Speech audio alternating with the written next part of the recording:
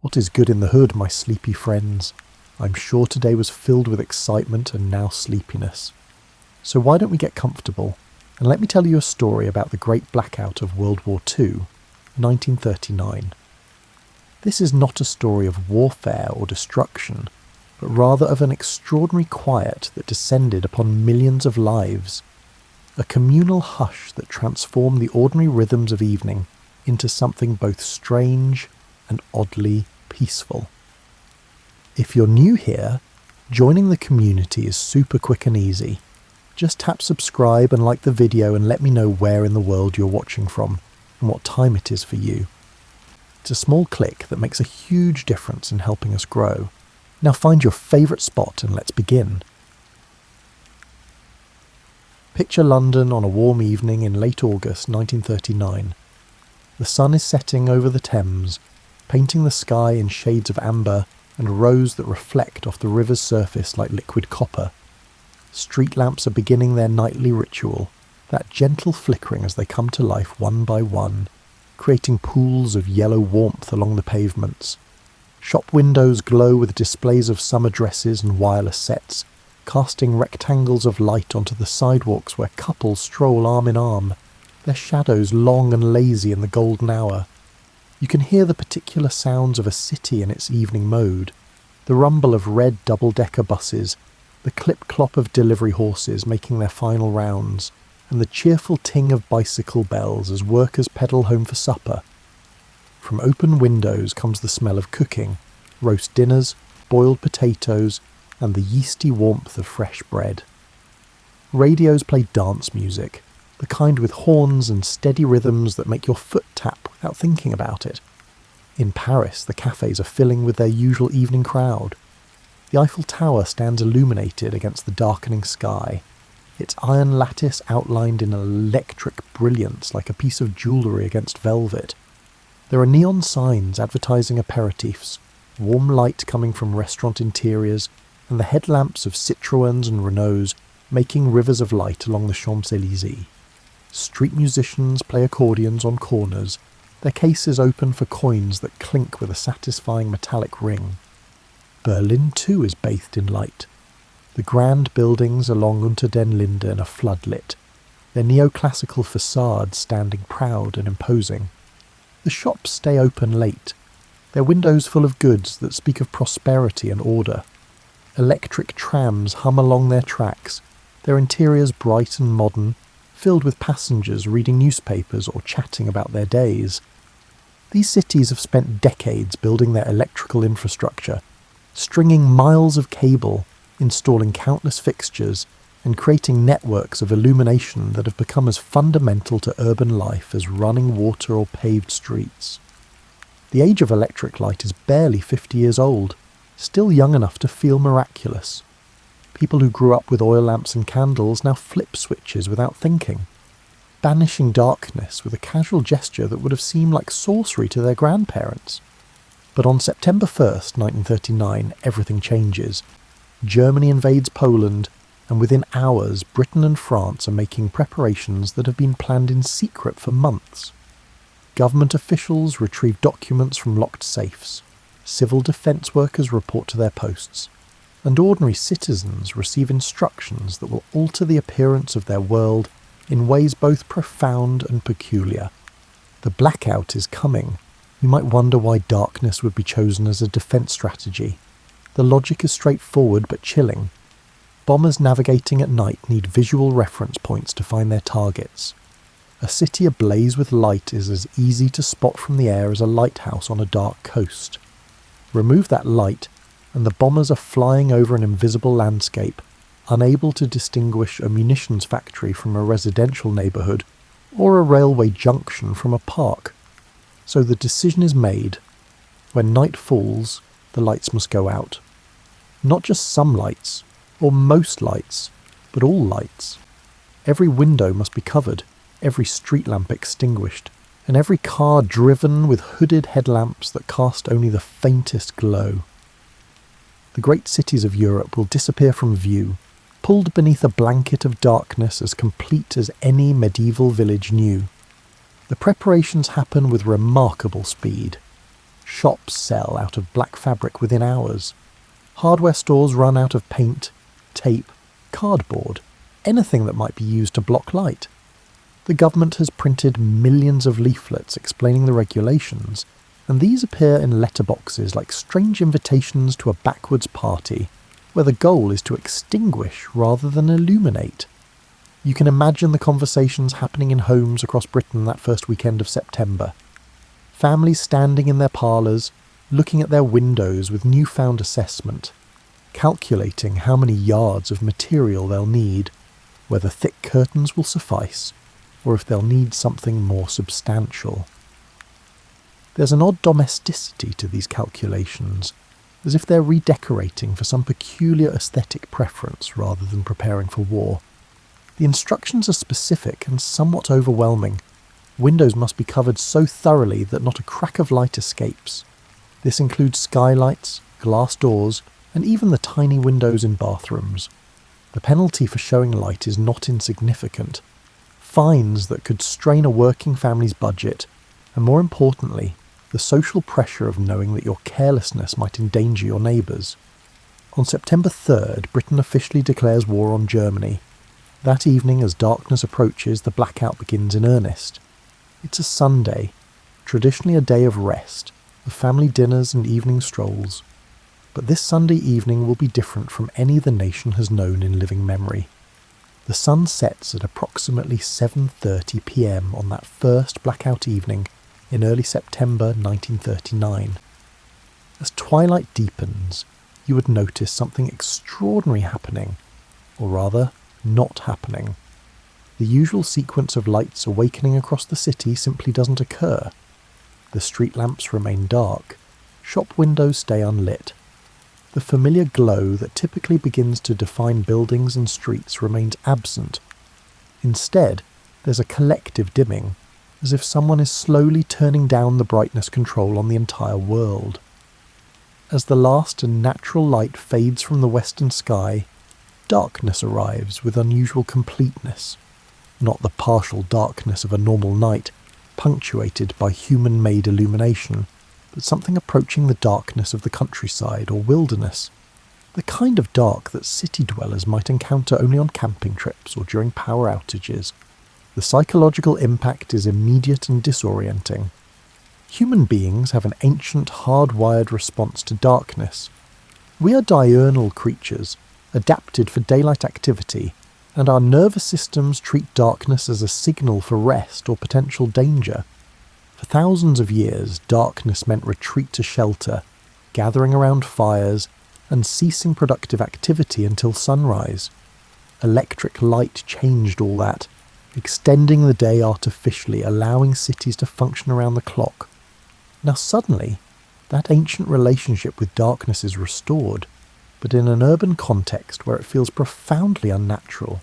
You're surrounded by buildings and streets, the infrastructure of modern civilization, yet experiencing a darkness that belongs to a pre-industrial era. It creates a kind of temporal vertigo, as if you've travelled backward in time while remaining physically in the present.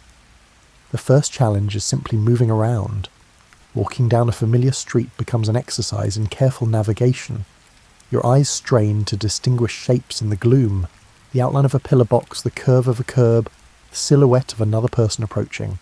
Curbs and steps become hazards. More than one person trips over their own doorstep in those early blackout evenings, misjudging distances in the absence of light. Cars and buses face even greater challenges. Vehicle headlamps must be fitted with special covers that restrict their light to a tiny slit, casting only the weakest beam onto the road ahead. Imagine driving at walking speed, peering through your windshield at a street you can barely see, watching for pedestrians who appear as mere shadows, and trying to avoid other vehicles that are equally difficult to spot.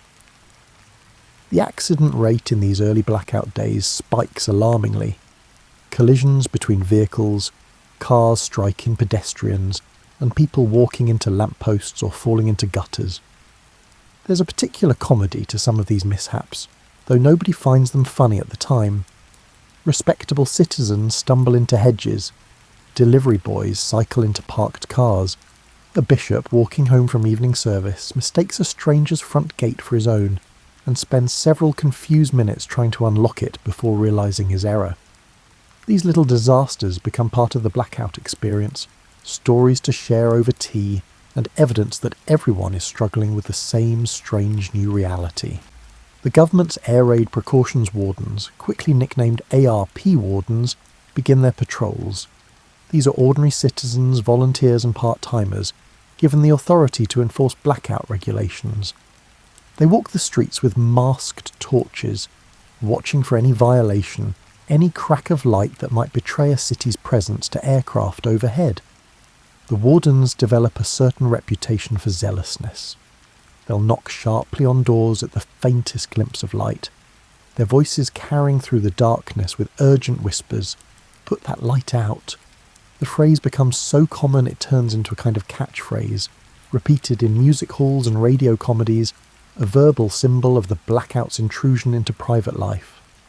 Inside homes, families are adapting to their new evening routines.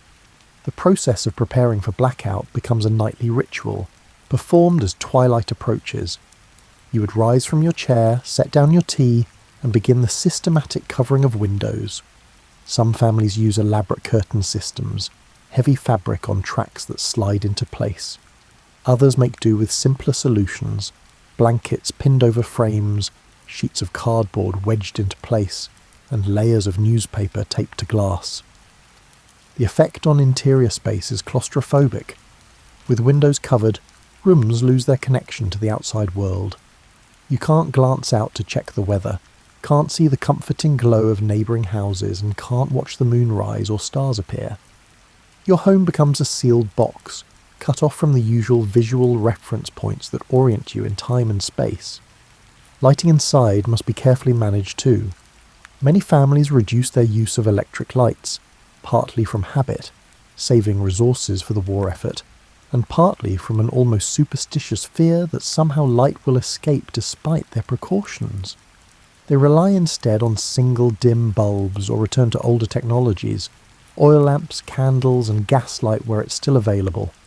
The quality of light changes, becoming warmer but weaker, creating deep shadows in room corners, making reading difficult and turning evening hours into something quieter and more subdued. There's an economic dimension to this darkness too. Electric companies reduce their output as demand plummets. Coal consumption drops as power stations throttle back. Street maintenance crews no longer need to service lamps. The entire infrastructure of urban illumination, built up over decades, sits idle. It's as if a major technological achievement has been suddenly paused, put on hold for the duration. But perhaps the most striking aspect of these first blackout nights is the quiet. With activities constrained by darkness, with people staying indoors more, and with traffic reduced to a cautious crawl, cities become genuinely hushed, in a way they haven't been since the 19th century. Standing on a London street at 9 o'clock on a blackout evening, you might hear sounds that normally drown in the urban cacophony. Wind rustling through plane trees, the distant hoot of an owl in a park, your own footsteps echoing off building facades, the creak of your shoe leather and the whisper of your coat. This quiet has its own peculiar quality, different from the silence of the countryside or wilderness. It's a metropolitan quiet, the sound of millions of people deliberately hushing themselves, suppressing their normal activities and existing in a state of communal restraint. It feels pregnant with potential, as if the city is holding its breath, waiting for something to happen or not happen. As September progresses into October, and October into November, the blackout stops being a shocking novelty and becomes instead the new normal. Human beings are remarkably adaptable creatures, and people develop strategies, habits, and even preferences around their darkened existence. Shops adjust their hours, opening earlier to catch morning light and closing well before darkness makes shopping impractical. The rhythm of commercial life shifts backward, becoming more diurnal, more aligned with natural light cycles. Markets bustle at dawn in ways they haven't for generations. Office workers arrive earlier and leave earlier, trying to complete their commutes while the sun still offers some guidance. Fashion adapts to darkness with unexpected creativity. People begin wearing white or light-coloured clothing in the evenings, making themselves more visible to others navigating the gloom. Women carry their white handbags rather than darker ones. Men sport white handkerchiefs in their breast pockets. Some particularly safety-conscious individuals paint white stripes on their clothing, looking rather like zebras as they hurry along pavements. The practice extends to inanimate objects. Curbs are painted white to make them visible. The trunks of trees lining streets receive white bands. Pillar boxes get white stripes. Even dogs acquire white collars so they can be spotted in the darkness. The effect, glimpsed in whatever dim light is available, is oddly festive, as if the city has been decorated for some backward celebration, where white rather than bright colours provide the decoration. Businesses find innovative ways to continue operating despite the darkness. Restaurants use dim red lights that supposedly don't carry as far as white light. Cinemas schedule more matinee showings. Pubs install double-door systems. Small enclosed lobbies where patrons can enter and close one door before opening the second, preventing light from spilling onto the street. These little airlocks become social spaces in themselves, places where strangers pause together in compressed transition zones, sharing apologetic smiles in the darkness before one of them ventures to open the inner door. The entertainment industry adapts with characteristic resilience. Radio becomes even more central to evening life, providing entertainment that requires no light beyond what's needed to see the dial. Families gather around their wireless sets in dimly lit rooms, following dramas and comedies, listening to news broadcasts that have taken on new urgency. The BBC develops new programming specifically suited to blackout conditions. Gentle, calming content for people sitting in darkened rooms, trying not to think too much about why they're sitting in darkened rooms. Reading becomes more challenging. Even with curtains drawn and no light escaping, many people find it difficult to read by the dim bulbs they allow themselves. Books are held closer to faces, causing eye strain. Some people rediscover the pleasure of reading aloud, with partners or family members taking turns performing stories or newspaper articles for each other. It's a practice that had largely died out with widespread literacy and individual reading lights, now resurrected by necessity and turning out to be rather pleasant. A return to the old tradition of communal storytelling, updated for the 20th century. Children adapt to the blackout with the flexibility of youth, though it complicates their lives in numerous ways. School days reorganise around available daylight. Evening activities, scouts, girl guides and youth clubs either move to afternoon hours or take on a different character as participants gather in carefully blacked out halls. Games and activities shift toward those that don't require good visibility. Card games become popular. Board games experience a revival. Radio quiz shows inspire living room competitions. The blackout creates unexpected opportunities for mischief too. In the darkness, it's easier to stay out later than your parents realise, to slip away unseen, and to conduct the small rebellions of adolescence with reduced risk of detection. More than one teenager discovers that the blackout, for all its restrictions, offers a kind of freedom that comes with reduced surveillance. For young couples, the darkness provides both challenges and possibilities. Traditional courtship rituals, evening strolls, cinema visits, cafe dates, must be reconsidered. Walking together requires linking arms, not just romantically but practically, for navigation and safety. The darkness creates a kind of intimacy by default, a closeness born of necessity that might not otherwise develop so quickly. First kisses happen in deeper darkness than any previous generation experienced, unobserved by passers-by who can barely see their own feet. Workers in essential services face particular challenges. Doctors making house calls navigate by memory and guesswork, their medical bags bumping against their legs as they feel their way along streets. Nurses on night shifts move through hospital corridors lit only by shielded lamps, checking on patients in wards kept darker than anyone finds comfortable. Fire brigades drill extensively for responding to emergencies in near-total darkness, developing systems of communication that rely on sound and touch rather than visual signals. The postal service continues its rounds, though postmen learn to sort mail by feel as much as sight, their fingers developing sensitivity to different paper stocks and envelope sizes. Milk deliveries continue in the pre-dawn darkness, the clink of bottles and the rattle of crates providing a kind of alarm clock, announcing the coming day to those awake early enough to hear it. Public transportation becomes an exercise in faith and routine. Bus conductors develop an almost supernatural ability to recognise stops in the darkness, calling them out with confidence born of long familiarity. Passengers learn to count stops and to listen for landmarks, a particular church bell, the sound of the river, and the change in echo as the bus passes between buildings of different heights. Regular commuters develop mental maps so detailed they could navigate their routes blindfolded, which is essentially what they're doing.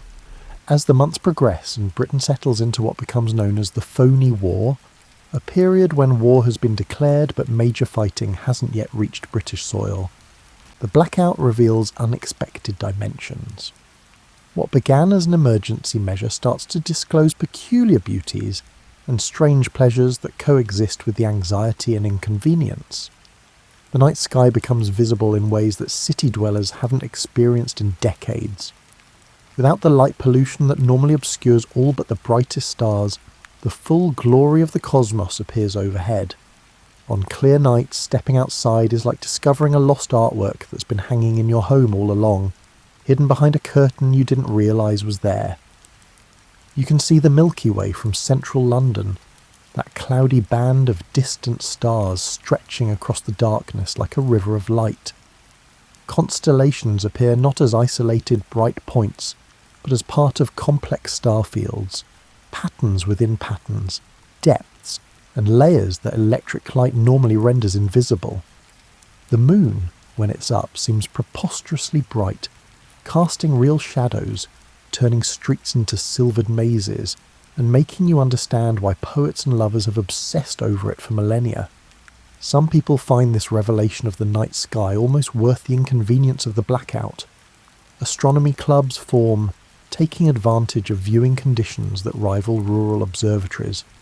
Amateur stargazers set up telescopes in parks and gardens, sharing glimpses of Jupiter's moons, Saturn's rings, and the craters of the moon in unprecedented detail. There's something hopeful about this. People looking upward at beauty and vastness while preparing for conflict that feels petty and small by comparison. The darkness also reveals the bioluminescence that normally goes unnoticed. On damp nights, decaying wood in parks glows with foxfire, that eerie green phosphorescence produced by certain fungi. People discover it by accident, initially alarmed by the spectral light, then fascinated by this natural illumination that requires no electricity. Some gather pieces of glowing wood, bringing them home like captured fairy lights, watching them pulse and fade in darkened rooms. Sound takes on new prominence in the absence of visual stimuli. Your hearing becomes more acute, more attentive to the acoustic environment. You notice the different sounds that shoes make on different surfaces, the crisp click of leather on pavement, the softer scuff on dirt, and the hollow echo when crossing a bridge. You become aware of how sound reflects off buildings, how it carries differently in cold air versus warm, and how wind affects what you can and cannot hear. Music heard in the blackout takes on different qualities. A piano played in a darkened room, with only the faintest light to illuminate the keys, seems to fill the space more completely. The notes appear to have more presence, more weight. Street musicians, fewer now but still present, create pockets of melody in the darkness, and pedestrians pause to listen, in ways they might not in daylight, when vision provides so many competing distractions. Church bells continue to mark time, but their sound travels differently through the quieted city. Without traffic noise to muffle them, bells carry for miles, their various tones creating unintended harmonies as different churches mark the hours. Some people begin to navigate by bell sound, using familiar patterns to orient themselves even when visual landmarks are invisible. The blackout also amplifies smell. Without visual distraction, your nose provides more information than usual. You become aware of the particular scent of rain on stone, of fog carrying hints of the river, of coal smoke from chimneys, and of cooking from various houses, creating an olfactory map of your neighbourhood. Bakeries become locatable by scent before sight, the yeasty warmth of fresh bread serving as a beacon that draws customers through the darkness. But alongside these unexpected pleasures runs a constant undercurrent of unease. The darkness that reveals stars also conceals potential threats. Every shadow could be an obstacle, and every sound might signal danger. The human imagination, deprived of visual input, tends to fill in missing information with worst-case scenarios. That bump in the darkness is probably just someone's elbow making accidental contact, but for a moment your heart rate spikes with more primal fear. Women particularly feel vulnerable in the darkness. The reduced visibility that offers privacy to courting couples also provides cover for harassment and assault. Reported incidents of such crimes increase during the blackout, though it's unclear whether the actual rate rises or if darkness simply enables crimes that would happen regardless. Many women alter their routines, travelling only in groups, carrying whistles or other noisemakers, and avoiding certain areas that feel particularly threatening in the absence of light. The blackout also creates social isolation in unexpected ways. Without being able to see into neighbours' windows to note the comforting glow of occupied homes, people feel more alone. The physical proximity of urban life continues. You're still surrounded by thousands of other humans living their lives just beyond thin walls. But the visual confirmation of that presence disappears.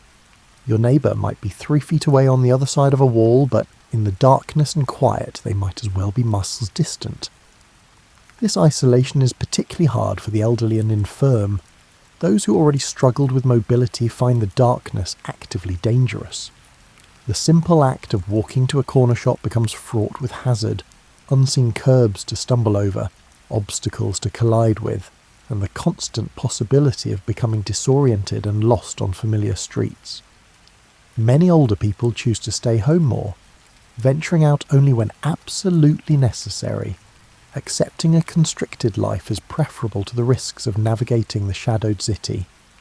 Mental health professionals notice an increase in reports of anxiety and depression. The darkness, combined with war stress, creates a psychological burden that some people struggle to manage. Sleep patterns disrupt. Some people sleep better in the deeper darkness, while others lie awake listening to every small sound, unable to relax into vulnerability. Dreams become more vivid for many, possibly because the darkness and quiet create fewer distractions from internal mental activity. Yet there's also a strange coziness to it all, a sense of communal experience that transcends the inconvenience and danger.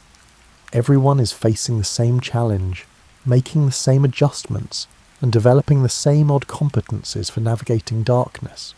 There's a camaraderie and shared difficulty, a democratic levelling that occurs when lord and labourer alike must feel their way along the same invisible street.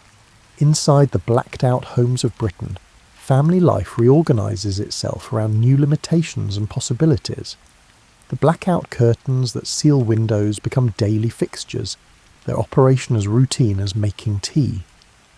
Each evening, as natural light begins to fade, someone rises to perform the ritual, drawing heavy fabric across windows, checking for gaps, and ensuring no betraying gleam will mark the house from above. The rooms, once sealed, feel different, smaller somehow, even though their physical dimensions haven't changed. The absence of visual connection to the outside world makes interior spaces feel more like caves or cocoons, enclosed, inward-facing, and separate from the larger world. This can be comforting or claustrophobic depending on temperament and circumstance. For some, it creates a pleasant sense of snugness, everyone tucked safely together. For others, it feels confining, a nightly imprisonment in their own homes. Lighting becomes a subject of surprising complexity and importance. How much light is enough? Too little strains eyes and hampers activities, but too much feels wasteful, almost reckless. Families develop their own standards and practices. Some maintain just one or two lights in the most used rooms, leaving hallways and lesser used spaces in darkness. Others attempt to maintain something closer to their pre-war lighting levels, valuing normalcy over conservation. The quality of light matters too. Incandescent bulbs cast warm yellow-orange light that feels friendly and domestic. Gaslight, where it's still available, flickers slightly, creating moving shadows that some find nostalgic and others find eerie. Candles produce beautiful light but require attention. Someone must trim wicks, watch for drips, and ensure nothing catches fire. Oil lamps smell distinctive, a petroleum scent that becomes associated with winter evenings and the crackle of the wireless. Meal times adjust to the blackout's rhythms. Dinner happens earlier, while natural light still assists with cooking and table setting. The ritual of evening tea shifts backward too, or transforms into a simpler affair taken in dimly lit rooms. Some families find themselves eating more cold meals in the evening, avoiding the complexity of cooking in reduced light, and making do with sandwiches, leftover pie, cheese and crackers. Yet there's also an increased emphasis on making evening meals special, a conscious effort to maintain normalcy and comfort despite the circumstances. Mothers and wives take extra care with presentation, setting tables nicely even if the dining room is dim, using good china, and creating small ceremonies that assert civilization's continuity. These gestures matter more than they might seem. They're acts of resistance against the disruption, declarations that ordinary life persists despite extraordinary circumstances. After dinner, families gather together more than they might have before. With fewer options for individual entertainment, with darkness making it impractical to pursue separate activities in different rooms, people congregate in the best lit space, usually the sitting room or kitchen. This enforced togetherness recreates patterns of family life from earlier eras, before electric light allowed household members to scatter to different rooms pursuing individual interests. The wireless becomes the evening's focal point, its dial glowing like a small campfire, gathering the family around its broadcast voices. Programs structure the evening. The news at 9, followed by entertainment, then perhaps music before bed. Listening becomes a communal activity, something shared and discussed with reactions exchanged in real time. When something funny happens in a comedy program, the family's laughter mingles together in the dim room, creating a shared memory, a small moment of joy amidst anxiety. Games and puzzles experience a renaissance. Families bring out jigsaws, card decks, and board games that had been gathering dust in cupboards. These activities work well in dim light and accommodate multiple participants. The social dynamic shifts during gameplay. Hierarchies flatten, children can beat adults through luck or skill, and everyone participates on more equal terms. These evening game sessions create their own satisfaction, simple pleasures that don't require technology or brightness. Conversation, too, becomes more central to family life. Without the visual stimulation of bright rooms and varied activities, people talk more, tell stories, and share their days in greater detail. Parents discuss things with children that might normally be postponed or abbreviated. Siblings who might typically ignore each other in favour of separate pursuits find themselves actually conversing, getting to know each other better in these enforced periods of proximity. Reading aloud becomes a nightly ritual in many households. Father might read from the evening paper, sharing news and editorials, sometimes with commentary. Mother might read from novels, performing different voices for different characters, creating entertainment that doesn't require visual props. Older children might take turns reading, developing their expression and comfort with performance. These sessions revive an oral tradition that had been fading, turning literature back into something communal rather than solitary. Bedtime routines simplify in some ways. Without bright lights, the natural drowsiness that comes with darkness isn't artificially suppressed. Children get sleepy earlier, their circadian rhythms responding to environmental cues that electric light normally overrides. Parents find it easier to get little ones to bed when the whole house is already dim and quiet, when there's not much exciting happening to miss. But the darkness also introduces new nighttime fears, especially for children. The shadows in a dimly lit bedroom seem deeper, more ominous. The usual reassurance of "there's nothing there" becomes harder to verify when you actually can't see into corners and closets. Some parents leave candles burning, accepting the fire risk as preferable to childhood terror. Others develop new bedtime rituals, longer tucking-in sessions, stories told in soothing tones and songs hummed until sleep arrives. For parents themselves, the blackout creates its own intimacy and distance. Once children are asleep, couples have the evening to themselves in ways they might not have before, when evening activities might scatter family members to various entertainments. Yet the darkness and quiet also emphasize their isolation. Two people in a sealed house on a darkened street, living through history without knowing how the story ends.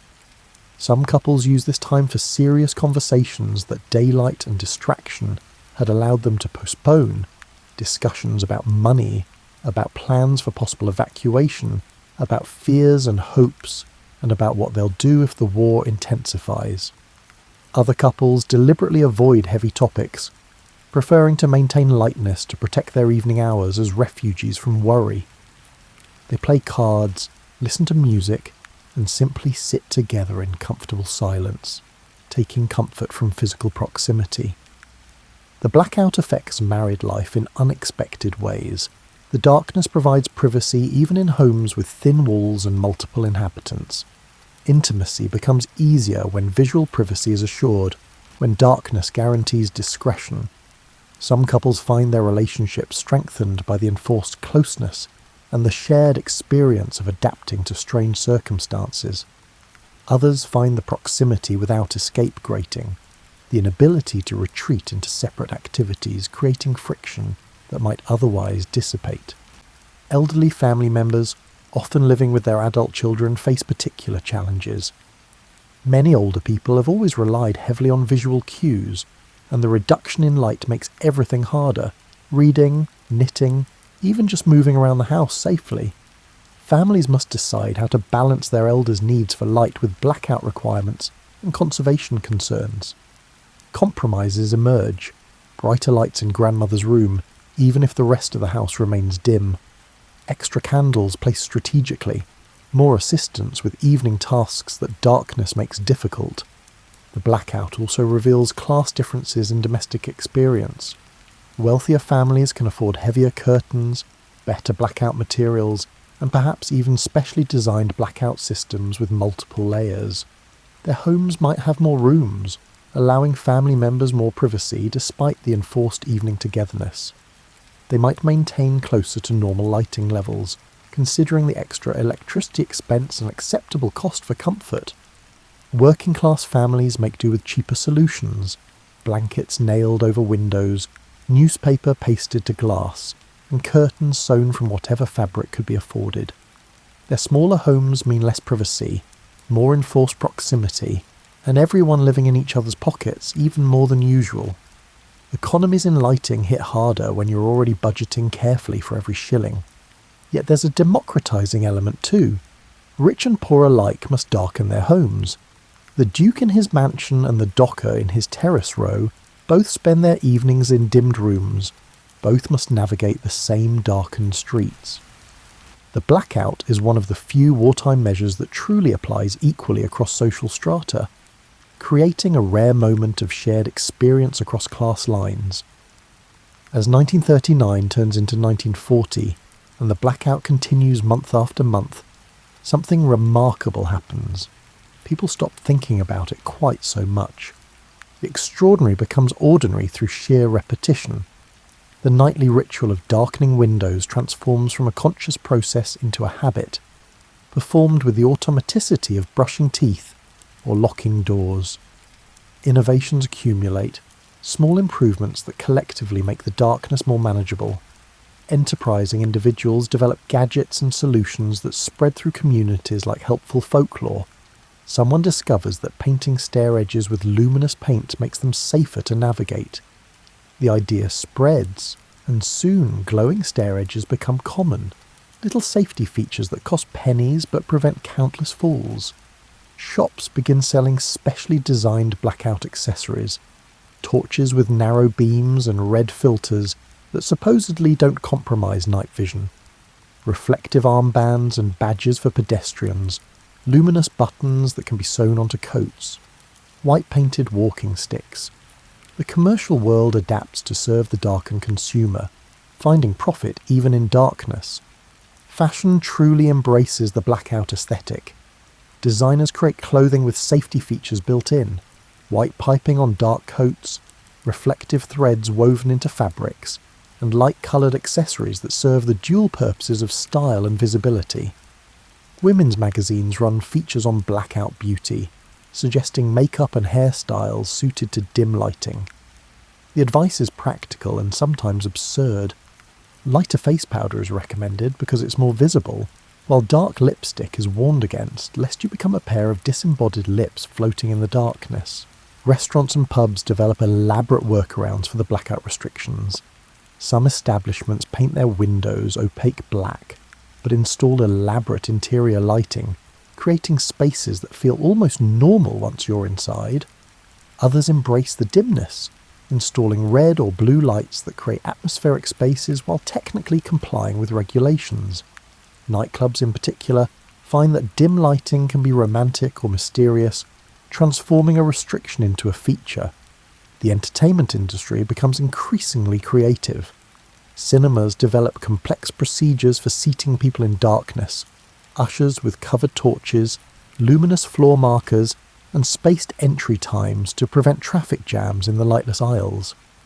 Some theatres experiment with matinee-only schedules, accepting reduced evening business rather than dealing with blackout complications. Others thrive precisely because they offer bright escapism inside while maintaining complete darkness outside. Radio programs evolve to suit their audience's circumstances. Content becomes more domestic, more suited to family listening in dimmed rooms. Comedy programs emphasize verbal humor over visual gags. Dramas rely on sound effects and voice acting to create vivid mental images. The BBC becomes increasingly sophisticated in its understanding of how to create entertainment for a population sitting in the dark, unable to do much else besides listen. Local communities develop collective coping strategies. Neighbourhoods organise blackout socials, gatherings where people can meet and commingle despite the darkness. Churches host evening services that become social events as much as religious ones, providing both spiritual comfort and human connection. Community centres run activities specifically designed for low-light conditions, music sessions, discussion groups, and collective listening to important broadcasts. Street communities become more tight-knit through the shared experience. Neighbours who might previously have exchanged only perfunctory greetings now check on each other, help each other with blackout preparations, and share resources and solutions. The darkness creates a kind of frontier mentality, a sense that you're all in this together, facing common challenges that require mutual support. Children, remarkably resilient, turn the blackout into play. They invent games suited to darkness, elaborate versions of hide and seek, treasure hunts that rely on touch and sound rather than sight, and theatrical performances put on in dimmed rooms where imagination fills in for visual spectacle. The blackout becomes normalised in their experience, not a temporary disruption, but simply how the world works, as natural as rain or school or Sunday roast. Teachers adapt their lesson plans, incorporating blackout realities into education. Science classes discuss astronomy with newfound relevance. Students can actually see what they're learning about. History lessons draw parallels to medieval life, helping children understand that most of human history occurred without electric light. Art classes experiment with low-light media, charcoal drawings, shadow puppets, and projects that work despite limited visibility. Physical coordination improves across the population as people develop better spatial awareness. Your proprioception, that internal sense of where your body is in space, sharpens when visual input becomes unreliable.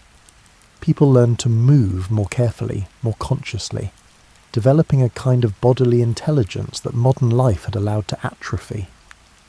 The simple act of walking becomes more mindful, more present, and less the unconscious automatic process it had been.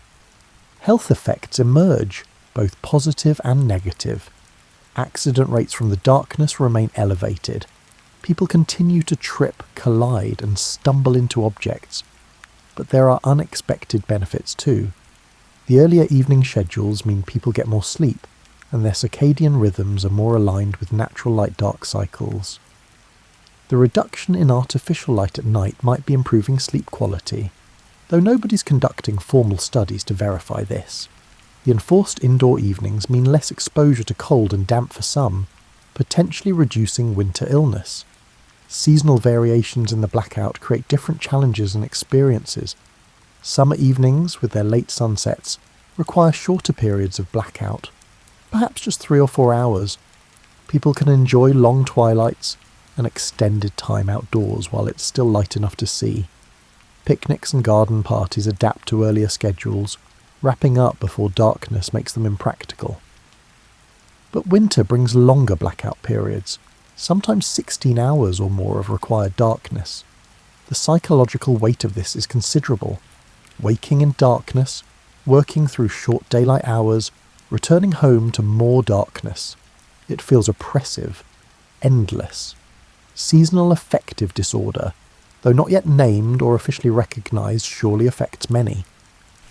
The lack of light combines with war anxiety to create periods of genuine depression for some. December 1939 brings the blackout's first winter holiday season. Christmas presents unique challenges.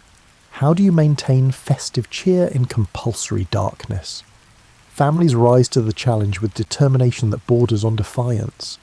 Christmas lights, those strings of coloured bulbs that normally decorate windows and trees, must be abandoned or drastically modified. Some people create elaborate interior displays, decorating trees in rooms with completely blacked out windows, creating private festivals of light that can't be seen from outside. Carol singing adapts to blackout conditions. Groups carry covered lanterns as they move from house to house, their voices rising in the darkness, creating moments of beauty and connection that feel more precious for the surrounding gloom. The ancient hymns about light coming into darkness take on new resonance. Silent Night feels especially appropriate when nights are so profoundly silent and dark. Gift-giving focuses on practical items suited to blackout life.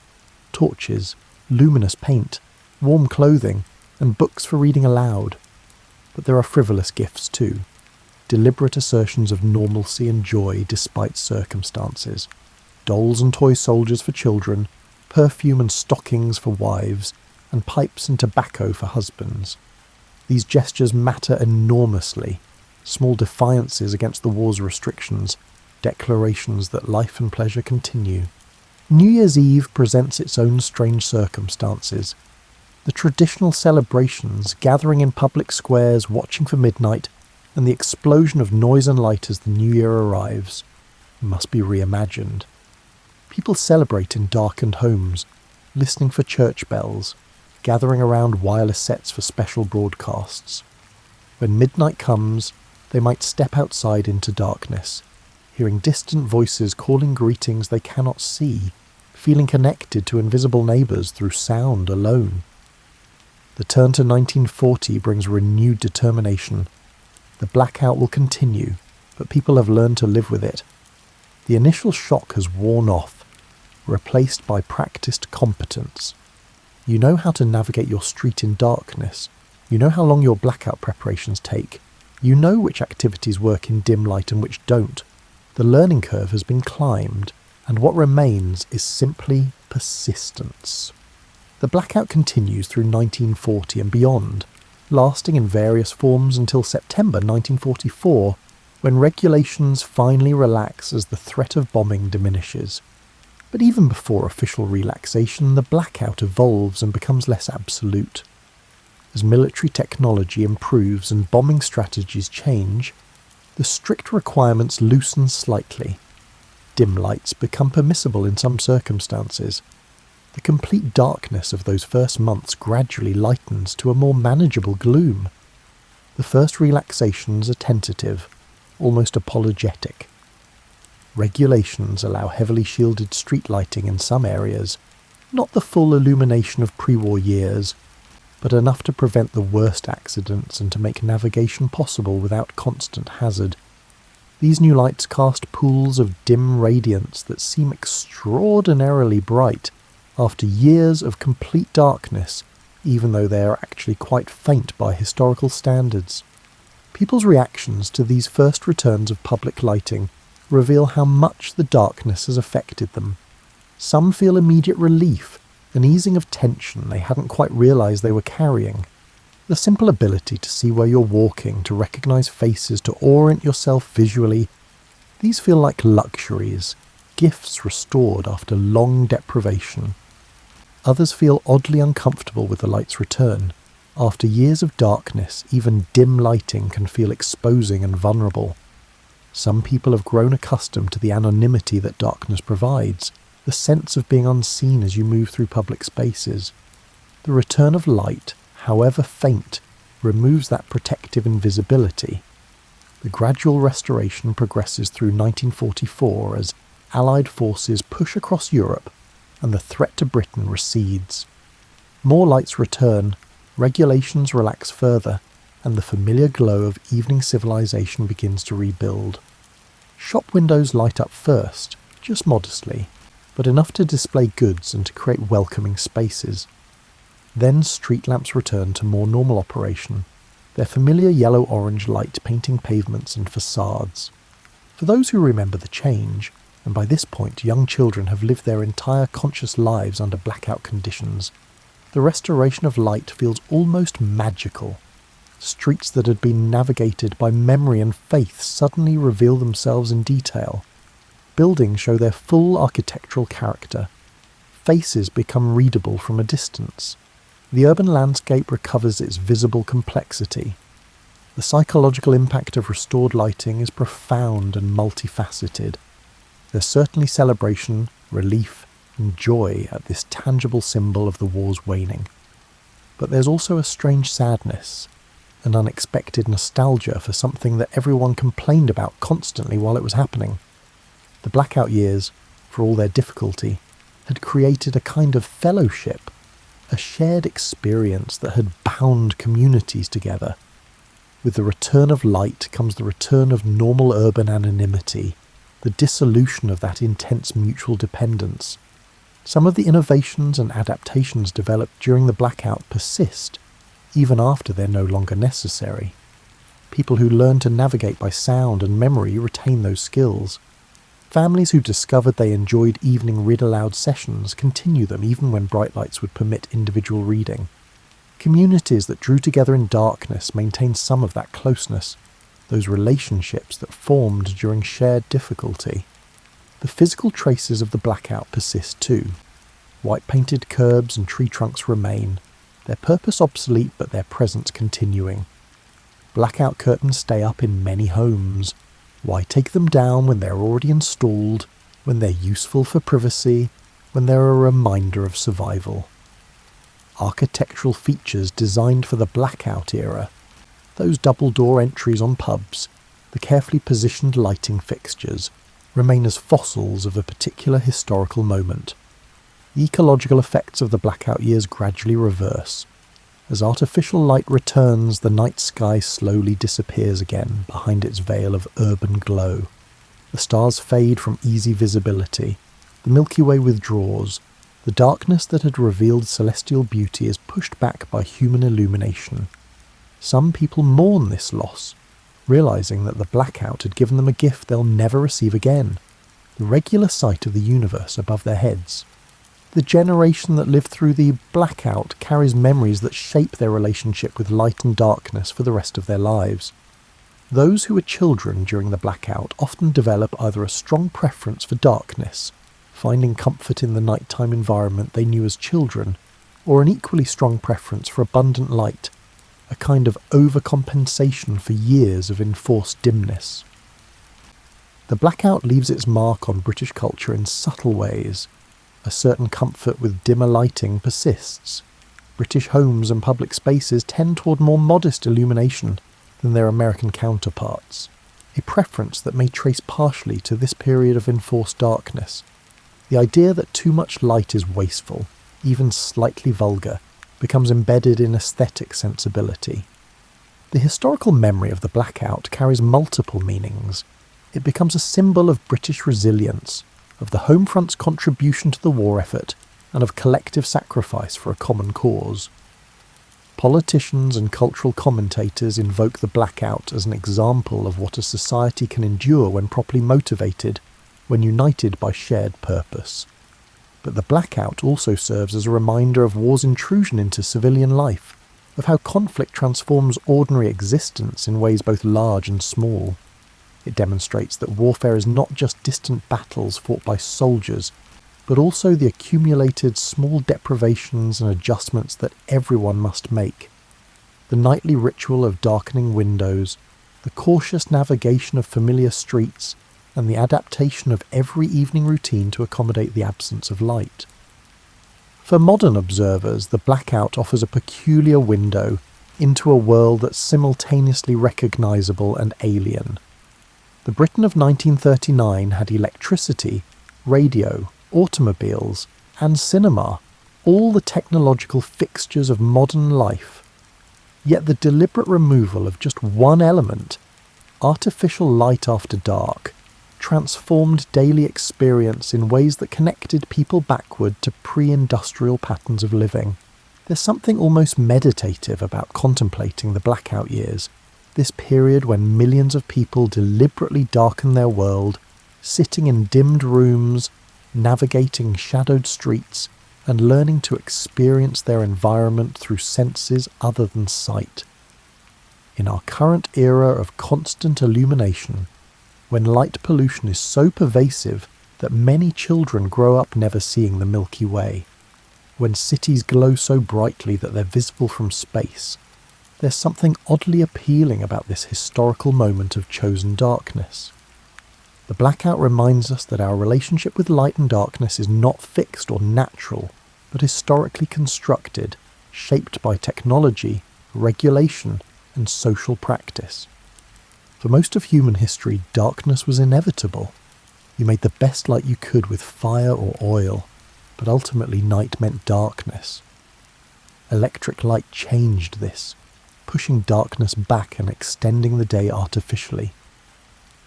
The blackout briefly reversed this transformation, restoring darkness not through technological failure, but through deliberate choice. As you lie here now, warm and comfortable, in a room where light is available at the flick of a switch, it's worth contemplating what the blackout reveals about human adaptability and resilience.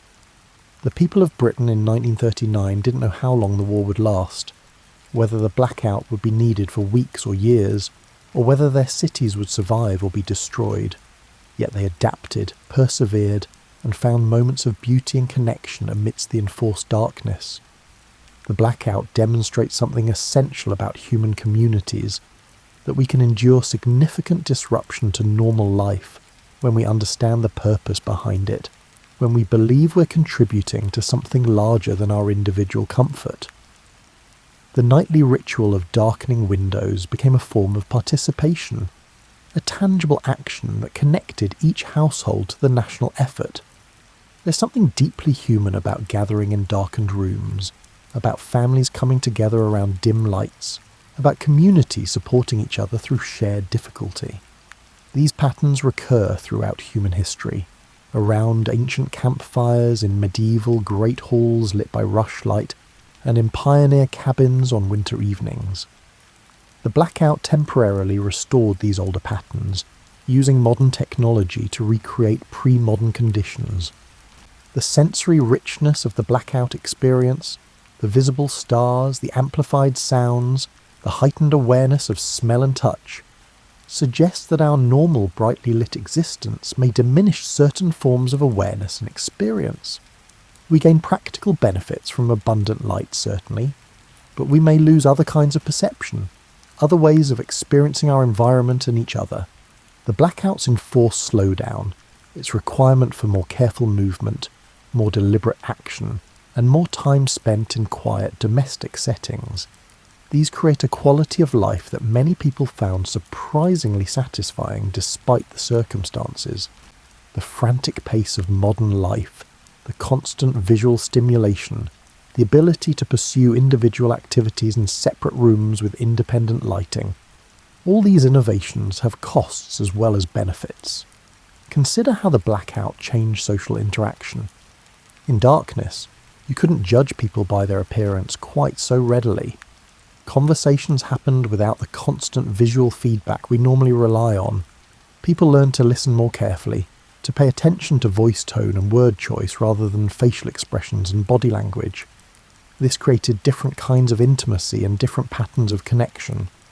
The democratizing effect of the blackout, the way it affected rich and poor alike, created a rare moment of genuinely shared experience across social classes. The Duke and the Doctor both navigated the same darkened streets, both sat in dimmed rooms, and both faced the same challenges of maintaining normal life despite abnormal conditions. This shared experience contributed to the social solidarity that characterised Britain during the war years. The blackout also reveals something about the relationship between freedom and security. The regulations represented a significant restriction of personal liberty.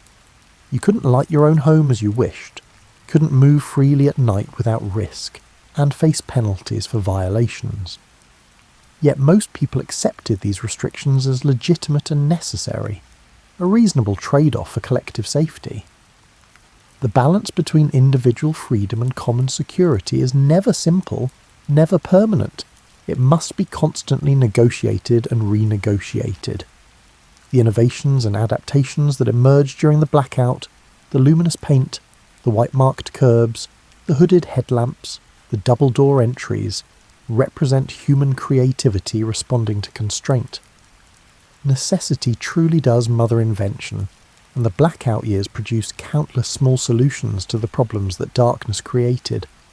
These innovations demonstrate that restrictions can inspire, rather than merely limit, that working within constraints can generate creativity. The return of light after years of darkness must have felt like emerging from a long tunnel. The familiar world revealed again the simple pleasure of seeing clearly, of moving without constant caution, of windows that connect rather than seal.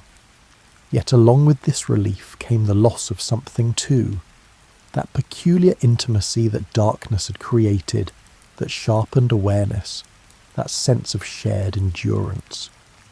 For those who lived through it, the blackout becomes one of those formative experiences that shape perception for a lifetime. They carry memories of navigating darkness, of families gathered in dim rooms, of stars brilliant overhead, and of the particular quality of silence that descended on cities designed for noise. These memories become stories, then history, then legend, part of the narrative that nations tell themselves about their past. As we come to the end of our journey through the blackout years, as your eyelids grow heavier and your breathing slows, let's gather the gentle lessons that this history offers for your own rest tonight. The blackout teaches us that darkness is not necessarily something to fear, but rather a natural state that humans lived with for millennia before electric light became common. Those wartime Britons learned to find comfort and even beauty in darkness. The visible stars, the heightened awareness of sound and smell, and the coziness of dimly lit rooms where families gathered close.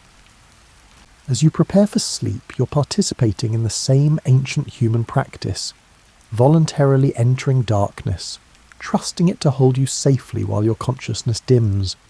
The darkness of sleep is restorative, necessary, and a gift rather than a threat. Like those blackout nights, it offers a time of rest, of withdrawal from the constant stimulation of waking life, and of renewal that comes through quiet and absence of light. The blackout families who learned to slow down, to move more carefully, to pay attention to senses beyond sight, they discovered rhythms that sleep requires too. The winding down, the gradual dimming, the shift from activity to stillness. These transitions matter. They prepare body and mind for the darkness of sleep, just as blackout preparations readied homes for the darkness of night. The resilience of those blackout years reminds us that humans can adapt to almost anything and can find peace and even pleasure in circumstances that initially seem impossible. If they could learn to thrive in darkened cities, you can certainly trust yourself to the darkness of your bedroom, to the natural process of sleep that your body knows how to perform. The community and connection that emerged from the shared blackout experience suggests something about the importance of letting go, of accepting limitations, and of working with rather than against circumstances. Sleep requires this same surrender. You cannot force it, only create conditions that welcome it. Like those families dimming their lights and settling into evening quiet, you prepare the space and then allow the darkness to do its work. Those visible stars during the blackout, the celestial beauty that emerged when artificial light withdrew, remind us that darkness reveals as well as conceals. In sleep's darkness, dreams emerge, unconscious processes do their necessary work, and the mind sorts and files and heals in ways that can't happen in waking light. Trust the darkness to show you what you need to see. The gradual adaptation to the blackout, the way fear transformed into competence and then comfort, mirrors the journey into sleep that you make each night. At first, letting go of consciousness can feel vulnerable, even frightening. But with practice, with trust, it becomes natural, even welcome. The darkness becomes familiar, safe, and a friend rather than a threat. As the blackout eventually lifted and light returned, so too will you wake tomorrow to light and activity. But for now, like those wartime families settling into their dimmed homes, you can embrace this time of darkness and quiet. Let your eyes close like blackout curtains drawing shut. Feel your awareness dim like lights turning down. Allow yourself to sink into stillness like a city going quiet under the night sky. The people of the blackout years survived not through constant vigilance, but through acceptance, adaptation, and the ability to find peace in altered circumstances. They learned that darkness could be endured, that it brought gifts along with its challenges, and that life continued and even flourished under its cover. Your sleep tonight is your personal blackout, a time of chosen darkness, of withdrawal from the world's demands, of rest and restoration. Like those wartime Britons, you don't know exactly what tomorrow will bring, but you can trust that this period of darkness will prepare you for whatever light reveals. The last lesson of the blackout is perhaps the most important, that sometimes the most valuable thing we can do is simply stop, darken our world, and rest. Not as defeat or retreat, but as necessary preparation for continuing. Those nightly blackout rituals weren't just safety measures, they were acknowledgements that activity must balance with stillness, that light needs darkness as a counterpoint, and that life requires periods of quiet and rest. So let yourself rest now. Let the darkness hold you as it held those millions of people through their blackout years, safely, gently, preparing you for whatever tomorrow's light will bring. Your eyes are growing heavy.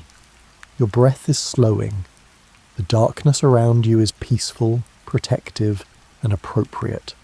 Sleep well, knowing that you're participating in one of humanity's oldest and most natural practices. The darkness is your friend tonight, just as it became the friend of those who learned to live through the great blackout.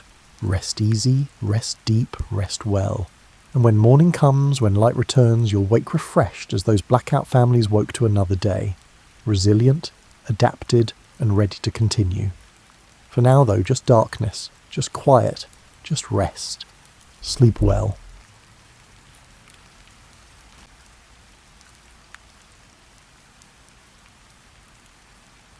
Let's start at the very beginning. Back when your biggest clothing decision was whether to drape that mammoth hide with the fur on the inside or outside. We're talking about roughly 170,000 years ago, give or take a few millennia, back when Fashion Week lasted about 4 seasons, literally. Your earliest ancestors had what you might call the ultimate minimalist wardrobe, Imagine waking up each morning and your only outfit choice being naked, or slightly less naked with some leaves strategically placed. It was like having a closet with just one item, and that item was whatever you could hunt, gather or convince to stay put long enough to provide coverage. But here's where it gets interesting. Those early humans weren't just randomly throwing animal skins over their shoulders like they were playing prehistoric dress-up. They were actually solving problems. The same kind of problems you face today, just with higher stakes. Instead of, will this make me look professional in my Zoom meeting? They were dealing with, will this keep me from becoming a popsicle during the Ice Age? The first real breakthrough came when someone, let's call them the world's first fashion designer, figured out that you could actually shape these animal hides. Instead of just draping a deerskin over your shoulders like a furry cape, you could cut holes for your arms. Revolutionary stuff. This was probably the moment when clothing stopped being just about survival and started being about looking good while surviving. You can almost picture it. Some Paleolithic trendsetter walking around the camp showing off their new fitted mammoth hide jacket, while their neighbours were still wearing shapeless fur blankets. Oh, this old thing. They'd probably grunt in whatever passed for language back then. I just threw it together. It's vintage Pleistocene. The tools they used were beautifully simple. Sharp stones for cutting, bone needles for sewing. Yes, they had needles 40,000 years ago, which means they were probably dealing with the same frustrating experience of trying to thread a needle in dim light that you face today. Some things never change. But the really clever part was how they figured out different materials for different needs. Lighter skins for summer, thicker furs for winter, waterproof treatments for rainy seasons. They were essentially creating the world's first weather-appropriate wardrobes, long before anyone had invented weather forecasts to ignore. And let's not forget the accessories. Archaeological evidence shows they were making jewellery, decorative elements, even what appear to be the world's first buttons. Because apparently, even 100,000 years ago, humans looked at functional clothing and thought, this is nice, but how can we make it prettier? By the end of this era, your ancestors had essentially invented everything we still use in clothing today. Cutting, sewing, layering, accessorizing, and most importantly, the eternal human struggle of having a closet full of options and still feeling like you have nothing appropriate to wear to the clan's mammoth barbecue. Around 10,000 years ago, something remarkable happened that would forever change what you wore to bed. Humans discovered agriculture, which meant they could stop chasing their dinner around and start growing it instead. This was great news for many reasons, but particularly excellent news for your wardrobe. You see, when people settled down and started farming, they suddenly had time to think about things other than, where's my next meal coming from? Questions like, why am I wearing the same mammoth skin my great-grandfather wore? And surely there's got to be something softer than hide for undergarments? Enter plant fibres. Some brilliant early farmer looked at their fields of flax and thought, I bet I could turn this into something more comfortable than leather. And thus began humanity's long, beautiful relationship with textiles that don't require hunting large, dangerous animals. The process of turning plants into clothing was wonderfully complex and completely mind-boggling if you really think about it. Take flax, for instance. You had to harvest it, ret it, which is a fancy word for letting it rot in just the right way. Break it, scutch it, hackle it, and then finally spin it into thread. It was like the world's most complicated recipe, except instead of ending up with dinner, you ended up with linen underwear. But here's what's really charming about this period. People started specialising. Instead of everyone in the village making their own clothes, you had the person who was really good at spinning, the one who excelled at weaving, and the one who had a knack for dyeing things interesting colours. It was the beginning of the fashion industry, though they probably didn't call it that. More likely they called it, hey, can you make me something that doesn't itch? The invention of the loom was particularly revolutionary. Imagine being the first person to see fabric being created on one of these contraptions. It must have seemed like absolute magic. Threads going in one direction, threads going in the other, and somehow out comes cloth. It was like watching a 3D printer, except the technology was made of wood and required actual skill to operate. Cotton appeared on the scene around this time too, first in India and Pakistan. Cotton was like the miracle fabric of its day, softer than linen, more comfortable than wool, and it got better the more you washed it. Ancient peoples probably looked at cotton the way you look at moisture-wicking, stain-resistant, wrinkle-free fabrics today, like some kind of textile wizardry. Wool brought its own revolution. Sheep were basically walking sweater factories, and once people figured out how to shear them, hopefully without too much protest from the sheep. They had access to a renewable resource for warm, durable clothing. Plus, wool had this amazing property of keeping you warm even when wet, which made it the ancient equivalent of high-tech outdoor gear. The really interesting part of this agricultural clothing revolution was how it started creating social distinctions. The quality of your fabric began saying things about who you were. Fine linen suggested you had time and resources. Coarse wool meant you were practical and hard-working. Certain colours became associated with wealth, because the dyes were expensive or difficult to obtain. By the end of this period, you had gone from wearing whatever animal you could catch to having actual choices. Linen for hot weather, wool for cold, different weaves for different occasions. It was the birth of the seasonal wardrobe, and probably the birth of that familiar feeling of looking at your closet and sighing, "I need new clothes." As civilizations began to flourish around rivers like the Nile, Euphrates and Indus, clothing stopped being just about comfort and protection, and started becoming something much more interesting. A way to show the world exactly who you thought you were. The ancient Egyptians were perhaps the world's first fashion influencers, though their Instagram would have been painted on tomb walls. They took linen, remember that plant fibre we talked about, and elevated it to an art form. Egyptian linen was so fine and well made that other civilizations literally used it as currency. Imagine paying your mortgage with bed sheets, except these bed sheets were woven so skillfully they were nearly transparent. Egyptian fashion was all about clean lines, elegant draping and accessories that would make a modern jewellery designer weep with envy. The wealthy wore linen so fine it was practically see-through, which might seem impractical until you remember they lived in a desert. Their clothing was designed to be cool, comfortable and stunning, the ancient equivalent of athleisure, if athleisure came with golden collars and enough eyeliner to supply a rock band. But here's what's really delightful about Egyptian fashion. They invented so many things we still use today.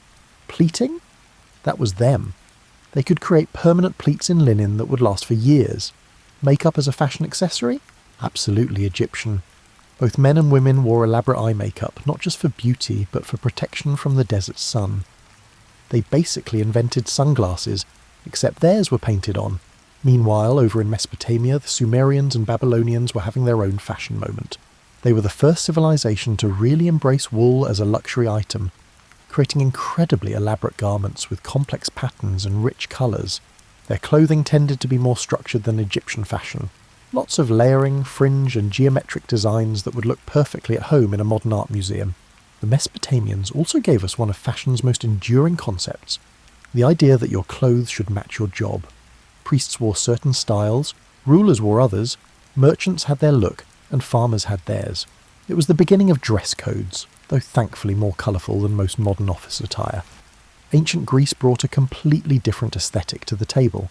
Where Egyptians loved structure and Mesopotamians loved complexity, the Greeks fell in love with simplicity and the beauty of draped fabric. The chiton and himation weren't really sewn garments in the way we think of clothes today. They were essentially rectangles of fabric draped and pinned in elegant ways. Greek fashion was remarkably democratic, at least in terms of basic construction. Rich and poor wore essentially the same styles. The difference was in the quality of the fabric and the fineness of the weave. A wealthy Greek might wear a chiton made of the finest imported silk, while a farmer wore one made of rough wool, but the basic shape was the same. The Romans, never ones to let the Greeks outdo them in anything, took Greek fashion and made it more Roman, which is to say, more elaborate, more colourful, and with better marketing. The toga became the ultimate status symbol, though anyone who's ever tried to wear a bedsheet as clothing can appreciate what a feat it was to wear one with dignity. Roman fashion gave us the concept of seasonal collections, though they didn't call them that. They had different weights and styles for different times of year, different colours for different occasions, and an elaborate system of accessories that could take hours to put on properly. Getting dressed as a wealthy Roman was basically a full-time job. But perhaps the most important contribution of these ancient civilizations was the idea that clothing could be beautiful for its own sake. It didn't just have to keep you warm or cool or modest, it could be art that you wore. This was the beginning of fashion as we know it today, the moment when humans looked at perfectly functional clothing and asked, but is it fabulous? If you think getting dressed for work is complicated now, be grateful you weren't born into medieval nobility. The Middle Ages turned clothing into something resembling an engineering project, complete with structural supports, complex layering systems, and enough fabric to upholster a small castle.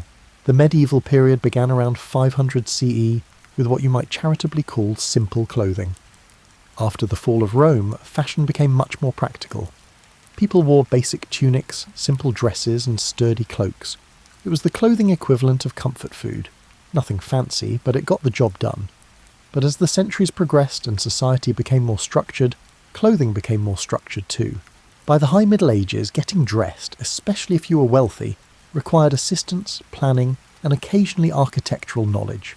Let's start with the undergarments, because medieval people were surprisingly sophisticated about what went underneath. Women wore linen chemises that served as both underwear and protection for their expensive outer garments. Men wore brays, which were essentially linen shorts tied at the waist. These weren't just practical, they were essential, because medieval wool could be remarkably itchy. The layering system that developed during this period was like wearing your entire closet at once. Women might wear a chemise, then a tunic, then a surcoat, then a cloak, each layer serving a specific purpose. It was practical for the climate, certainly, but it also created endless opportunities for showing off different fabrics, colours and trims. Medieval fashion gave us some of the most impractical but gorgeous clothing innovations in history. Take the hennin, those tall pointed headdresses that look like traffic cones decorated by angels. They could be several feet tall and required careful navigation through doorways.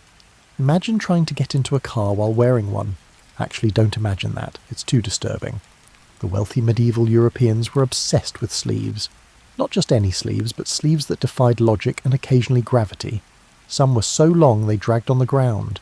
Others were so wide you could hide a small child in them. There were detachable sleeves, slashed sleeves that showed contrasting fabric underneath, and sleeves with so many buttons that getting dressed must have felt like assembling furniture. But here's what's really interesting about medieval fashion. It was incredibly regulated. Sumptuary laws dictated who could wear what colours, which fabrics, how much fur, even how long your shoes could be. Purple was reserved for royalty, certain furs were forbidden to merchants, and the length of your pointed shoes was directly proportional to your social status. These laws existed partly for economic reasons, keeping people from bankrupting themselves on clothing, but mostly to maintain social order. Your outfit was essentially your ID card, announcing your place in society to everyone you met. It was like wearing your LinkedIn profile, except more colourful and with better accessories. The medieval period also gave us some of fashion's most enduring mysteries, like the coat hardie, which fashion historians still can't quite figure out how to put on. The instructions have been lost to time, leaving modern costume designers to basically guess how these garments worked. It's like finding a recipe that just says, assemble ingredients fashionably. Trade during this period brought new fabrics and ideas from across the known world. Silk from Asia, fine wools from England, exotic dyes from everywhere in between. Medieval fashion was surprisingly international, though it travelled at the speed of horses and sailing ships rather than social media. By the end of the Middle Ages, clothing had become incredibly sophisticated.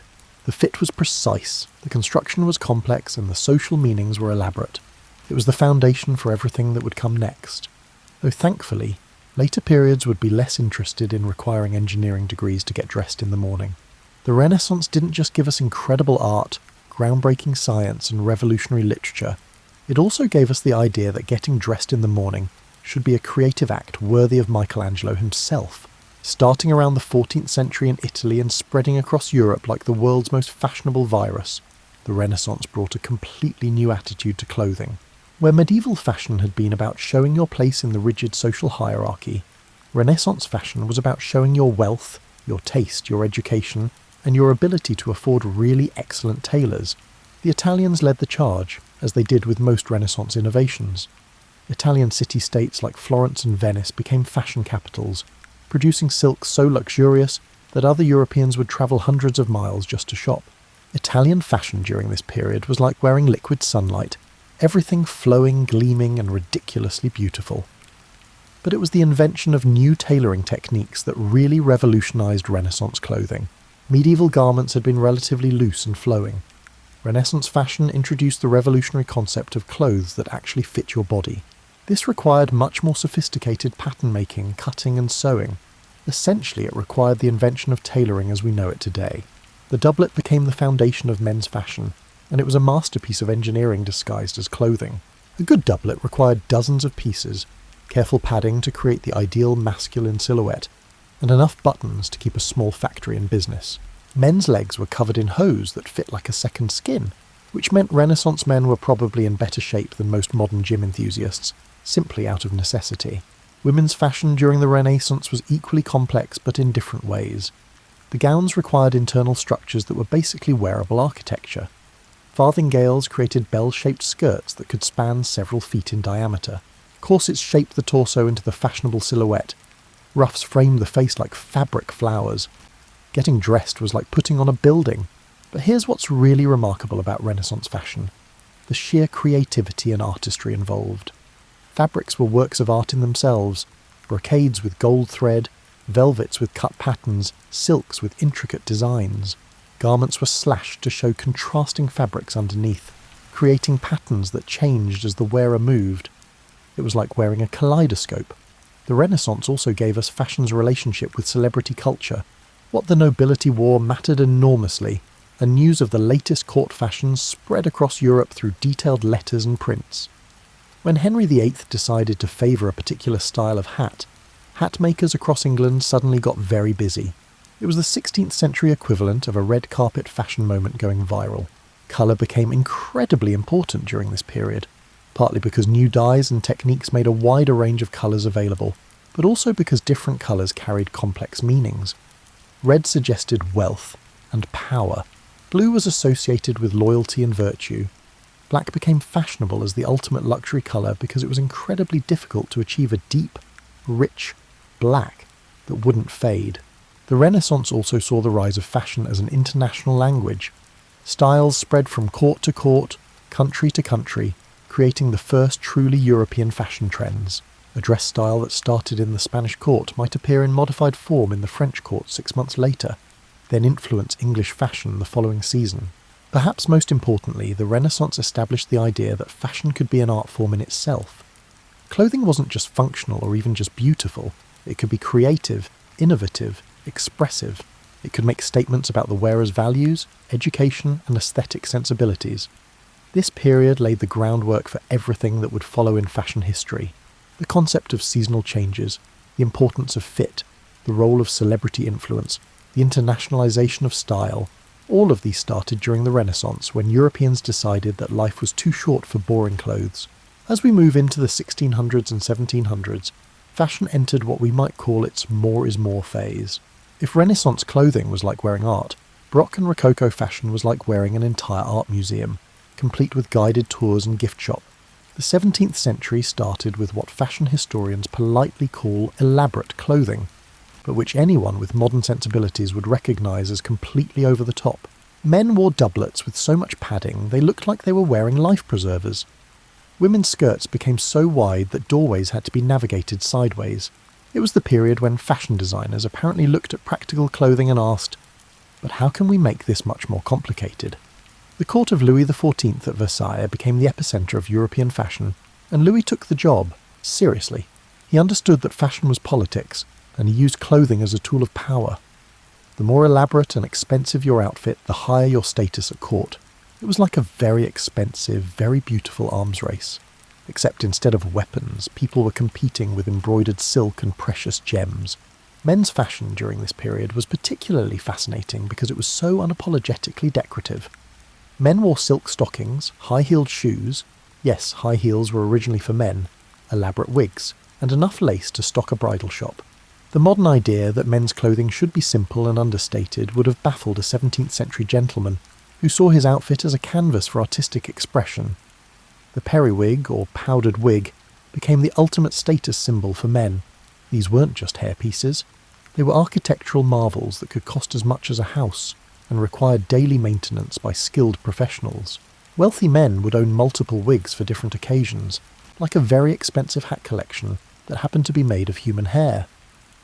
Women's fashion reached new heights of complexity during the Rococo period of the 18th century. The panniers, side hoops that made skirts extend horizontally, created silhouettes so wide that two women couldn't walk through a doorway at the same time. Court dresses required so much fabric that they were essentially wearable buildings, complete with structural engineering to keep everything upright. But the real showstopper was the hair. 18th century hairstyling was like topiary gardening, except on people's heads. Women's hairstyles could be several feet tall, decorated with ribbons, flowers, feathers, and sometimes entire miniature scenes. There are historical accounts of hairstyles that included model ships, miniature gardens, and even small cages with live birds. The cosmetics of this period were equally dramatic. Both men and women wore white face powder made from lead, which was probably not great for their health. Bright red rouge and beauty patches, small pieces of silk or velvet cut into shapes like stars or crescents and glued to the face. It was like wearing stickers, if stickers were considered the height of sophistication. The 18th century also saw the rise of fashion magazines and fashion dolls. Small dolls dressed in the latest styles that were sent between fashion capitals to spread new trends. These were the ancestors of modern fashion photography and social media influencers, though considerably smaller and requiring more delicate shipping arrangements. But perhaps the most interesting aspect of the 18th century fashion was how it reflected the philosophy of the time. The elaborate decoration, the emphasis on artifice over nature, the celebration of luxury and refinement, all of this reflected Enlightenment ideas about civilization, progress, and the power of human creativity to improve upon nature. Of course, all this fashion came with a price, both literally and figuratively.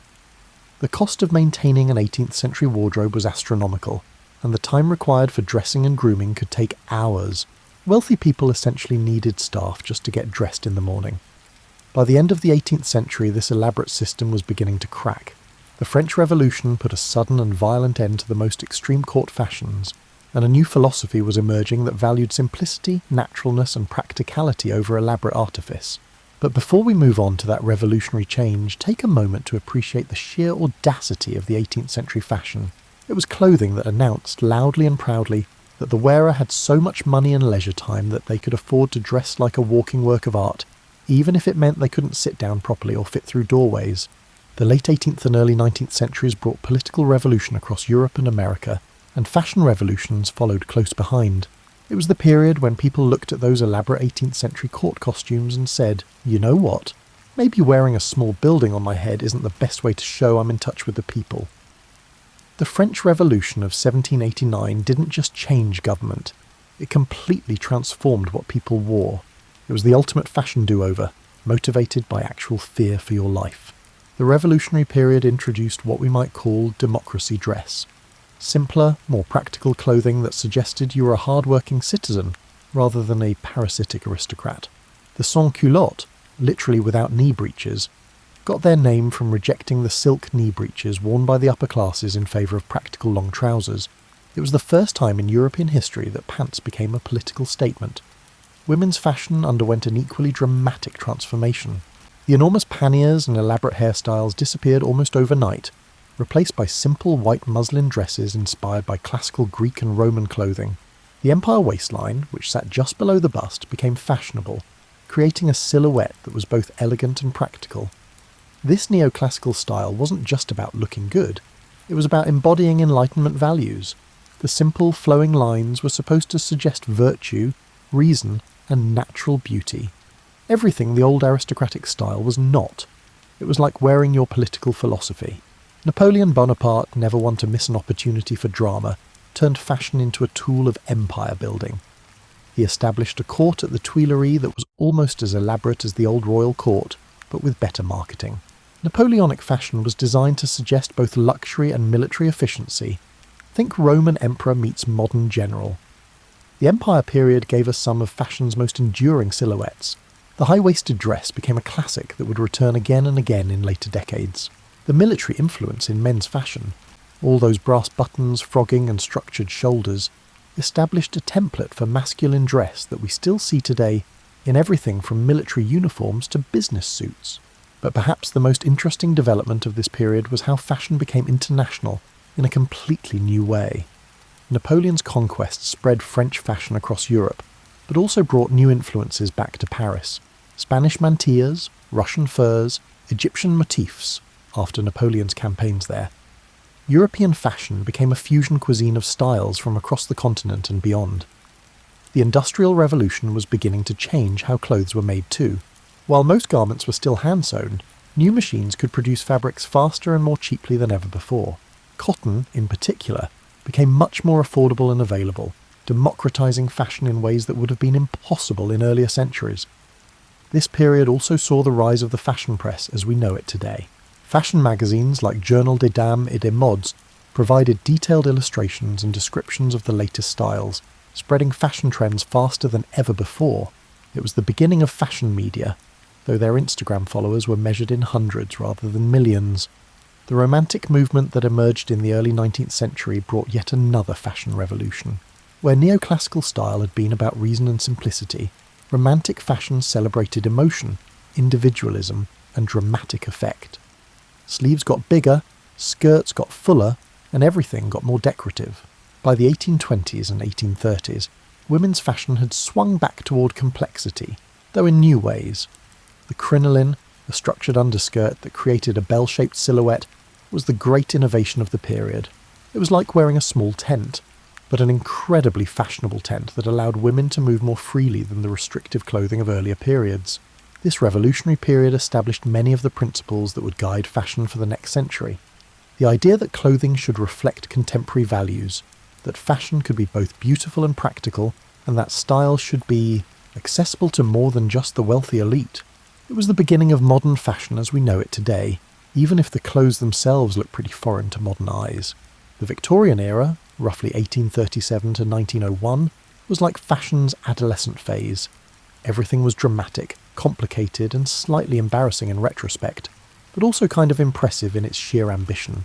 Queen Victoria's reign coincided with the Industrial Revolution hitting its stride, which meant that for the first time in human history, the middle class could afford to dress almost as elaborately as the wealthy. This was wonderful news for textile manufacturers and absolutely terrible news for anyone who valued simplicity in clothing. The Victorian silhouette for women was essentially an exercise in architectural engineering. The goal was to create an hourglass figure so dramatic that it defied anatomy. This required corsets that could literally reshape the human torso, bustles that could support several yards of fabric, and an undergarment system so complex it came with its own instruction manual. The crinoline reached its peak during this period, creating skirts that could measure up to 6 feet in diameter. Imagine trying to navigate a Victorian parlour wearing what was essentially a fabric geodesic dome around your waist. Doorways became tactical challenges. Sitting required careful planning. Getting into a carriage was like solving a geometry problem. But here's what's really remarkable about Victorian fashion: the sheer amount of work that went into every garment. A typical Victorian dress might have hundreds of buttons, miles of trim, intricate pleating, elaborate embroidery, and enough fabric to upholster several chairs. Each dress was essentially a masterpiece of textile craftsmanship, even if the overall effect was sometimes like wearing a curtain from a very expensive hotel. Men's fashion during the Victorian era was more restrained but equally complex in its own way. The modern business suit was invented during this period, though Victorian men's suits had more pieces than a Swiss watch. There were different coats for different times of day, different trousers for different occasions, and enough accessories to stock a small store. The Victorian obsession with propriety meant that clothing had to cover everything. Women's dresses had sleeves that covered the arms completely, skirts that touched the ground, and necklines that barely showed the collarbone. The amount of skin showing in proper Victorian dress was roughly equivalent to what you might see in a modern business meeting, except with more fabric and better posture. But the Victorians also invented the concept of specialised clothing for specific activities. Before this period, you basically had everyday clothes and fancy clothes. The Victorians created riding habits for horseback riding, walking dresses for afternoon strolls, tea gowns for informal entertaining, and ball gowns for formal occasions. They essentially invented the modern concept of having different outfits for different parts of your life. The Industrial Revolution made all of this possible by creating new fabrics, new dyes, and new manufacturing techniques.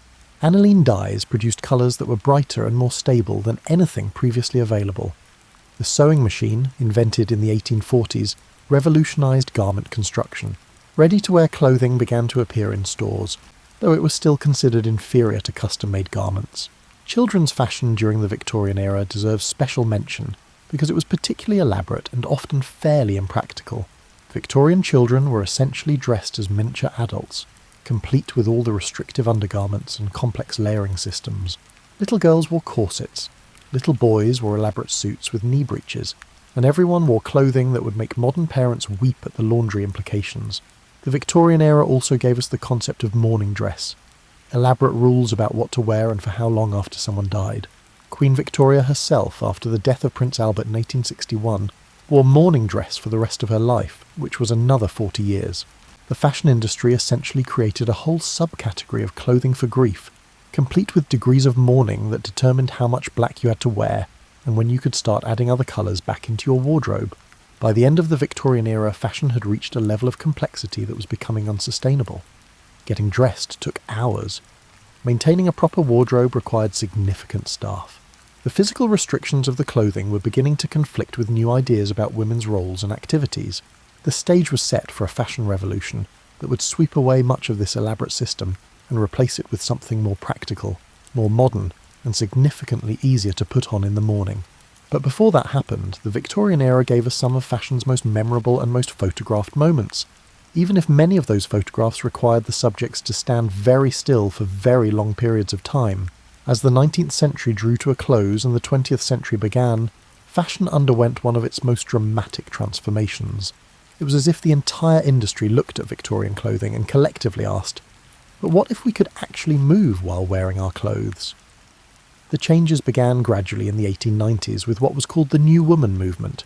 These were women who wanted to ride bicycles, play tennis, work outside the home, and generally participate in life without requiring architectural support garments. The fashion industry, sensing an opportunity, began creating clothes that acknowledged that women might want to use their bodies for something other than standing gracefully in parlours. The S-curve corset became popular in the early 1900s, which created a silhouette that thrust the chest forward and the hips back. While this might not sound like progress, it actually represented a move away from the tightest waist restriction of the Victorian era. It was like fashion's version of glasnost, a gradual loosening of restrictions. Paul Poiret, a French designer, became the revolutionary leader of fashion liberation. In 1906, he introduced designs that completely eliminated the corset, replacing the structured Victorian silhouette with flowing columnar dresses inspired by ancient Greece and the Orient. It was as if he took a pair of scissors to 100 years of fashion tradition and said, let's start over. Poiret's designs were radical for their time. High waistlines, narrow skirts, and no corsets. Women could actually breathe while wearing them, which was a refreshing change from Victorian dress. His Oriental-inspired designs, with their rich colours and exotic patterns, introduced European women to a completely different aesthetic philosophy. The hobble skirt, one of Poiret's most famous innovations, was both liberating and restricting at the same time. While it freed women from corsets and crinolines, it was so narrow at the ankles that walking required small, careful steps. It was like trading one set of restrictions for another, but at least the new restrictions didn't require structural engineering. World War I accelerated these fashion changes dramatically. With men away at war and women entering the workforce in unprecedented numbers, practical clothing became a necessity rather than a choice. The elaborate, time-consuming dress of the pre-war period was simply incompatible with working in factories, driving ambulances, or managing businesses. Hemlines began to rise, first just enough to show the ankle, then gradually higher. This might seem like a small change, but it was revolutionary. For the first time in Western fashion since ancient Greece, women's legs became visible in public. It was a seismic shift in social norms disguised as a fashion trend. The war also changed men's fashion, though more subtly. Military uniforms influenced civilian clothing, making men's suits more structured and functional. The three-piece suit became standardised during this period, establishing a template for men's business dress that would last for decades. Hair became shorter and simpler. The elaborate hairstyles of the Victorian era, which required hours of maintenance and multiple hairpieces, were replaced by more manageable styles. This was partly practical. Shorter hair was easier to maintain while working in factories or hospitals, but it was also symbolic of women's changing roles in society. The introduction of new synthetic fabrics during this period also revolutionised what people could wear. Rayon, the first commercially successful synthetic fibre, was developed in the early 1900s. While it wasn't perfect, early rayon had a tendency to shrink dramatically when washed. It offered an affordable alternative to silk and opened up new possibilities for garment design. By 1910, fashion magazines were already predicting that the new century would bring clothing that was more practical, more comfortable, and more suited to active lifestyles. They had no idea how right they were, or how dramatically the next decade would accelerate these changes. The period just before World War I represented a fascinating transition moment in fashion history. You could see both the old and the new existing simultaneously. elaborate Edwardian gowns sharing space with Poiret's revolutionary designs, corseted ladies walking alongside the first women to embrace the new, natural silhouette. It was like watching fashion hold its breath before taking a giant leap into modernity. The restrictive, elaborate clothing of the past was still beautiful, still masterfully crafted, but it was beginning to look like a museum piece even as people were still wearing it. If the 1910s were about gradual liberation, the 1920s were about fashion doing the Charleston while wearing a headband and shouting "freedom" at the top of its lungs. The decade didn't just change what people wore, it completely revolutionized the relationship between clothing and identity. The flapper dress was the decade's signature achievement, and it was basically everything Victorian clothing wasn't.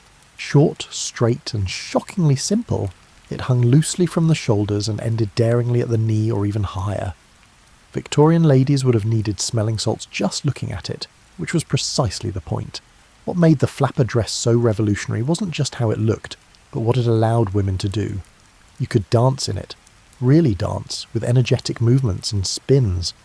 You could drive a car without your skirt getting caught in the door. You could cross your legs while sitting.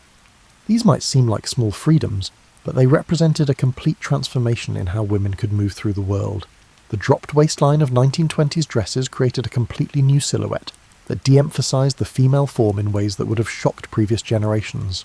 Where Victorian fashion had been obsessed with creating an exaggerated hourglass figure, 1920s fashion celebrated a more boyish, androgynous look. It was as if fashion decided that women's bodies didn't need to be architectural projects after all. Hair got even shorter with the bob cut, which caused genuine social controversy. Women were literally receiving death threats for cutting their hair short. Imagine that. Getting violent mail because of your haircut. But the bob was more than just a hairstyle. It was a declaration of independence from the time-consuming beauty routines that had kept women tethered to their vanity tables for hours each day. Men's fashion during the 1920s became more relaxed and varied, though it was still more formal than what we consider normal today. The three-piece suit remained standard, but new fabrics and cuts made it more comfortable and practical. +4s for golf, sweater vests for casual wear, and the introduction of sportswear began to give men more options for different occasions. The 1920s also saw the rise of ready-to-wear fashion, becoming truly mainstream. Department stores expanded their clothing sections, and for the first time, middle-class people could buy fashionable clothing off the rack, rather than having everything custom-made. It was the democratization of fashion, though the truly wealthy still preferred their bespoke tailors. Coco Chanel emerged as one of the decade's most influential designers, and her philosophy was revolutionary. Fashion should be comfortable, practical and elegant all at the same time. She introduced the concept of casual chic, the idea that you could look sophisticated while wearing simple, well-cut clothing. Her little black dress, introduced in 1926, was like fashion's version of the Model T Ford. Simple, elegant and versatile enough to be appropriate for almost any occasion. Chanel also liberated women from the tyranny of decorative accessories. Where Victorian fashion had required elaborate jewellery, hair ornaments and trim, Chanel's designs were based on the radical idea that sometimes less really was more.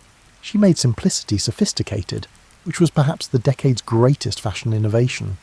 The influence of jazz music on fashion can't be overstated. The energetic, improvisational nature of jazz translated directly into clothing that moved with the body, sparkled under dance hall lights, and celebrated individual expression over conformity. Fashion became performative in a completely new way. Clothes were designed to look good in motion, not just in formal portraits. Evening wear during the 1920s was particularly spectacular. Beaded dresses that caught and reflected light, fringe that moved with every step, and metallic fabrics that turned the wearer into a walking disco ball. It was fashion designed for artificial lighting and energetic dancing, the first truly modern party clothes. The decade also introduced the concept of fashion seasons as we know them today. Magazines began showing spring collections and fall collections, and the idea that your wardrobe should change with the calendar became entrenched. It was the beginning of planned obsolescence in fashion, the idea that last season's clothes were somehow inadequate for this season's activities. By the end of the 1920s, fashion had been completely transformed. The elaborate, restrictive clothing of the Victorian era looked as foreign as medieval armour. Women had gained the freedom to move, dance, work and play in ways that their grandmothers never could have imagined. But the party couldn't last forever. The stock market crash of 1929 was about to change everything, including what people wore and how they thought about fashion. The carefree extravagance of the 1920s was about to run headlong into the practical realities of economic depression. The Great Depression hit fashion like a bucket of cold water thrown on a very fashionable party. Suddenly, the carefree extravagance of the 1920s seemed not just outdated, but almost offensive. The new motto became, "Make it last, make it count, and make it work for everything." The 1930s ushered in what we might call elegant practicality. Designers had to create clothing that was beautiful enough to maintain morale during difficult times, but practical enough to be worn for years without replacement. It was like solving a very sophisticated math problem where the variables were style, durability and budget. Hemlines dropped back down to mid-calf, partly for modesty but mostly because longer skirts meant more fabric, which meant the garment would last longer and provide better value. The silhouette became more fitted and feminine again, but in a sleeker, more streamlined way than the Victorian era. It was as if fashion had learned to be curvaceous without being cumbersome. The bias cut became the signature technique of the decade, thanks largely to designer Madeleine Vionnet. Cutting fabric on the bias, at a 45-degree angle to the grain, created garments that draped beautifully and moved with the body, using the fabric's natural stretch rather than fighting against it. It was an ingenious solution that created elegant, figure-flattering clothes without requiring elaborate construction or expensive materials. Hollywood became a major influence on fashion during this period, partly because movies provided an escape from economic hardship, but also because film stars had the resources to wear beautiful clothes when most people couldn't afford them. Magazines featured pages of Hollywood style on a depression budget, showing readers how to achieve movie star glamour with ingenuity and thrift. The concept of separates became popular during the 1930s. Blouses, skirts and jackets that could be mixed and matched to create different outfits from fewer pieces. It was the beginning of the modern concept of a wardrobe, as a coordinated system rather than a collection of individual dresses. You could buy one skirt and 3 blouses and suddenly have multiple outfits, which was revolutionary for people on tight budgets. Daywear became more casual and practical. Shirtwaist dresses, essentially button-up shirts extended into dress length, became a staple because they were comfortable, easy to launder, and appropriate for both work and casual social occasions. It was clothing designed for real life rather than for making fashion statements. Then came World War II and fashion faced challenges that made the Depression look like a minor budget adjustment. Rationing affected everything: fabric, leather, metal for buttons and zippers, even elastic. The fashion industry had to completely reimagine what clothing could be when you couldn't get the materials you needed. The utility clothing program in Britain and similar initiatives in other countries created standardized designs that used minimal materials while still being attractive and functional. It was fashion by committee, designed by government regulations, but somehow it worked. The clothes were simple, well-cut and practical, the fashion equivalent of wartime efficiency. Hemlines rose again during the war, but this time it wasn't about freedom or rebellion. It was about fabric conservation. Every inch of fabric saved was fabric that could be used for military purposes. Women's skirts became shorter and narrower, not as a fashion statement, but as a patriotic duty. The make-do and mend philosophy became a virtue rather than a necessity. Fashion magazines published articles on how to refresh old clothes, how to make children's clothes from adult garments that were too worn to repair, and how to create accessories from household items. Creativity became more valuable than money in fashion for perhaps the first time in history. Women entering the workforce in unprecedented numbers needed clothes that could handle factory work, driving trucks, and operating machinery. This led to the widespread adoption of trousers for women, not as a fashion choice but as a practical necessity. Rosie the Riveter's uniform of practical pants and sensible shirts became an icon not just of women's capabilities, but of fashion's ability to adapt to changing social needs. Men's fashion was similarly affected by wartime needs. Civilian suits were simplified, no trouser cuffs, fewer pockets, narrower lapels to conserve fabric. The victory suit became a symbol of patriotic sacrifice, proving that even fashion could contribute to the war effort. But perhaps the most important development of this period was the psychological role that fashion played. During the darkest times of economic depression and global war, people still cared about looking good. Fashion became a form of resistance against despair, a way of maintaining dignity and hope when everything else was falling apart. The period also saw the rise of American fashion as a force independent of European influence. With Paris under German occupation, American designers had to develop their own aesthetic rather than copying French couture. This led to a distinctly American style that was more practical, more casual, and more democratic than traditional European fashion. By the mid-1940s, fashion had been tested by economic catastrophe and global war, and it had survived by becoming more practical, more creative, and more attuned to real people's needs. The stage was set for the post-war fashion explosion that would celebrate both the return of prosperity and the lessons learned during the lean years. In 1947, after years of fabric rationing, utility clothing, and making do with less, Christian Dior unveiled his new look, and fashion essentially fainted from sheer relief. Here finally was clothing that celebrated abundance, femininity, and the return of peacetime prosperity. The new look was everything wartime fashion wasn't.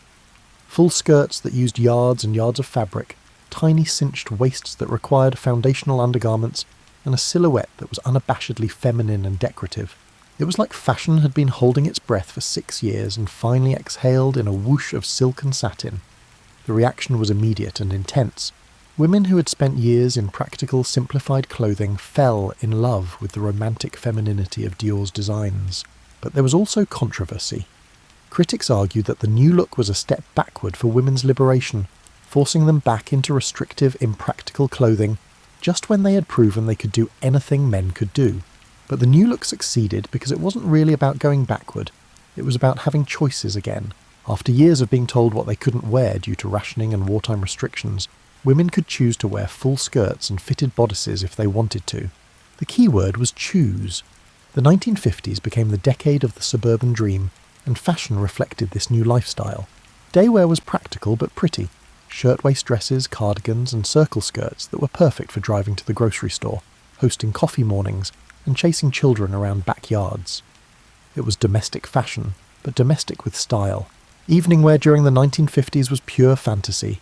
Ball gowns with massive skirts that required crinolines or even small hoops, fitted bodices that showed off tiny waists, and enough fabric to upholster a sofa. It was clothing designed for a society that wanted to celebrate prosperity and femininity after years of austerity. The concept of teenage fashion emerged during this decade, driven by post-war prosperity and the new phenomenon of teenagers having their own spending money. For the first time in fashion history, young people had their own distinct style rather than just wearing simplified versions of adult clothing. Poodle skirts, saddle shoes, and letter sweaters became the uniform of American youth. Men's fashion during the 1950s was characterised by what we might call confident conformity. The grey flannel suit became the uniform of the suburban businessman, but it was worn with a confidence that reflected post-war optimism. Casual wear became more important as suburbs created more opportunities for relaxed socialising. Barbecues, lawn parties, and family gatherings that required clothing that was nice but not formal. The influence of Hollywood continued to grow during this period, but now it was supplemented by the new medium of television. Fashion became more immediately accessible as people could see the latest styles every week in their living rooms. TV stars influenced fashion in ways that movie stars never could because they appeared more regularly and seemed more accessible. Ready-to-wear fashion came into its own during the 1950s. Department stores expanded their fashion offerings, and the quality of mass-produced clothing improved dramatically. For the first time, you could buy clothes off the rack that were almost as well made as custom garments, and significantly less expensive. The decade also saw the beginning of fashion's relationship with technology. New synthetic fabrics like nylon, polyester, and acrylic offered properties that natural fibres couldn't match. Wrinkle resistance, easy care, and durability. The wash-and-wear garment became the holy grail of 1950s fashion, promising busy housewives that they could look good without spending hours on clothing maintenance. Youth culture began to challenge the adult fashion establishment during this period. The greaser style for young men, leather jackets, white t-shirts and jeans, was specifically designed to shock adults and declare independence from their values. It was the beginning of fashion as generational rebellion, a theme that would become central to fashion for decades to come. By the end of the 1950s, fashion had established many of the patterns that would define modern clothing. The importance of youth markets, the role of celebrity influence, the democratization of style through ready-to-wear, and the constant tension between practicality and fantasy. All of these became permanent features of the fashion landscape. But beneath the surface of 1950s conformity and prosperity, changes were brewing. The civil rights movement was gaining momentum. Women were beginning to question their prescribed roles, and young people were starting to challenge authority in ways that their clothing choices reflected. The stage was set for the fashion revolution of the 1960s. The 1960s didn't just change fashion, it grabbed fashion by the shoulders, spun it around 3 times, and sent it dancing off in directions nobody had ever imagined. It was the decade when fashion stopped being something that happened to you and became something you used to express exactly who you were, or at least who you wanted to be. The decade started innocently enough. Jackie Kennedy became First Lady in 1961, and her elegant, sophisticated style set the tone for early 1960s fashion. The pillbox hat, A-line dresses, and understated elegance of the Jackie look represented a refined evolution of 1950s style. It was fashion for grown-ups who wanted to look modern but not revolutionary. But then came the youth explosion. The baby boomers were reaching their teens and 20s, and they had money, attitudes, and absolutely no interest in dressing like their parents. Fashion suddenly had to serve 2 completely different markets: the adults who wanted sophisticated elegance, and the young people who wanted something entirely new. Mary Quant in London created the miniskirt around 1965, and it was like dropping a fashion bomb. Hemlines that had been creeping up gradually throughout the early 1960s suddenly jumped to mid-thigh, creating a silhouette that was shocking, liberating, and completely different from anything women had worn before. It wasn't just shorter. It was a completely different philosophy of what women's clothing could be. The miniskirt represented more than just a fashion choice. It was a declaration of independence. Young women were rejecting the idea that their clothing should be modest, practical, and approved by their elders. They wanted fashion that was fun, sexy, and expressive of their own values, rather than society's expectations. London became the fashion capital of the world for young people, overtaking Paris for the first time in centuries. Carnaby Street and the King's Road became pilgrimage destinations for anyone who wanted to be fashionable. British designers like Mary Quant, Twiggy, who was both model and designer, and later Zandra Rhodes created a distinctly British aesthetic that was playful, irreverent, and completely modern. The shift dress became the decade's signature garment, simple, straight, and perfect, for showing off legs in the new shorter lengths. It was the opposite of the fitted, structured dresses of the 1950s, where 1950s fashion had emphasised the waist and hips. 1960s fashion ignored traditional body shaping altogether in favour of a more geometric architectural approach. Mod fashion brought us geometric patterns, bold colours, and a futuristic aesthetic that seemed to come from another planet. Op art patterns that created optical illusions when the wearer moved, space-age silver and white colour schemes, and designs that looked like they belonged in a science fiction movie. Fashion became experimental in ways it had never been before. The influence of youth culture created entirely new categories of clothing. The poor boy sweater, go-go boots, and peasant dresses were all designed specifically for young people, rather than being adaptations of adult styles. It was the first time in fashion history that adults started copying young people's clothing rather than the other way around.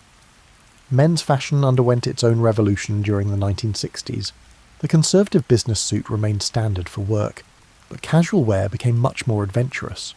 The Peacock Revolution brought bright colours, bold patterns, and more fitted silhouettes to men's clothing. Hair got longer, pants got tighter, and for the first time since the 18th century, men's fashion became unabashedly decorative. The hippie movement that emerged in the mid to late 1960s brought yet another fashion revolution. Where mod fashion had been about the future, hippie fashion looked to the past and to other cultures for inspiration. Indian prints, peasant dresses, fringe, embroidery, and natural fabrics created a bohemian aesthetic that rejected both mainstream fashion and the space-age futurism of mod style. Hippie fashion also introduced the concept of vintage and second-hand clothing as fashion choices rather than economic necessities. Shopping at thrift stores and wearing your grandmother's clothes became ways of rejecting consumer culture, while creating individual style. It was fashion as philosophy, not just appearance.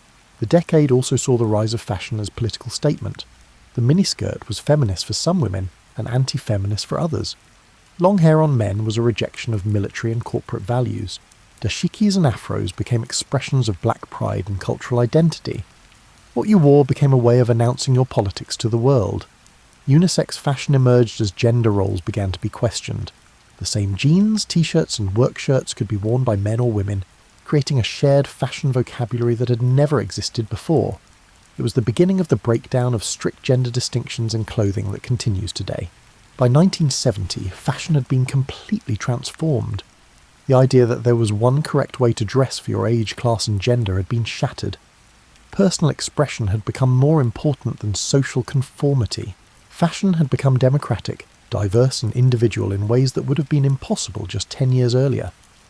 If the 1960s had been about breaking the rules, the 1970s were about celebrating the fact that there were no rules left to break. Fashion entered its most experimental, diverse and frankly weird decade, where you could dress like a Victorian Gothic romantic, a disco dancing queen, or a back-to-the-land hippie, and all three looks were equally fashionable. The decade started with hippie fashion still going strong, but it quickly evolved into something more sophisticated and wearable. The peasant dress became the maxi dress, flowing and romantic but made in beautiful fabrics and elegant cuts. It was hippie philosophy dressed up for dinner parties. Bohemian style during the 1970s wasn't just about rejecting mainstream fashion, it was about creating an entirely alternative aesthetic. Flowing fabrics, earth tones, natural fibres, and handcrafted details created a look that celebrated individuality and artistic sensibility. It was fashion for people who saw themselves as creative souls rather than consumers. But the 1970s also gave us disco fashion, which was bohemian's glittery party-loving cousin. Metallics, sequins, tight pants, and shirts with enormous collars created a look that was specifically designed for dancing under flashing lights. Disco fashion was about transformation, putting on your sparkly clothes and becoming someone more glamorous, more exciting, more alive. The decade's silhouettes were revolutionary in their diversity. You could wear a flowing maxi dress that covered you from neck to ankle, or shorts so short they were barely there, or anything in between. Fashion had finally accepted that different people wanted to show different amounts of skin, and that was perfectly fine. Platform shoes became the decade's most distinctive accessory, and they were essentially architecture for your feet. Some platforms were 6 inches high or more, turning walking into a performance art piece, and making everyone several inches taller than nature intended. They were impractical, occasionally dangerous, and absolutely fabulous. The influence of different decades became a major theme in the 1970s fashion. There was a revival of 1930s and 1940s styles, flowing dresses, dramatic shoulders, and vintage glamour. But there was also a fascination with the Victorian era, high necklines, long sleeves, and romantic details. Fashion became historical, drawing inspiration from the past while creating something entirely new. Punk fashion emerged in the mid-1970s as a deliberate rejection of both mainstream fashion and hippie idealism. Ripped clothes, safety pins, aggressive makeup, and deliberately ugly combinations created a look that was designed to shock and challenge.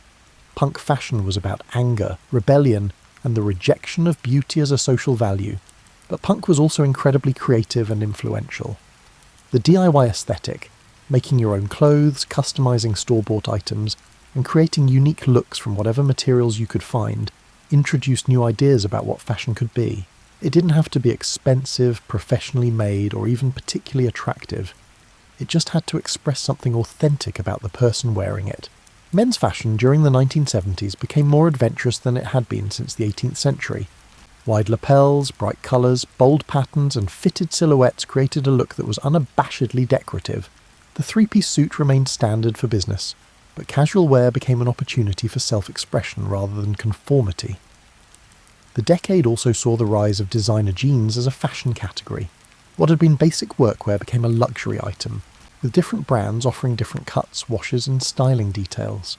It was the democratization of fashion through denim. Everyone could afford jeans, but designer jeans offered a way to be fashionable within that democratic framework. Athletic wear began to influence fashion during the 1970s, driven by new interest in fitness and health. Jogging suits, tennis dresses, and exercise clothes began appearing in non-athletic contexts. It was the beginning of the athleisure trend that would eventually take over casual fashion completely. The concept of lifestyle dressing became important during this decade. Instead of having one fashion identity, people could dress like surfers, executives, artists, or athletes depending on their mood or the occasion. Fashion became fluid and situational rather than fixed and hierarchical. By the end of the 1970s, fashion had become incredibly diverse and individualistic. The idea that everyone should dress alike had been completely abandoned in favour of a philosophy that celebrated personal expression and cultural diversity. It set the stage for the 1980s, which would take this individualism and turn it into performance art. The 1980s looked at fashion and said, "You know what this needs? More of everything. More colour, more texture, more volume, more accessories, more attitude." It was the decade when subtlety went into hiding and didn't emerge until sometime in the mid-1990s. Power dressing became the decade's signature concept, driven by women entering corporate environments in unprecedented numbers. The power suit, with massive shoulder pads that could double as small aircraft wings, was designed to help women compete in male-dominated workplaces by literally making them look bigger and more imposing. It was fashion as armour, designed for corporate warfare. The shoulder pads of the 1980s deserve their own chapter in fashion history. Starting as modest additions to create a more structured silhouette, they grew throughout the decade until they reached proportions that challenged doorway architecture. By the late 1980s, shoulder pads had become so enormous that they looked like fashion's interpretation of American football gear. But power dressing wasn't just about looking tough, it was about looking expensive. The 1980s celebrated wealth in ways that previous decades had considered vulgar. Designer labels became status symbols, worn prominently on the outside of clothing rather than hidden discreetly inside. It was the decade when fashion became about broadcasting your success to anyone within visual range. The influence of television, particularly shows like Dynasty and Dallas, created a fashion aesthetic that was pure fantasy. Evening wear featured massive quantities of sequins, beads and metallic fabrics. Hair got bigger, jewellery got more elaborate, and makeup became more dramatic. It was fashion designed to be seen from the back row of a theatre, except people wore it to dinner. Casual wear during the 1980s was equally excessive. Athletic wear became street fashion, but not the simple athletic wear of previous decades. This was athletic wear designed by fashion designers who apparently thought that exercise clothes should be suitable for Las Vegas showrooms. Neon colours, metallic fabrics, and geometric patterns created workout clothes that were more about making fashion statements than actual working out. The decade also saw the rise of youth fashion as a commercial force independent of adult fashion. MTV launched in 1981, and suddenly young people had a visual reference for how musicians dressed. Fashion became faster, more immediate, and more tied to popular culture than ever before. What you wore became a way of showing which bands you liked, which movies you'd seen, and which cultural tribes you belonged to. Punk fashion evolved during the 1980s into new wave style, which took punk's rebellious aesthetic and made it more wearable and commercially viable. The result was fashion that was edgy and artistic but didn't require safety pins or deliberate ugliness. It was rebellion with better production values.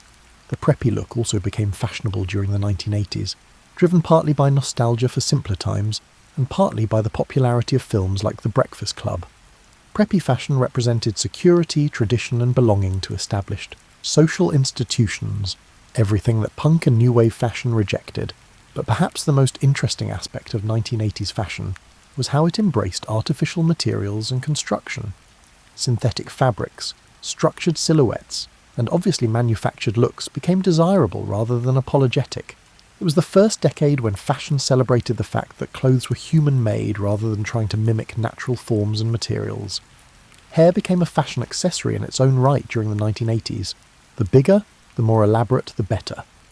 Hairspray became an essential fashion tool, and hairstyles required architecture and engineering to maintain their structural integrity.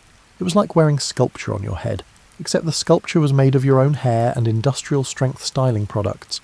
Colour during the 1980s was intense and often clashing. Electric blue, hot pink, acid green and metallic silver were combined in ways that would have been considered garish in any other decade. Fashion became fluorescent, glittery, and deliberately artificial. It was like wearing a neon sign, which was exactly the point.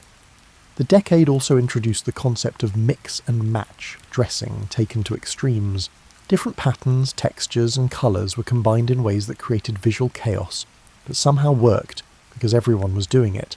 It was fashion democracy through excess. If everyone was wearing too much of everything, then no one looked out of place.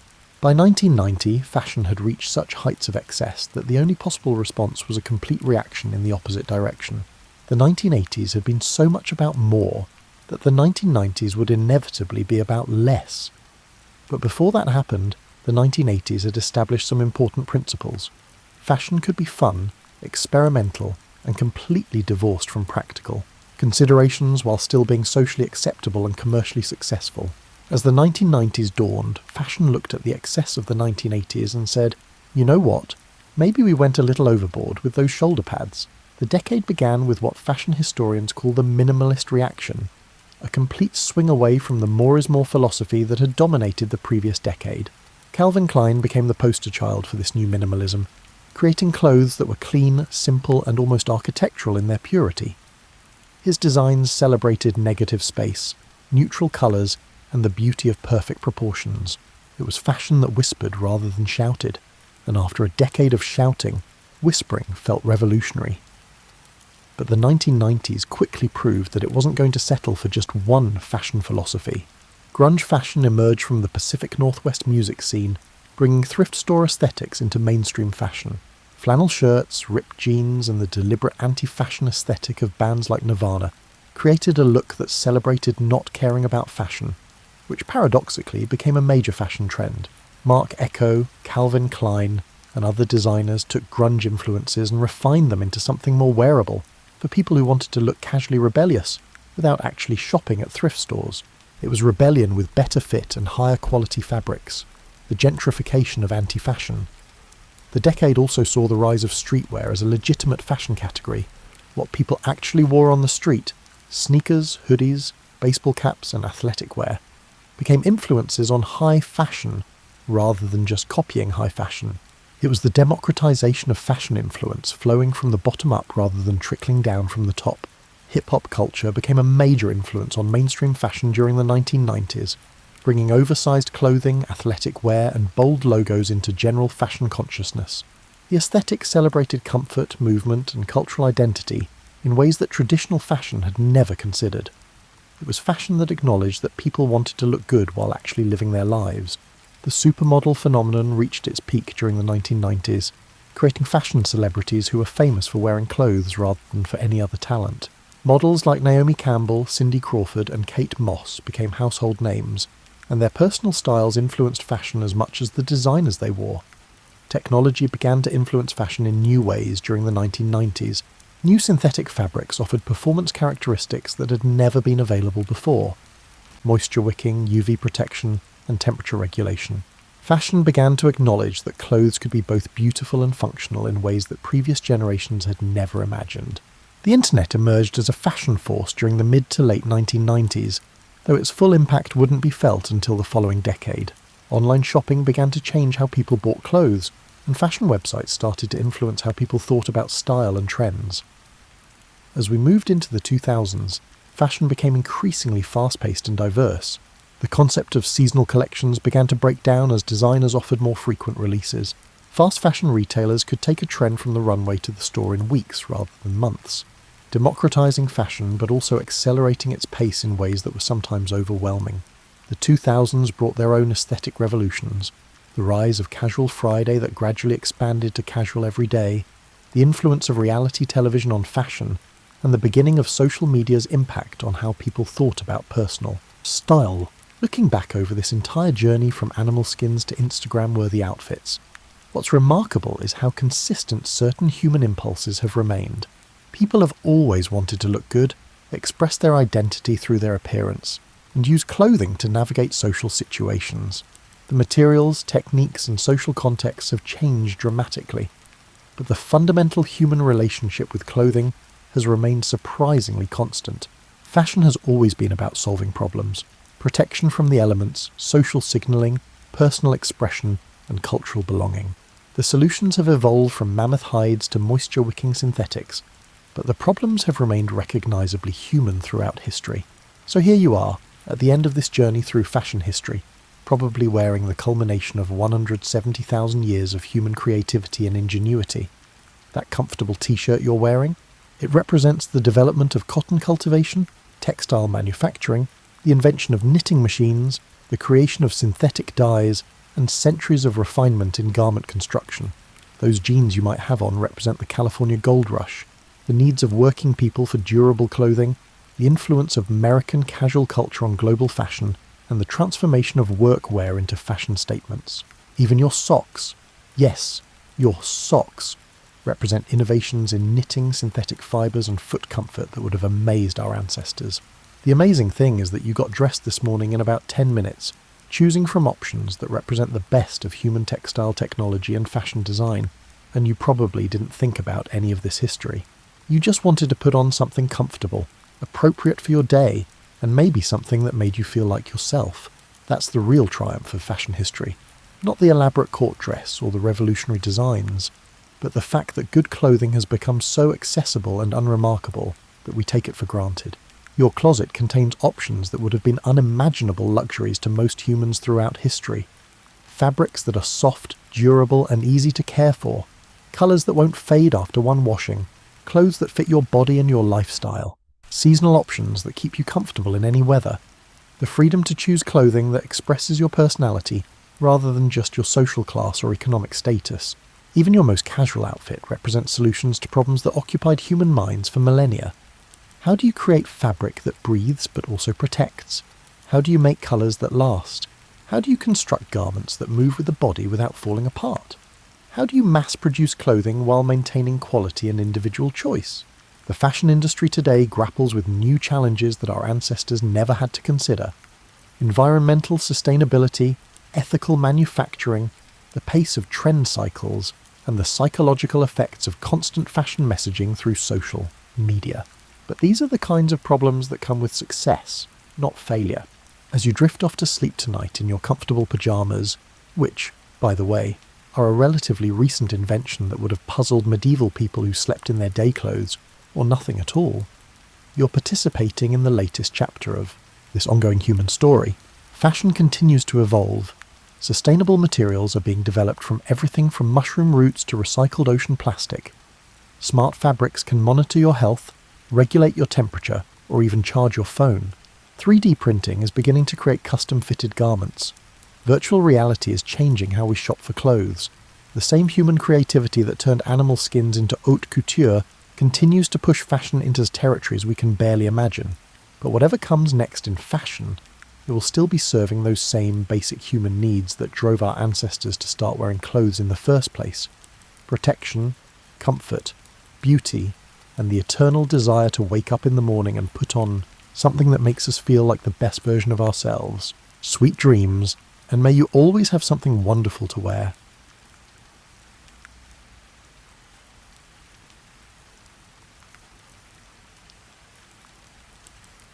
Shirley Temple was born in Santa Monica, California, on April 23, 1928, into a family that was neither destitute nor lavishly wealthy. Her father, George Temple, worked in finance, and her mother, Gertrude, carried an almost obsessive desire to shape her daughter's destiny. The Santa Monica of that era was a fast-evolving beachside enclave, brimming with both glamorous illusions from the burgeoning film industry and the more everyday routines of middle-class families trying to navigate a mercurial economy. It was within this dual atmosphere, flickering studio lights on one side and thrifty living on the other, that Shirley Temple began her path to stardom. Even before she could walk confidently, Gertrude recognized something luminous in her daughter's presence. Shirley had a precocious way of mimicking gestures she observed in adults. This knack for imitation would define her early days, turning dance and drama lessons into more than just passing amusements. Gertrude seized every opportunity to enroll Shirley in local dance classes.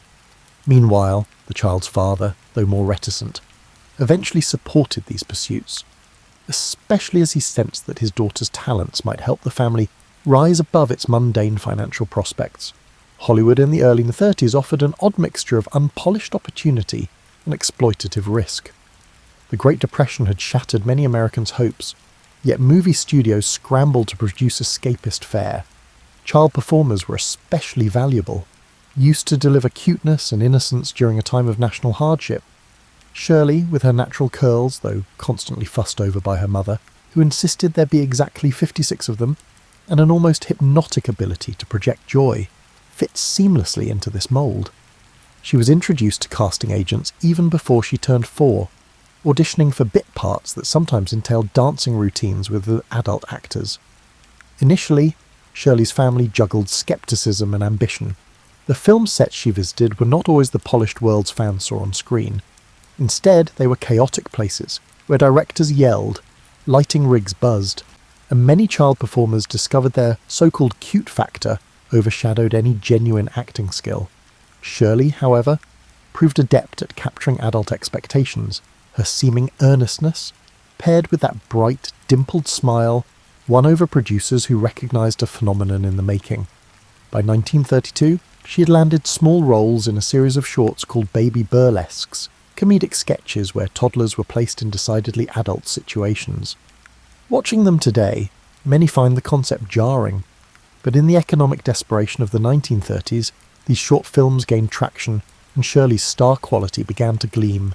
Gertrude, operating as both mother and unofficial manager, monitored every facet of Shirley's budding career. The mother's presence on set was constant, at times protective and at other times controlling. Tales circulated of Gertrude touching up Shirley's curls between takes, ensuring that not a single ringlet strayed from the image of cherubic perfection. She championed Shirley's needs, but also drove her onward in a business known for discarding child actors once they outgrew their roles. This mixture of maternal devotion and unwavering ambition became a recurring theme in Shirley's early years. Even so, Shirley's own temperament provided a counterbalance. Despite the intense schedule, she exuded genuine curiosity about her surroundings. She asked questions about how cameras worked and who was responsible for set design. In an era where children were expected to be seen but not heard, her inquisitiveness made a subtle impression on directors and stagehands alike. They realised the girl was not a living doll, but a quick-thinking child who grasped far more than she let on. By 1934, she had secured her first breakthrough roles in feature-length films, with Fox Film Corporation, soon to merge into 20th Century Fox, backing her. Shirley Temple became one of the Depression-era's most iconic faces. Her movies, such as Stand Up and Cheer and Little Miss Marker, gave audiences a dose of optimism they craved.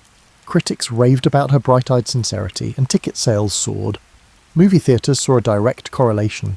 The more Shirley Temple danced and sang on screen, the more Americans showed up in droves, clinging to a child's radiant energy as a beacon in otherwise bleak times. At the tender age of 6, Shirley transformed from a curious toddler learning dance steps into a genuine star, symbolising hope in a world ravaged by economic hardships. However, behind the wide-eyed innocence of her film persona, a more complex story was forming, a dance of parental ambitions, studio pressures, and her own youthful resilience. That complexity would deepen as she soared to new heights of stardom in the years to come. In 1935, Shirley Temple underwent a significant transformation when her studio recognised the potential of their petite leading lady to lead full-length features. With the country still reeling from widespread unemployment and breadlines, her films provided escapism laced with optimism. Titles like Bright Eyes and Curly Top showcased not just her cherubic face, but an uncanny knack for on-screen chemistry with adult co-stars. She became the face of Fox's silver screen offerings, out-earning many established actors.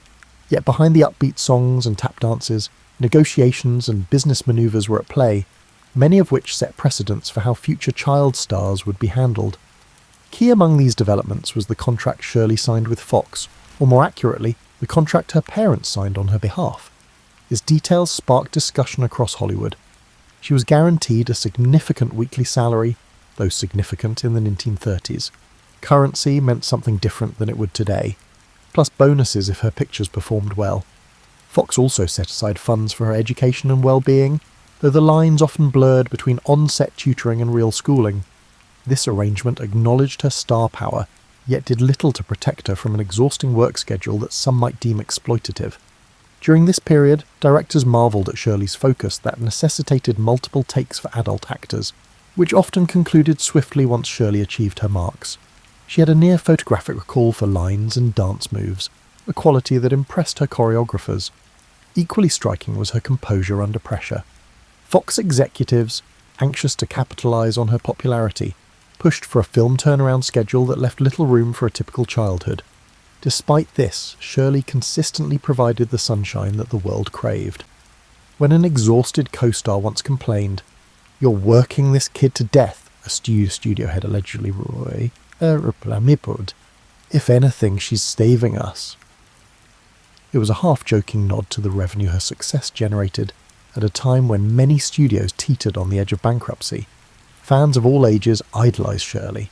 Children saw a peer living a fairy tale life, while adults took solace in her plucky on-screen persona that seemed to say, better days are just around the corner. Her likeness appeared on dolls, dresses, and countless products, an early instance of celebrity merchandising that would foreshadow later Hollywood synergy. Yet popularity also had a strange side. Rumours circulated that the bright-eyed star wasn't a child at all, but a little person posing for the cameras.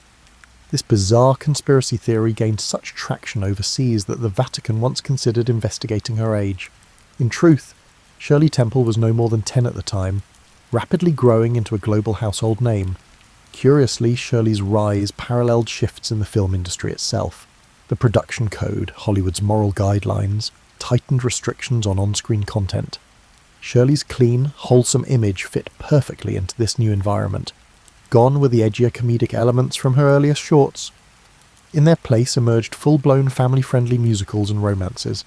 She sang with experienced adult crooners, sharing lines and duets that might otherwise look awkward for a child. Yet her sincerity let her glide past potential awkwardness. Audiences believed her rosy worldview, if only for the duration of a matinee. Not that it was all smooth sailing. Inside the Temple household, tensions simmered.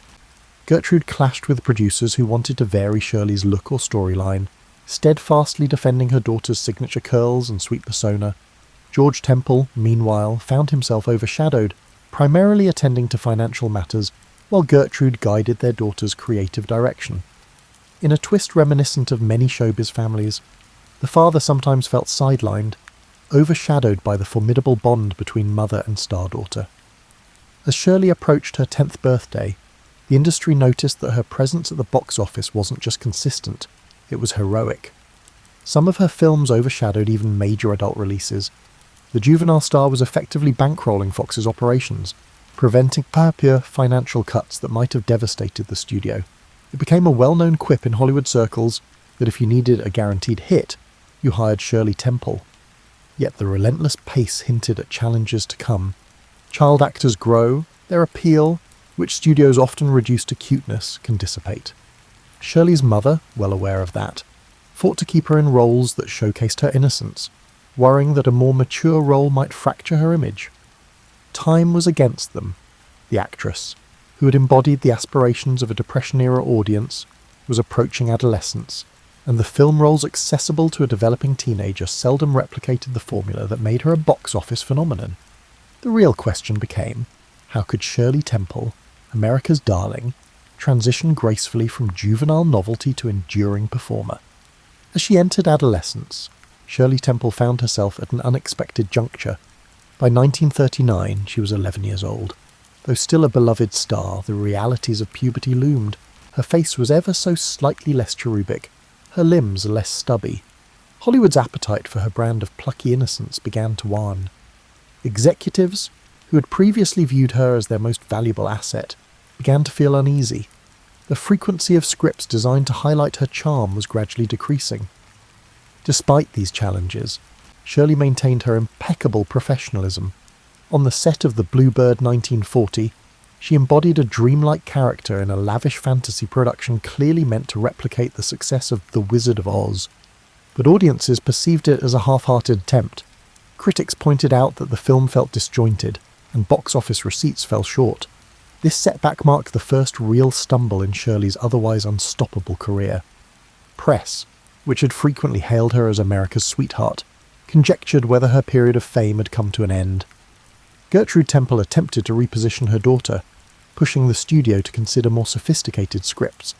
However, Hollywood's typecasting machine proved stubborn. Producers struggled to envision the newly teenage Shirley as anything apart from an endearing child in tap shoes. Meanwhile, the adult co-stars who once enjoyed waltzing with the little scene stealer now found themselves in awkward transitions.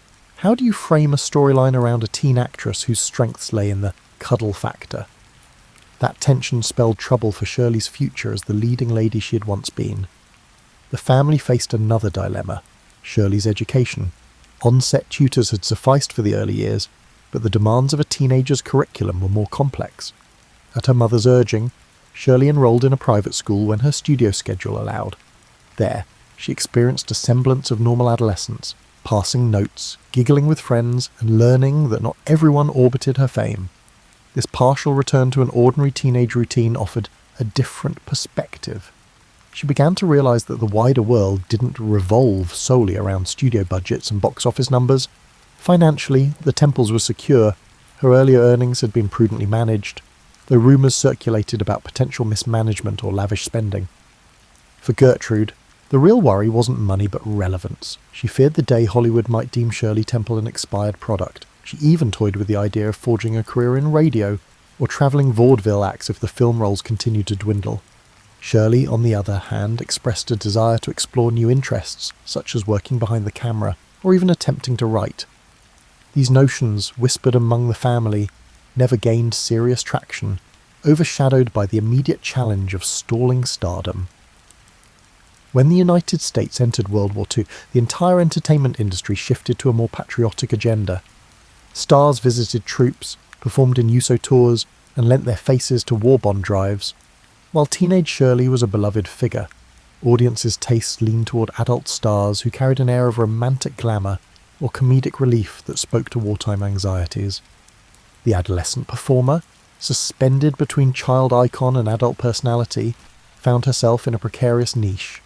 She did participate in some charitable events, singing for servicemen and endorsing the war effort. Yet the studios, increasingly fixated on adult drama and musicals tailored for older stars, saw less need to centre entire pictures around her. Still, Shirley Temple's name carried enough clout to secure sporadic roles at different studios once her Fox contract ended. Notably, she signed a brief contract with MGM, culminating in a handful of features. Unfortunately, these projects never recaptured the luminous box office magic of her earlier output. The film Kathleen, 1941 for instance, garnered lukewarm reviews, with critics noting that they yearned for the sprite who had once brightened hearts during the Depression, rather than the uncertain teenager grappling with evolving tastes in entertainment. By the time she reached her mid-teens, Shirley was balancing on a tightrope, half a nostalgic emblem of a vanished era, and half a blossoming young woman searching for a place in an industry that rarely allowed for graceful transition. She herself remained outwardly composed, leaning on the well-honed discipline that had shaped her childhood. Yet behind those calm brown eyes, a more profound question arose. If Hollywood no longer needed her to be its dancing child star, who could she become? In trying to address that question, Shirley Temple would soon embark on life experiences that would transform her far beyond the realm of movie sets and scripts. The next phase of Shirley Temple's life revolved less around Hollywood stage lights and more around personal milestones. At 15, she met John Agar, a sergeant in the Army Air Corps from a socially prominent family. Their whirlwind courtship fascinated fans, who were curious to see America's one-time golden child stepping into adulthood. By 1945, just as the war concluded, Shirley married Agar, Barbaz. The media spun the wedding into a major event, splashing photos across newspapers nationwide. But if the public assumed she would settle into a conventional family life, they underestimated her capacity for reinvention.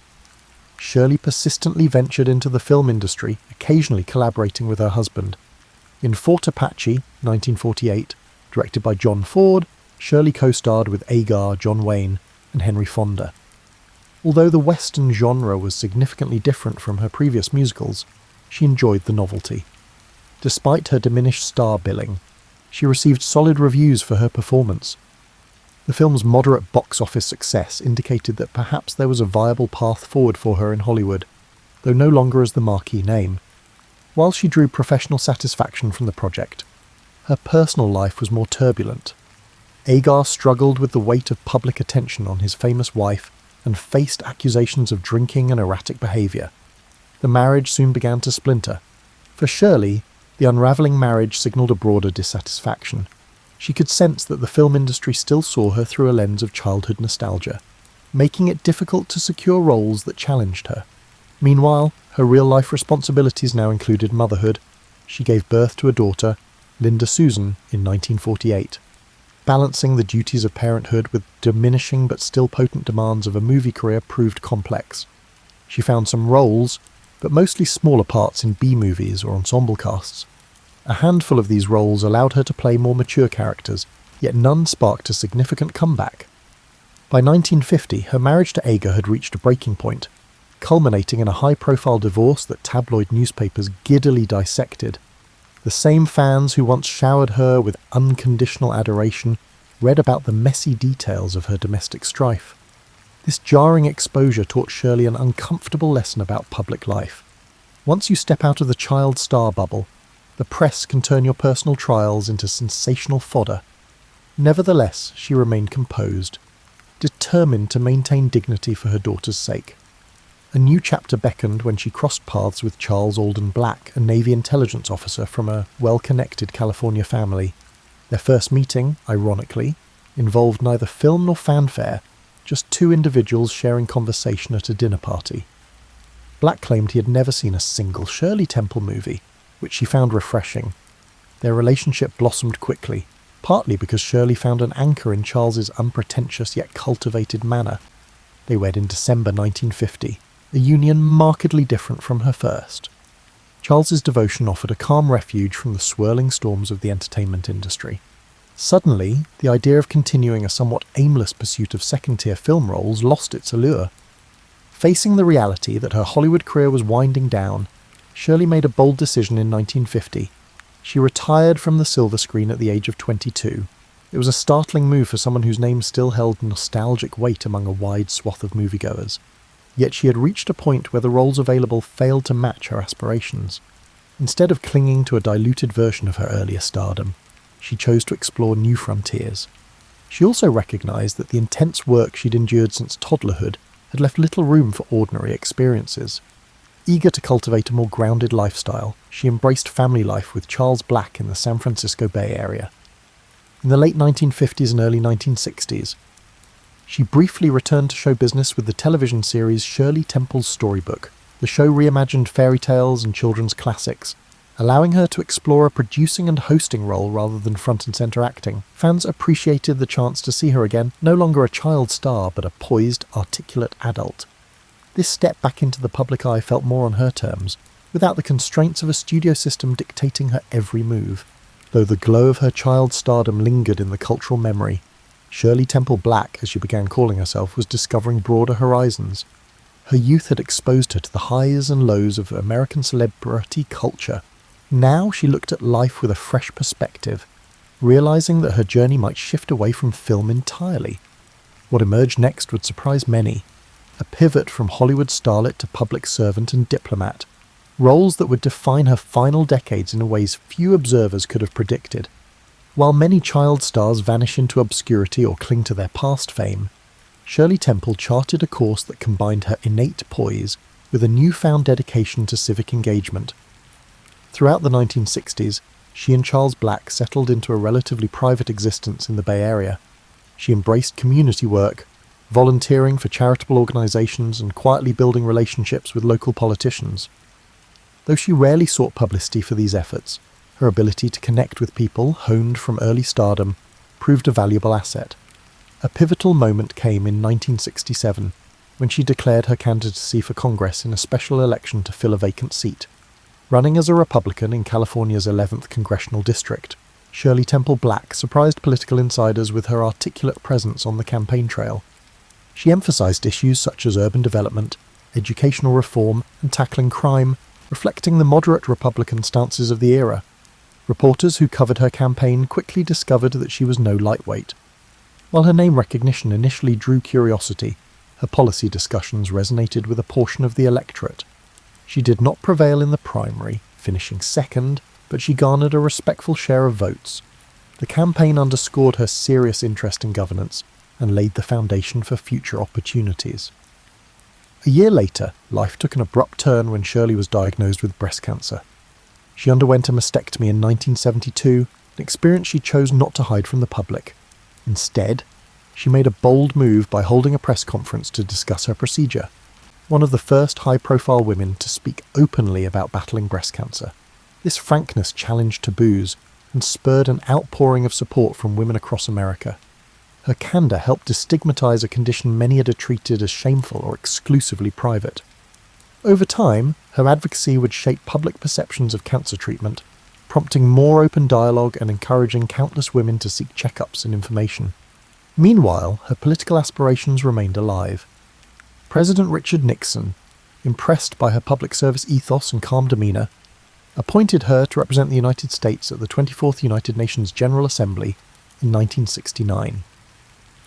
During her time at the UN, Shirley Temple Black focused on issues like environmental protection and the rights of children, topics that echoed her personal passions.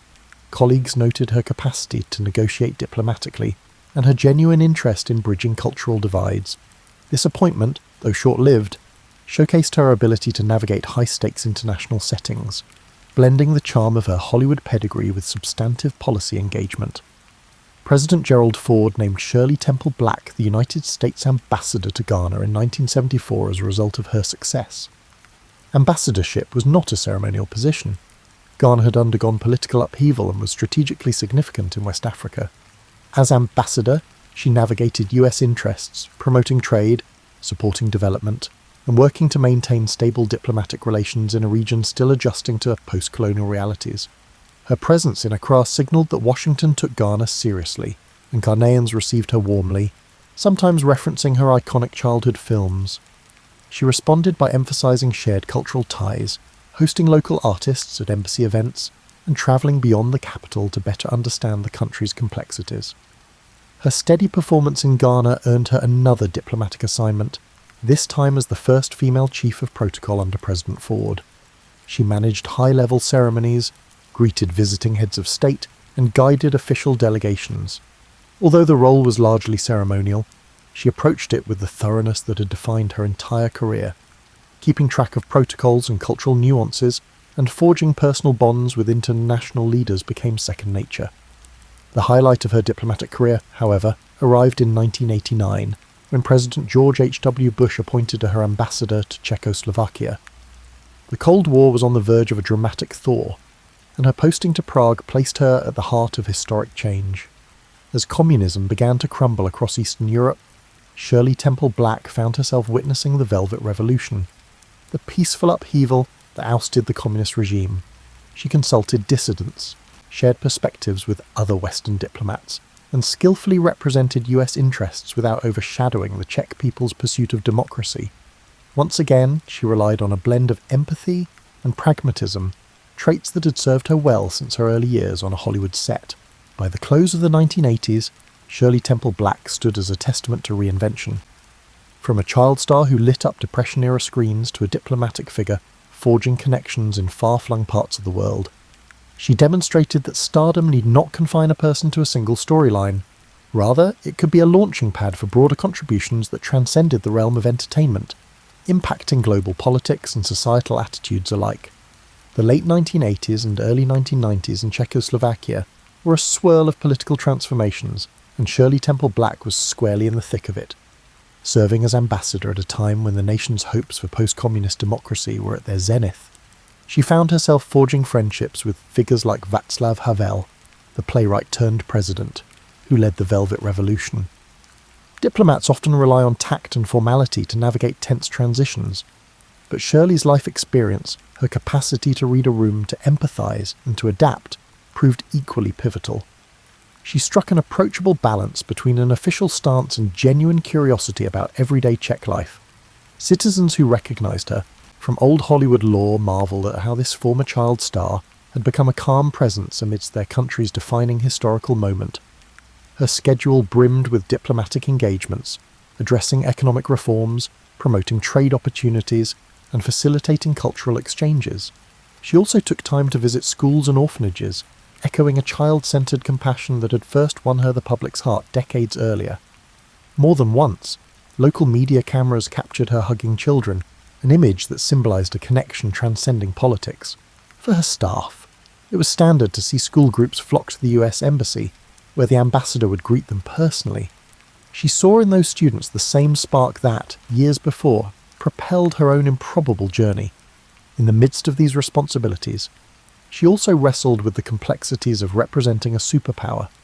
While US officials championed market liberalisation, the Czech populace harboured diverse views on how rapidly to embrace Western economic models. Shirley sought to present America's stance in a measured way, advocating for cooperation rather than imposing directives. This nuance endeared her to local politicians, who appreciated that she was not just delivering lectures, but engaging in genuine dialogue. Observers credited her with amplifying America's soft power in the region, using her personal warmth as an informal diplomatic tool. Outside her official role, she relished exploring Prague's architecture, concert halls and cafes. The city, with its Gothic spires and centuries-old cobblestone streets, fascinated her. She told friends that wandering around the old town felt like stepping onto a meticulously designed film set, except it was real history etched into every stone. Occasionally, she and her husband Charles hosted small gatherings at the embassy residence, inviting Czech artists and intellectuals alongside visiting American officials.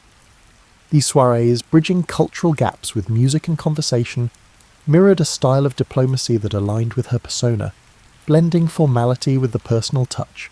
By 1992, the world was changing again. Czechoslovakia split peacefully into the Czech Republic and Slovakia. Shirley Temple Black's time as ambassador wrapped up, and while the region's politics continued evolving, she left behind a legacy of empathy-driven diplomacy. Stepping away from her official duties, she returned stateside with a sense that her life's second act had equalled the first in terms of impact, even if fewer paparazzi cameras trailed her every move. Retirement from formal diplomacy did not entail retreating into quiet anonymity. She took on roles with corporate boards, notably with companies where her expertise in international relations and public communication offered value. Though her Hollywood name still commanded attention, she leveraged it selectively, more inclined to champion charitable causes than to cash in on old fame. Among her philanthropic interests, cancer research remained a focal point. She continued to advocate publicly for early detection, recalling her battle with breast cancer. Each time she spoke at fundraisers or medical conferences, attendees saw not a fragile survivor, but a resolute voice urging progress. Those who encountered her socially in these later years describe a woman both gracious and candid. She was not one to dwell on her childhood stardom unless prompted. Indeed, many who knew her as an ambassador or a board member noted they often forgot she had once been the biggest child star on Earth. She was simply Shirley, a thoughtful colleague who asked incisive questions and brought a wealth of worldly experience to any conversation. If pressed about her Hollywood days, she might offer a light anecdote, perhaps about dancing with Bill Bojangles Robinson, but she rarely glorified the spectacle. Instead, she framed it as a valuable but distant chapter in a life driven by personal growth. As she moved into her 70s, Shirley Temple Black observed with equal measures of pride and humility the enduring affection so many still held for her. Around the globe, older fans recalled her films as a joyful beacon amid Depression hardships, while younger generations discovered them on home video. It was a testament not just to her on-screen persona, but also to the universal appeal of sincere optimism. Yet for Shirley herself, the highlight reel comprised more than movie clips. It was her service to her country, her forging of diplomatic pathways in fraught times, and her unwavering ability to adapt that truly defined her adult identity. Reflecting on Shirley Temple's life is like perusing a panoramic album of 20th century America, spanning an era of economic turmoil, world war, cultural upheaval, and global realignment. She departed the world on February 10th, 2014, at age 85, leaving behind a legacy that defied simple categorization. Most headlines upon her passing remembered her as the dimpled darling who danced on staircase railings in black and white musicals. Yet, to view her exclusively through that nostalgic lens is to overlook the deeper arc of her journey. Her funeral, held privately, revealed the quiet dignity she had long preferred. Friends and family spoke of a person whose warm spirit extended far beyond the camera. Tributes poured in from around the globe, movie fans recalling her as a childhood idol, diplomats and politicians lauding her statesmanship, and cancer survivors thanking her for raising awareness when few others did. It was a moment when a star's mythos converged with the reality of a life well lived. In subsequent years, retrospectives have examined the nuances that made Shirley Temple so enduring. Scholars of film history point out her unusual role in bridging adult and child audiences during the Depression. Her presence was never merely cute. She delivered genuine performances that resonated with viewers longing for hope. Contemporary debates also scrutinise the exploitative elements of Hollywood during the 1930s and their incorporation of child performers into adult-driven stories. Shirley was no exception. The baby burlesques short films of her earliest career remain a stark reminder of how children were sometimes positioned in questionable scenarios, yet she transcended that environment, emerging as a figure who, by her fortitude and mother's fierce oversight, navigated the system without losing her essential spark. Her personal evolution underscores an important lesson, that fame, especially at a young age, need not define one's entire existence. While many child stars collapse under the weight of early celebrity, Shirley Temple channeled it into fresh pursuits. Whether campaigning for a congressional seat in California or speaking openly about her breast cancer surgery, she tackled each phase with authenticity. She displayed a consistent willingness to meet challenges head-on, an attribute that stands in contrast to the perceived innocence of her childhood film roles. Perhaps it was that original wellspring of discipline, memorising lines, perfecting dance routines, that carried over into her adult life, enabling her to approach any hurdle with equal resolve. Moreover, her diplomatic service remains one of the more surprising chapters of her story. Stepping into the role of ambassador in two distinct contexts, Ghana and Czechoslovakia, reflected an adaptability rarely seen in showbiz alumni. While some saw her as merely a ceremonial figure, she quickly demonstrated that star quality could harmonise with serious policy work. By advocating for environmental issues at the UN, fostering cultural exchanges in Ghana, and navigating the complexities of a post-communist Czech landscape, she expanded the definition of how a public figure can serve national interests. Tenure in Prague during the Velvet Revolution coincided with a seismic shift in global politics, a pivotal moment that fundamentally reshaped Europe. That vantage point alone placed her in the orbit of towering figures like Havel, forever linking her name to a monumental historical pivot, even as critics debate the merits of her earliest films or the complexity of her mother's role in orchestrating her stardom. Shirley Temple's narrative remains awe-inspiring for its breadth. The child who once sparred with co-stars twice her height became an adult who regularly engaged with world leaders. In the same lifetime, she delighted Depression-era cinema audiences, and then, half a century later, watched democracy break ground in Eastern Europe. That range of experiences underscores a singular life that mirrored the transformations of a century.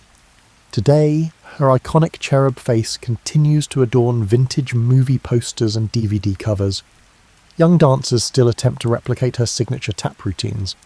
Parents introduce her black and white musicals to new generations.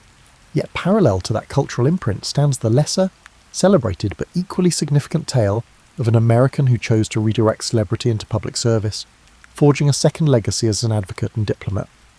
In so doing, Shirley Temple Black left us a message about resilience, that even the brightest, most ephemeral childhood glow can evolve into something more expansive, guiding not just a film studio's fortunes but international dialogues and philanthropic causes as well. And in the end, perhaps that quiet metamorphosis is her most enduring, if underappreciated, achievement.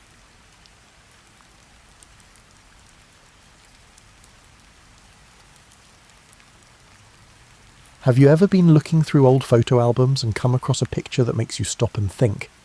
There are hints of stories you have never heard but somehow recognise in the faces, the clothing, and the way the light falls. When you venture into the realm of ancient myths, that is precisely what occurs.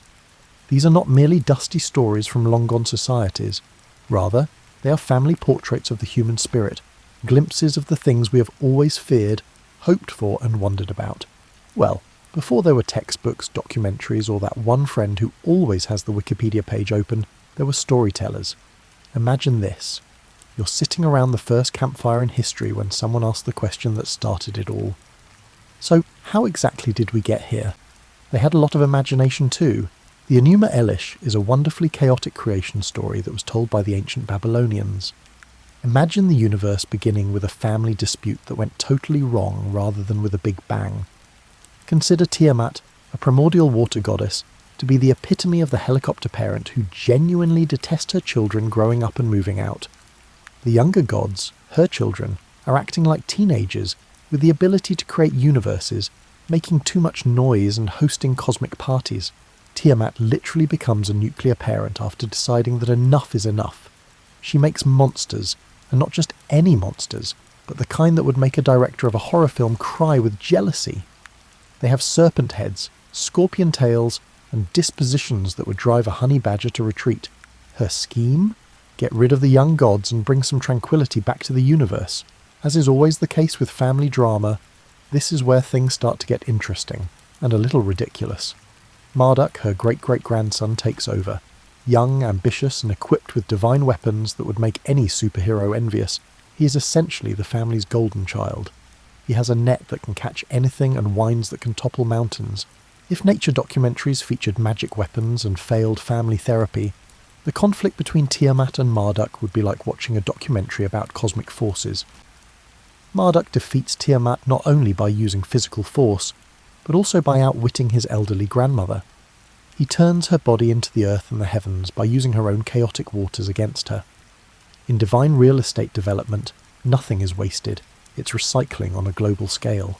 The conflict between traditional and novel concepts, between the familiar chaos and the unpredictability of the order we could establish, is what makes this story so charming.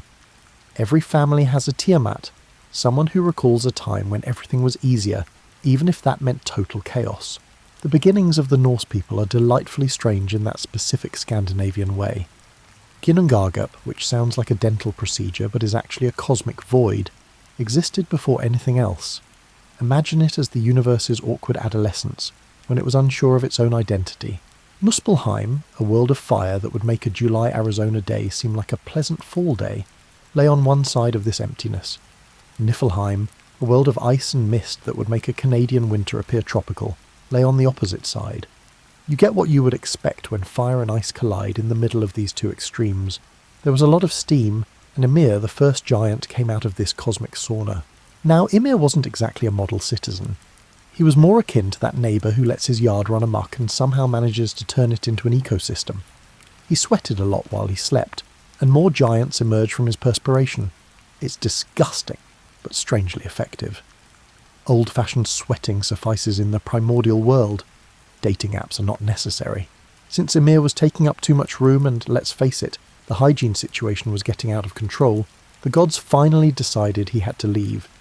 His flesh became the earth, his blood the seas, his bones the mountains, and his skull the sky, and they killed him and used his body to create the world. It's the quintessential do-it-yourself project and explains why the Norse were so adept at maximising scarce resources. The Dreamtime, a concept that is a combination of geography, history, and an endless family reunion, is perhaps the most endearingly realistic creation story told by Aboriginal Australians. The Dreamtime is about the moment the world was created, but it's also about the moment it's constantly being created. Imagine the landscape as a living library, with each hill, rock and water feature representing a chapter in a continuous narrative. One of the most significant Dreamtime creatures, the rainbow serpent, not only made valleys and rivers, but she also drew up the rules for coexisting peacefully with the land. Like a cosmic interior decorator, she traversed the continent, locating water sources, establishing holy locations, and laying out guidelines for how people should interact with their surroundings. This viewpoint is lovely because it allows you to actively participate in the creative process. Every time you step outside, you're walking through the story itself, not just witnessing the outcomes of some cosmic event that happened ages ago. Every sunrise is the first sunrise of the day, as well as the sunrise of today. Each tree has a connection to both the original tree and all subsequent trees that will sprout from its seeds. There is a profound commonality among these creation stories. They acknowledge that beginnings are messy, complex, and frequently involve far more chaos than we would like. They acknowledge that making anything valuable, be it a universe or a good lasagna, involves getting your hands dirty, making mistakes, and occasionally beginning from scratch. Let's talk about heroes now that we've figured out how it all began, and what a delightfully messy affair that was.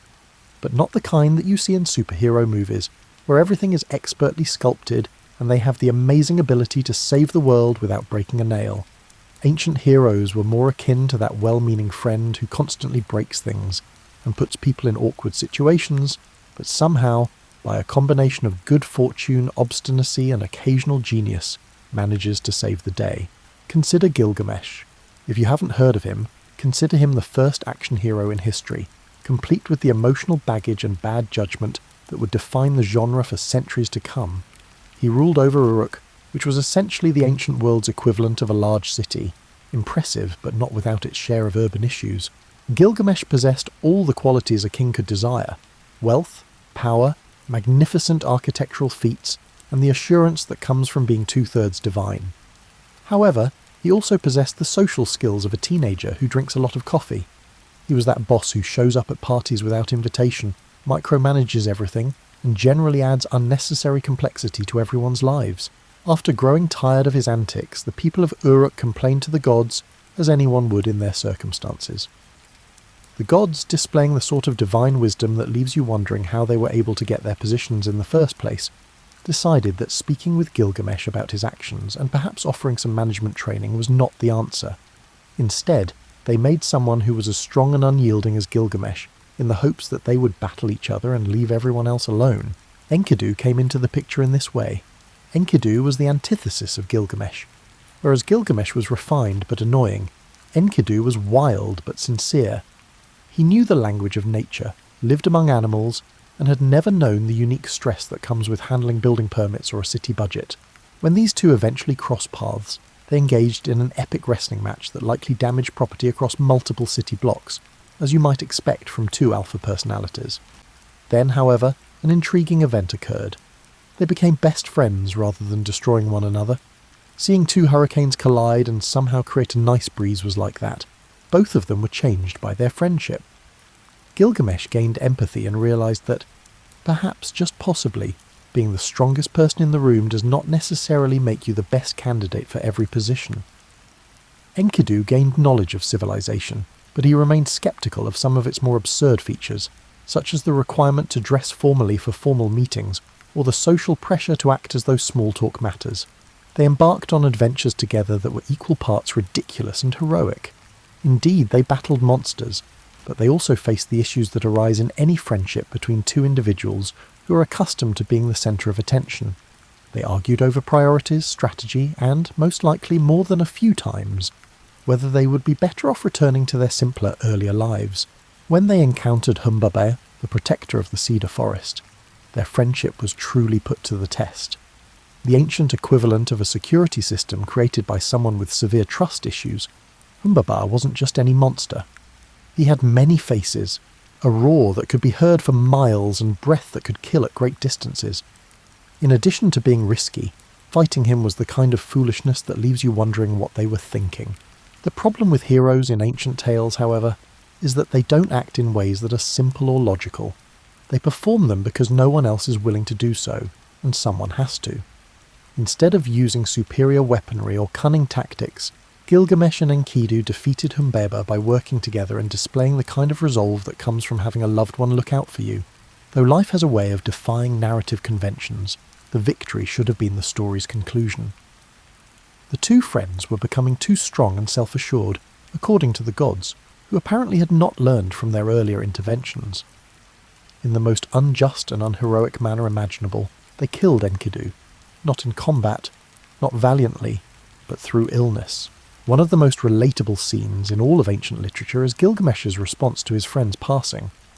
He didn't take it with stoic nobility, or use his sorrow to act morally. He completely collapsed. He was unable to eat, sleep, or comprehend how someone so vibrant could just vanish. He developed an obsession with figuring out how to bring Enkidu back, or at the very least, why death had to be involved. His quest to locate Utnapishtim, the keeper of the secret of immortality and a survivor of the Great Flood, was motivated by this obsession. The trip was lengthy, risky, and full of the kinds of challenges that make you wonder if the final destination is worth the journey. Driven by the simple, desperate hope that perhaps, just possibly, there was a way to undo the unfixable, he traversed underworlds, climbed mountains, and crossed deserts. He eventually located Utnapishtim, who listened to his story before telling him something that was precisely what he needed to know, but wasn't what he wanted to hear. According to Utnapishtim, death is what gives life purpose, and is neither a punishment nor an error. There wouldn't be any pressure to love, create, or make the most of our time if there were no endings. However, Utnapishtim also told Gilgamesh about a plant that could bring back youth, because ancient tales recognize that wisdom without hope is simply depression. Not exactly immortality, but the opportunity to begin anew, to apply the lessons he had learned to a new phase of his life. The plant was discovered by Gilgamesh. He had the ability to turn back time, regain his youth, and have another chance at everything. Then, in a moment of utterly human negligence, he put it down during a bath, and a serpent took it from him. You might anticipate that this will be the last crushing blow, the point at which our hero surrenders. Gilgamesh, however, laughed instead, the rueful chuckle of someone who has finally figured out the punchline to a cosmic joke, rather than the bitter laugh of defeat. He came to the realization that he had been searching in the wrong places for immortality. He was immortal because of his tale, his friendship with Enkidu, and his quest to comprehend life and death. Long after his physical body was gone, they would be remembered and cherished, told and retold. You should see what our ancestors had to deal with if you think dating is difficult now, with its apps and algorithms and the never-ending debate over who should pay for coffee. Classic love tales make the drama of contemporary relationships seem like a friendly argument about who gets to do the dishes first. These were not merely stories about a boy meeting a girl, falling in love and leading a happy life. These were epic tales of passion that had the power to literally alter the terrain, jealousy that could spark conflicts, and romantic actions that needed either divine intervention or extremely high insurance. The world's first tragic love song, Orpheus and Eurydice, was brought to us by the Greeks. Orpheus was no ordinary musician. He was the type of artist who could persuade rivers to alter their course, cause trees to uproot themselves in order to follow his music, and most likely persuade animals to harmonize with his melodies. He was essentially the result of combining all of the greatest musicians in history and endowing them with superhuman powers. Because she understood the music behind the music, the silence between the notes that gave his art meaning, Eurydice was his ideal match, not because she was a passive recipient of his talent. They seemed to communicate in their own private language of glances and half-formed sentences, the kind of love that makes other people feel both jealous and a little queasy. Their happily ever after should have started on their wedding day. Rather, it served as the prelude to the sort of tragedy that makes you want to shout at the characters to just stay home and get takeout. Eurydice stepped on a snake while strolling across a meadow, doing just the kind of naive romantic thing that ancient story heroines ought to know better by now. Not just any snake, but the kind that only shows up in stories to sabotage idyllic moments. She was instantly killed by the bite, and Orpheus realised that all of his musical ability was useless if he couldn't use it to save the one person who meant the most to him. His grief wasn't the kind of subdued, quiet sadness you see in films. It was the unadulterated, desperate kind that pushes you to do things you never would have imagined you could. He made the decision to go to the underworld in order to retrieve her, something that no living person had ever tried. According to Greek mythology, the underworld was more than just a place of punishment. It was the cosmic counterpart of the most exclusive club on Earth, with a strict admissions policy that required death before one could enter. With only his lyre and the resolve that comes from having nothing left to lose, Orpheus appeared at the entrance, either the most romantic gesture in history or the most spectacular example of failing to know when to give up occurred next. The entire underworld wept when Orpheus performed for Hades and Persephone, the king and queen of the dead. His music was so exquisite, so full of real love and loss. The eternal punishments paused, the rivers of the dead ceased to flow, and death itself appeared to listen for a brief moment. Hades, who was presumably unmoved by anything in his life, struck a bargain. There was a requirement that Orpheus lead Eurydice out without turning around before she could return to the world of the living. He was unable to look over his shoulder for confirmation, to see if she was following, or even to catch a glimpse of her reflection. When someone you love is guiding you while you're walking in the dark, you have to have complete faith in them. Orpheus made it through the majority of the journey. He listened for the sound of her footsteps behind him as he walked steadily upward while guiding her with his lyre. Doubt, however, began to creep in as they got closer to the entrance to the world above. What if all of this was a cruel ruse? What if she wasn't actually present? What if the gods hadn't been moved by his love after all? Orpheus turned around at the last second, when freedom appeared within reach and sunlight was visible ahead. He saw Eurydice, real and beautiful, reaching for him, and then he saw her go away forever. There would be no second chances, no pleas for divine pity, and no cunning deals this time. They had lost everything because of his lack of faith at the last crucial moment.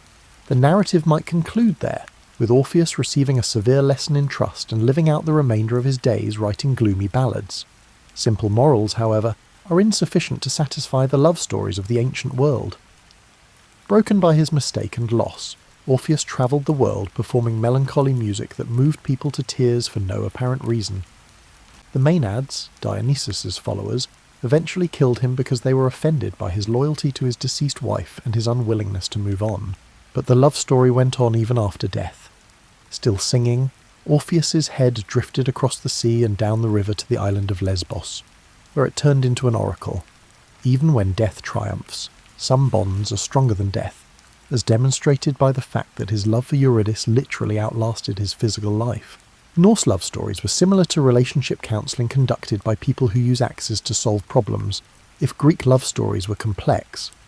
Consider the tale of Sigurd and Brynhild, which somehow incorporates misidentification, memory loss, family conflicts, and the sort of magical meddling that leaves you wondering why the gods didn't have more enjoyable pastimes. As a typical Norse hero, Sigurd was strong, courageous, skilled with a sword, and exuded the confidence that comes from having divine ancestry and great publicity. He killed the dragon Fafnir, claimed a treasure that was cursed in its own way, and essentially made himself into the type of man that mothers warn their daughters about, but secretly hope will ask them to dance. One of Odin's choosers of the slain, Brynhild was a Valkyrie, a sort of warrior, psychopomp, and career advisor for fallen heroes. Odin had cursed her to sleep until a hero courageous enough to brave a ring of fire woke her up because she had erred by assisting the wrong person in a battle. It was similar to Sleeping Beauty, but it placed less focus on home arts and more on fighting skills. It was love at first sight, or at least at first awakening. When Sigurd discovered her, encircled by flames and looking strikingly beautiful in her enchanted sleep, with all the fervour and conviction of those who have never had to deal with the difficulties of truly cohabitating on a daily basis, they committed themselves to one another. However, complications arose because this is a Norse tale, and the gods get anxious when people are happy. A potion that completely erased Brynhild was administered to Sigurd, who married King Yuki's daughter, Gudrun, while under its influence. Try explaining magical memory loss to someone whose heart you just broke, even though it wasn't exactly his fault. In the meantime, Brynhild, who still thought Sigurd loved her, was duped into marrying Gudrun's brother Gunnar by means of a complex ruse in which Sigurd pretended to be someone else and obtained her hand in marriage on Gunnar's behalf. It's the sort of plot that makes you appreciate the relative simplicity of contemporary dating apps and necessitates a flowchart. The situation went from complicated to disastrous when the magic wore off, and everyone realised what had truly happened. Gudrun learned that her husband's heart belonged to someone else. Sigurd recalled his true love. Brynhild realised she had been duped, and Gunnar found himself married to a woman who was planning to murder his brother-in-law. Everyone died, but they did it with dignity and style, which is a quintessential Norse resolution. In order for them to die together, Brynhild planned Sigurd's murder and then took her own life. Gunnar lost both his brother-in-law and his wife. Gudrun was left a widow, and the entire tragic mess became the focus of epic poems that are still told today. Let's face it, the majority of these old love stories don't have happy endings, which isn't what makes them so captivating. It's their understanding that love is both the most potent and the most perilous force in human experience. Love has the power to motivate people to do unthinkable bravery and devotional deeds, but it can also lead them to make incredibly bad choices that have an impact on entire kingdoms in addition to themselves. Ancient storytellers recognise something that contemporary romance occasionally overlooks, that the intensity of love is directly correlated with its capacity for both creation and destruction. These weren't sterile fairy tales about meeting your true love and leading a conflict-free life. They were candid admissions that love is a complex, messy, often illogical and fundamentally human experience. Every family has that one relative who unexpectedly attends events, makes offensive jokes, breaks something priceless, somehow adds interest to the event, and leaves you wondering if you should give them a hug or keep the nice china for yourself the next time. These characters are known as tricksters in mythology. They're also more than just stories about bad behaviour or comedic relief. They are the changemakers and cosmic comedians who serve as a reminder that sometimes the most surprising answers lead to the best answers. Thanks to recent motion pictures, Loki is arguably the most well-known trickster of all time, but the Hollywood adaptation hardly captures his complexity. A villain with good cheekbones and daddy issues wasn't all that the Norse Loki was. He was the god of necessary complications, the divine representation of the idea that sometimes things must be broken in order to be properly fixed. Loki's relationship with the other gods was similar to that of a friend who always comes up with the most absurd solution to any issue, and somehow succeeds so frequently that people continue to listen to him. He wasn't inherently bad. Rather, he was the type of person who brings up awkward topics during family gatherings and calls out hypocrisy. When the gods decided that Asgard needed more security, they hired a builder who said they could create an impregnable wall in a single season. The cost? The goddess Freya, the moon, and the sun. The gods agreed because they were certain the builder couldn't possibly meet the deadline, even though it was clearly a bad deal. The kind of contract that makes you wonder if anyone actually reads the fine print. Naturally, the builder had a secret weapon, Svadilfari, a magnificent stallion capable of moving stones that should have taken an entire crew of workers. The gods realised they were going to lose some of their most precious possessions to what was effectively an extremely costly construction project, as the deadline drew closer and the wall got closer to completion.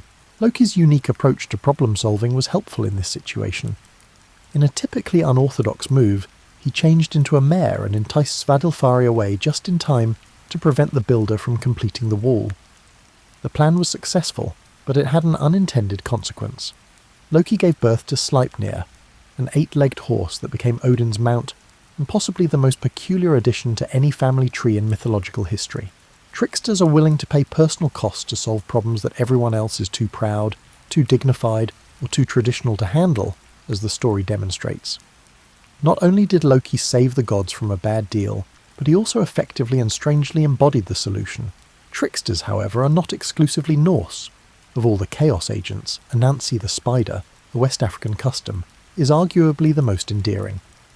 Anansi was more of a purpose-driven strategic troublemaker than Loki, whose tricks frequently had unexpected repercussions that descended into cosmic drama.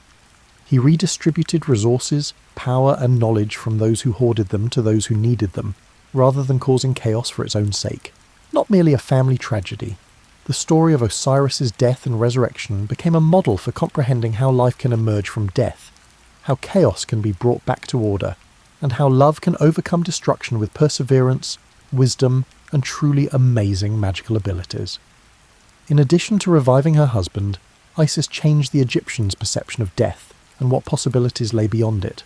Compared to the gods of the Greeks and Egyptians, the gods of the Hindu tradition were both more cosmic and more intimate. These were not merely strong creatures with human-like personalities. They were facets of a divine reality so vast and intricate that it needed to take on several forms in order for human minds to understand it. Depending on which story you were hearing and what lesson needed to be taught, Krishna, one of the most adored Hindu gods, was able to be a cosmic principal, a mischievous child, a romantic hero, a wise teacher, and a divine warrior all at once. During his childhood, he gained notoriety for stealing butter, concealing clothing from women who were bathing, and generally acting like the most endearing young criminal in the world. As an adult, he served as the warrior Arjuna's charioteer and spiritual mentor in the Bhagavad Gita, imparting some of the most profound philosophical lessons in human history as arrows flew past them on a battlefield. Krishna stories are lovely because they cover the whole range of human experience. He is more than just a distant divine being giving advice from above. As a grown teacher, he's aware of the weight of duty and moral responsibility, the complexity of love and relationships as a young man, and the joy of stealing candy as a child. He literally possesses multitudes, and his tales serve as a reminder that, if we know how to seek it out, divinity is woven throughout every moment of life and is not distinct from the everyday human experience. The Celtic Brigid, however, is arguably the most intriguing deity from any tradition. She was able to be both a pagan goddess and a Christian saint without anyone seeming to find this particularly odd. She was the goddess of healing, smithcraft, and poetry, 3 disciplines that may not seem connected until you consider that they are all about transforming raw materials into something more complete, beautiful, or useful than they were before. Brigid's forge was more than just a place to shape metal. It was a place to pound words out of inspiration, to strengthen broken objects, and to turn the commonplace materials of life into something that could be used for both utilitarian and religious purposes. She realized that when spiritual work and daily work are done with love, skill, and attention, there is no real difference between the two. The stories of Brigid did not vanish when Christianity arrived in Ireland. Rather, they changed somewhat. The goddess was transformed into St. Brigid, and for centuries nuns cared for her sacred fires in convents. Though they were no longer regarded as the abilities of an ancient Celtic deity, the talents she bestowed, poetry, craftsmanship and healing, were now recognised as gifts from the Christian God. It was the pinnacle of cultural adaptation, respecting both traditional knowledge and contemporary insights without asking anyone to give up what had always worked for them. Let's now discuss monsters, which are essential to any good story and were present in some genuinely amazing ancient mythologies. However, these weren't merely arbitrary frightening objects meant to give people nightmares. They were fears given shape, anxieties disguised as scales, claws and multiple heads, and issues that needed heroes, magic, or at the very least, excellent running shoes, because they couldn't be resolved with common sense. The Sphinx, a riddle with wings and a very short fuse, was a gift from the Greeks. Imagine what would happen if someone asked a committee of nightmare designers to create the most challenging client. Imagine a creature that has the head of a woman, the wings of an eagle, and the body of a lion. In addition to eating people, the Sphinx required them to pass a test, and failing it meant they would perish. Not only was her well-known riddle, what walks on 4 legs in the morning, 2 legs at noon, and 3 legs in the evening? A clever wordplay exercise. It was a question about the state of humanity, how we evolve over time, and the phases of life that everyone must experience if they are fortunate enough to live that long. The monster was defending a basic reality about life, not just a city.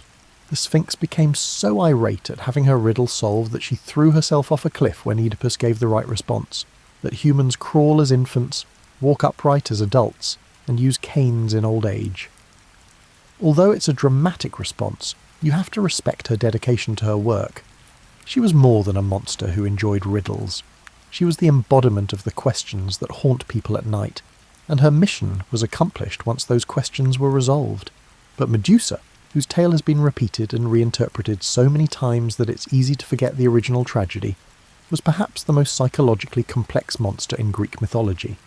She was not born a monster. Rather, she was made into one as retribution for being attacked in the temple of Athena.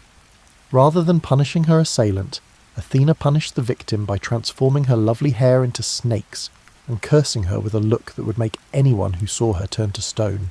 Take a moment to consider the horror of Medusa's existence.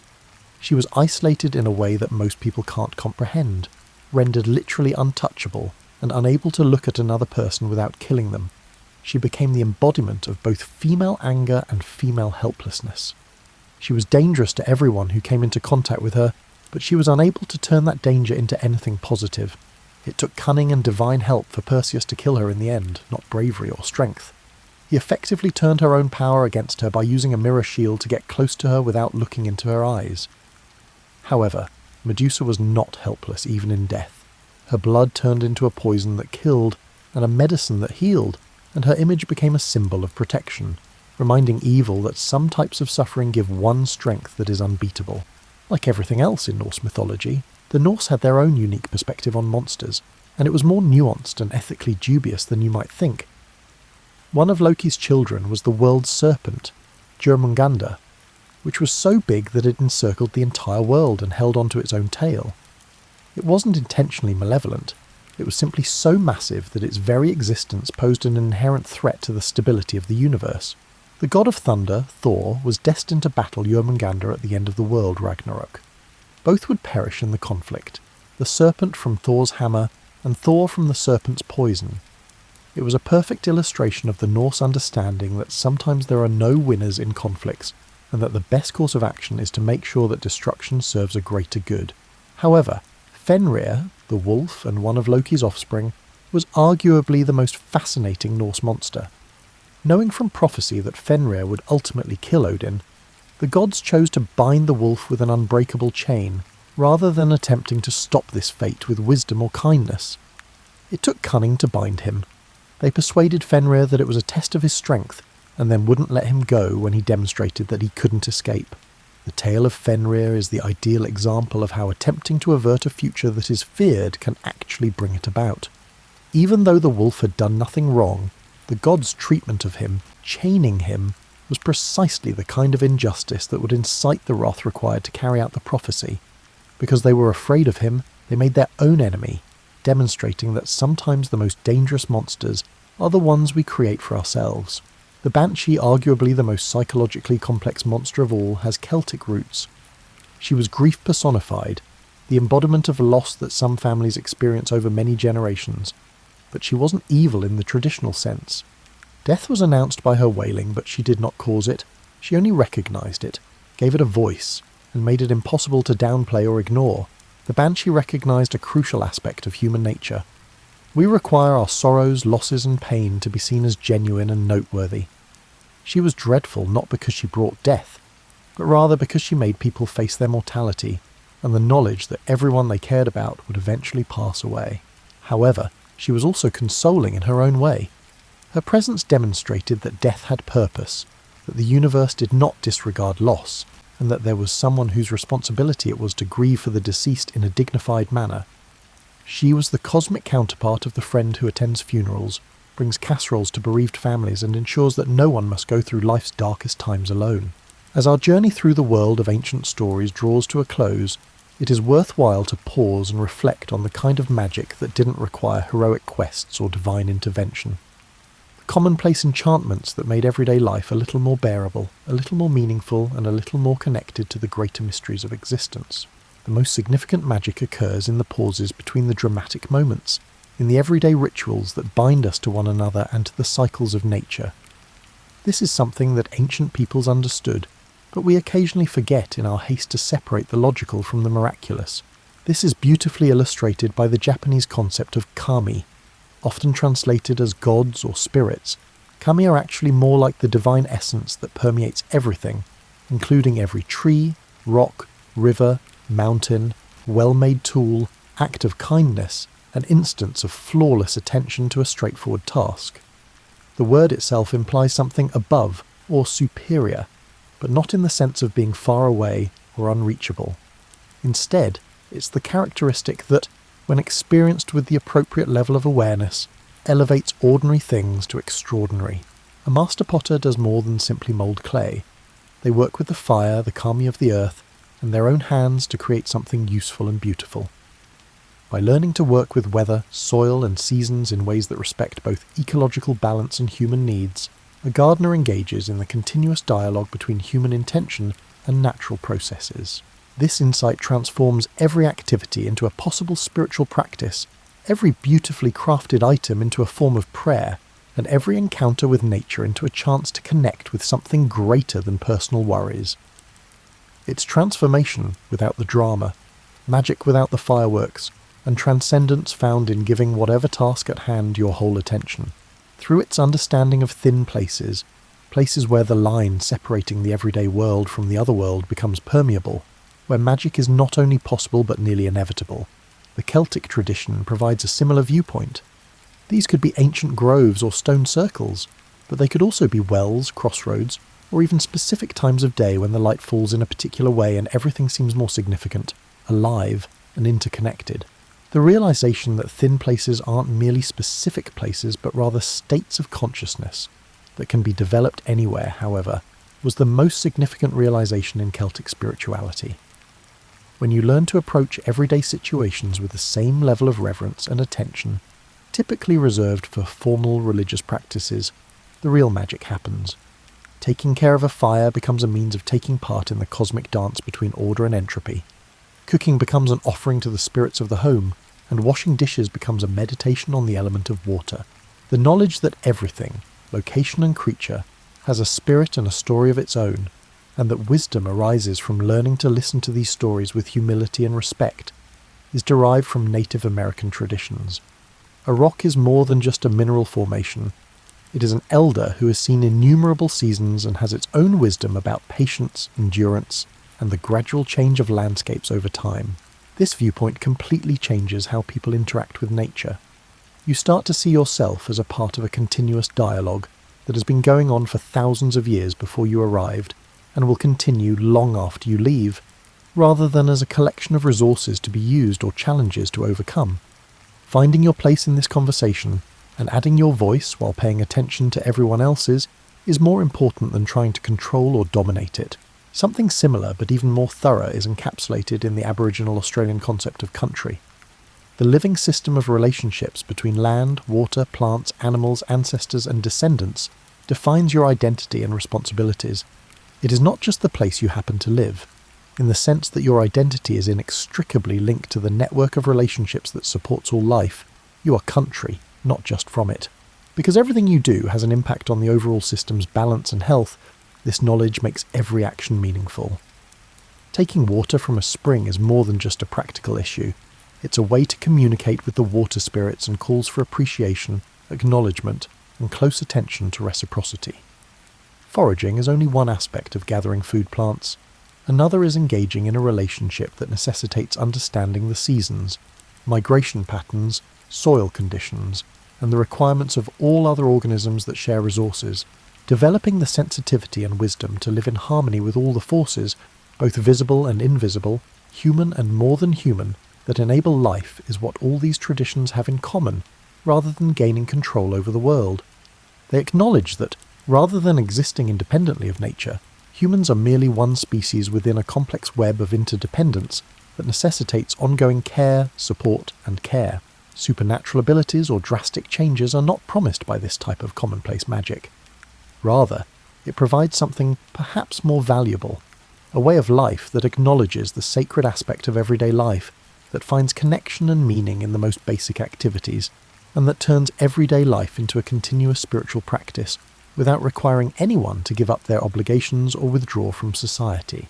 You may be wondering what exactly we're supposed to do with all these stories of gods and heroes, monsters and tricksters, tragic love stories, and creation myths that start with chaos as our journey through these old tales comes to an end.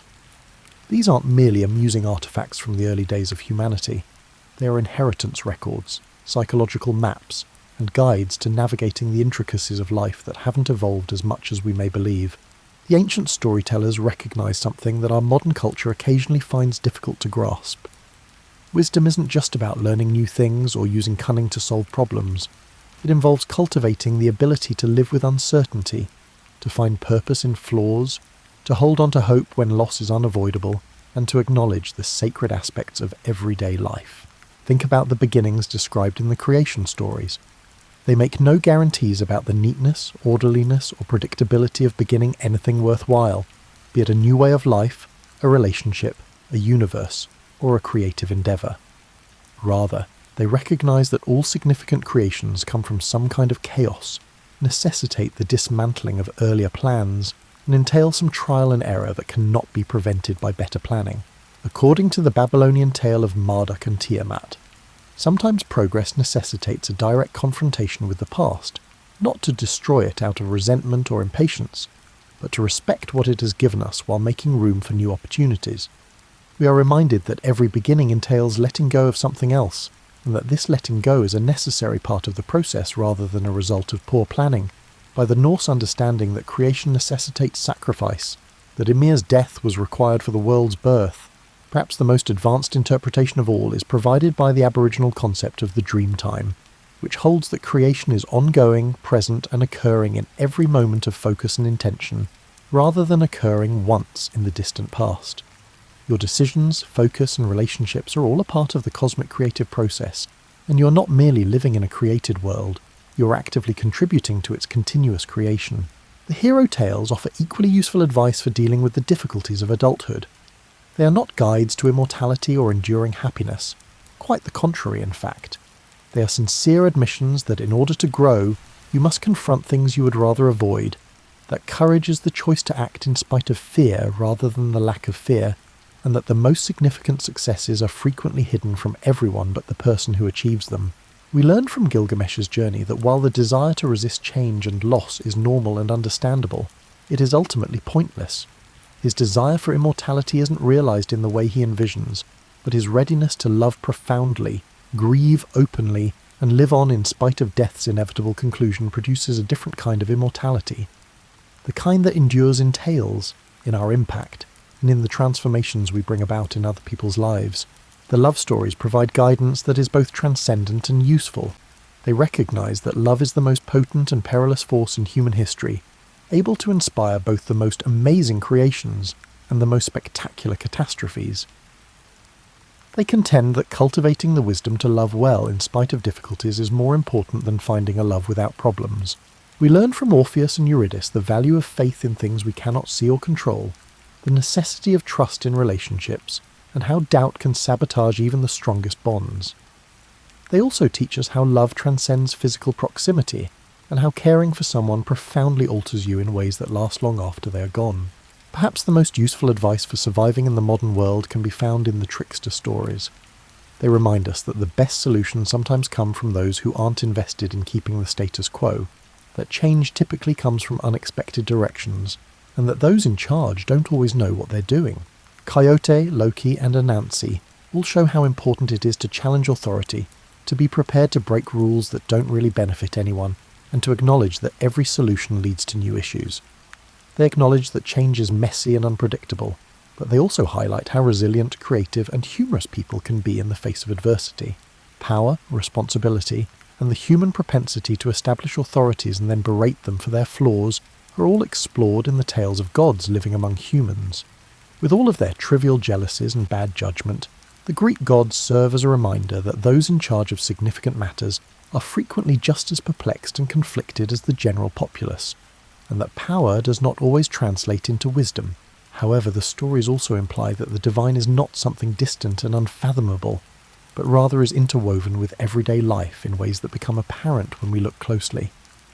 The Hindu conception of Krishna as both a butter-stealing child and a cosmic principle suggests a spirituality that accepts the whole range of human experience, rather than attempting to transcend it. Perhaps the most advanced psychological advice of all is found in the monster stories. Although they admit that fear is a natural part of the human experience, they also contend that our monsters frequently reveal crucial details about the things we need to confront, the things we're avoiding, and the things we haven't yet figured out how to integrate. Even when that power seems more like a curse than a gift, Medusa serves as a reminder that some types of suffering can give rise to power. The Sphinx implies that rather than being adversaries that must be vanquished, the monsters we face are frequently questions disguised as puzzles that must be solved. Fenrir shows us how fear can produce the very futures we're trying to avoid, and how treating someone as dangerous can actually make them dangerous. Most significantly, these old tales have a deeper understanding of time than our culture does. They don't have an obsession with linear progress, which is the belief that things are always improving, that issues can be resolved once and for all, or that better methods or technologies can radically alter human nature. Rather, they acknowledge that human existence is cyclical, that the same basic problems arise in every generation, and that wisdom is not in finding a permanent solution to these problems, but rather in creating the abilities, viewpoints, and behaviours that enable each generation to face them with dignity, ingenuity, and support from one another. We are reminded that destruction and creation are partners in an eternal dance, that loss and renewal are part of the same process, and that every ending contains the seeds of new beginnings by the seasonal cycles that occur in so many mythologies, from Persephone's yearly journey between worlds to the Norse understanding of Ragnarok as both ending and beginning. Compared to our achievement-oriented culture, this cyclical view of time offers a different relationship to both success and failure. It implies that difficulties frequently precede periods of growth, that setbacks are not irreversible defeats, but rather organic components of larger patterns, and that the objective is not to reach a perfect state, but rather to acquire the fortitude and insight necessary to face whatever lies ahead. When you close this collection of stories and go back to your own life, with its unique blend of routine tasks and sacred moments, ordinary responsibilities and extraordinary possibilities, you take with you the wisdom of thousands of generations who have grappled with the same basic questions you do. How do you find meaning in an uncertain world? How can you accept loss and still love deeply?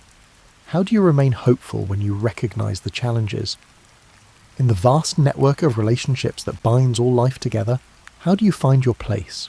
The solutions these tales provide are neither straightforward nor definitive. Rather, they are moulded by the wisdom of innumerable individuals who have persevered in facing the unavoidable difficulties of human life and have been tested by time. They serve as a reminder that we are not alone in our difficulties, that the same questions that keep us up at night are the same ones that have always kept people up, and that participating in such an age-old discussion can be both humbling and consoling. the knowledge that the journey itself is significant, that the questions are just as significant as the answers, and that each generation has the chance to contribute its own voice to the grand ongoing narrative of what it means to be human in a mysterious and great universe, are perhaps the things that the myths offer more than simple answers or happy endings. You can therefore rest in the knowledge that you're surrounded by stories as well as blankets as you turn off the light and go to sleep. These stories are held in place not only by your immediate surroundings, but also by the collective wisdom of all those who have ever gazed at the same stars, pondered the same mysteries, and managed to turn their confusion and longing into stories that continue to comfort and guide those who follow them. Your life, with all its everyday magic and everyday heroism, is one of the newest chapters in this timeless book. The ancient stories are still being written. Rest easy knowing that you are a part of something far more expansive and exquisite than you could have ever dreamed when you first opened these pages. Sweet dreams, fellow human being on the eternal journey. Word count. About 7,000 words. Anansi's strategy of stealing fire from the sky god is a prime illustration of it. Nyame, the sky god, owned fire and kept it locked away for his exclusive use. Humans had to fumble around in the dark after the sunset, were cold, and were unable to properly prepare their food.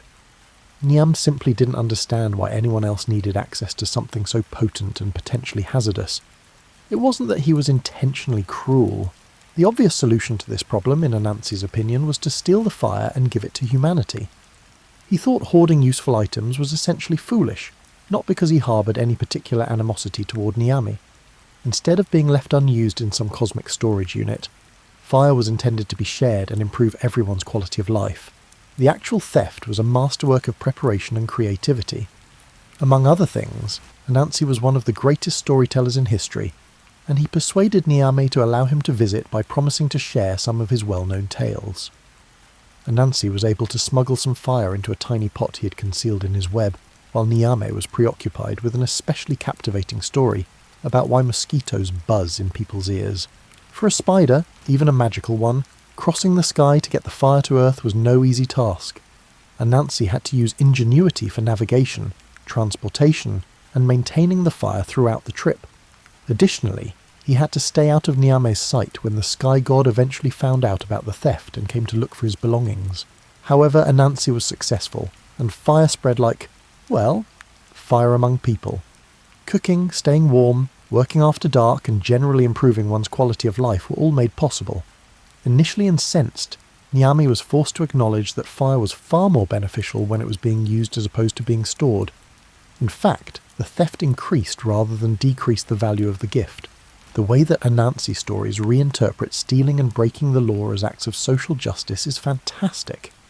Anansi redistributes resources because he sees a world where good things are kept from those who need them, not because he is avaricious or malevolent.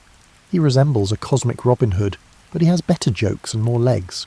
Another example of the art of necessary mischief is Coyote, the trickster of many Native American traditions. Whereas Anansi was endearing and determined, and Loki was complex and occasionally destructive, Coyote was. Coyote, however, was like that friend who has good intentions but no sense of proportion. He would flood a valley while watering your garden, then move mountains to help you find a misplaced earring. There is a common pattern to Coyote stories. Coyote sees a problem, devises what appears to be a clever solution, enthusiastically puts the solution into practice, and then faces consequences that are typically far more significant and bizarre than anyone could have predicted. He is the divine representation of both the necessity of trying new things, even when you are unsure of how they will turn out, and the law of unintended consequences. His attempt to introduce salmon to the Columbia River's inhabitants is among the most charming of Coyote's tales. According to this version, a family of creatures had constructed a dam across the river and was hoarding all the salmon, refusing to share them with anybody else. Coyote determined that people's hunger was intolerable. As usual, he offered a straightforward solution. He would break the dam and release the salmon. Easy, efficient, and sure to lead to complications he hadn't yet considered. Coyote was skilled at the destructive aspect of problem-solving, so the dam breaking itself went without a hitch. The salmon, however, had to be equitably shared with all the various communities along the river once they were free. This was the point at which Coyote's lack of administrative abilities clashed with his good intentions. Immediately overwhelmed by the logistics, he He appointed himself coordinator of salmon distribution. They couldn't agree on seasonal schedules, had different fishing traditions, and wanted different numbers of fish. The world's first fisheries management crisis resulted from what should have been a straightforward resource-sharing issue. Coyote ultimately resolved the issue by essentially stating that salmon would migrate in cycles, arriving in large quantities for a portion of the year before departing to spawn. Although it wasn't the sophisticated long-term fix he had hoped for, it did the trick. Everyone received salmon. The salmon was able to procreate and carry on the cycle, and Coyote gained insight into the distinction between destroying and repairing things, the understanding that change is messy. Progress frequently comes from unexpected directions, and sometimes the best solutions come from people who aren't invested in maintaining the status quo, is what makes trickster stories so timeless. Tricksters don't use meticulous planning and risk assessment to solve problems the way experts and authorities do. When they're tired of the status quo and open to trying something new, they solve problems the same way regular people do. They also acknowledge that good intentions do not always translate into successful outcomes, that every solution leads to new issues, and that sometimes it is more important to simply start the process of change, even if you have no control over its direction. Trickster energy, the willingness to ask questions, try new things, and break rules that need to be broken, feels more relevant than ever in a world that frequently feels trapped in patterns that don't benefit anyone. Ancient people's conceptions of their gods have a wonderfully human quality. These were not the far-off, unfathomable beings of later theology, emanating perfection from some inaccessible celestial throne, with the ability to transform their negative emotions into natural calamities. These divine beings shared all of our problems, small grievances, and dubious decision-making abilities. Specifically, the Greek gods were like a dysfunctional family that just so happened to govern the natural forces. Mount Olympus was not so much a place of God, as it was the most exclusive gated community in the world, inhabited by beings with limitless power and the emotional maturity of reality TV contestants. They had sibling rivalries that could literally change the landscape, harboured resentments for centuries, and fell in love in inappropriate ways. As the alleged ruler of the gods and universe, Zeus devoted most of his time to resolving issues that he had caused. His solution to his attraction to mortal women was to change into different animals and entice them, which resulted in a constant flow of demigod offspring with complex parental problems. When the king of the gods chose to court the women in the form of a bull or a swan, his wife, Hera, spent just as much time being enraged about these affairs and exacting revenge on the women as if they had any say in the matter. It was like watching a soap opera with characters who could throw lightning bolts when they were angry. When the next crisis arose from precisely the same pattern of behaviour, everyone would act shocked.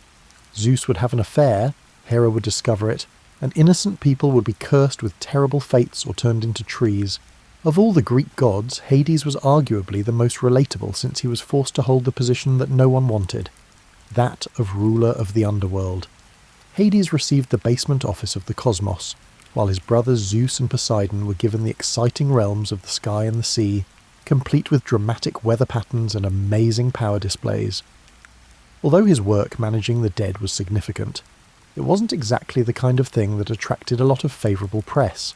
It's possible that Hades received the least glamorous assignment because he was the most responsible of the three brothers. He managed his realm effectively, kept to himself most of the time, and showed up for work every day. Even that story becomes more likeable when you consider that he was likely just lonely, and didn't know how to ask someone out when your job required you to spend all of your time with dead people. His biggest PR disaster was kidnapping Persephone to be his wife. Given that it was negotiated by those who had the authority to wipe out all life on Earth if they didn't get their way, the solution to Persephone's predicament, where she spends part of the year underground with Hades and part of the year above ground with her mother Demeter, was actually a fairly reasonable compromise. Hades received company during the dark months, humanity received an explanation for the seasonal changes, and Demeter received her daughter back for the spring and summer. If you don't consider the kidnapping aspect too much, everyone kind of won. The gods of Egypt approached divine behaviour differently. The Egyptian gods were more like cosmic principles with personalities than the Greek gods, who were basically immortal humans with superpowers. They were more than just strong creatures. They represented the basic elements of life, such as death, rebirth, order, chaos, the flooding of the Nile, and the sun's journey across the sky. Making sure the sun rose each day was perhaps the most significant duty performed by the sun god Ra in the Egyptian pantheon.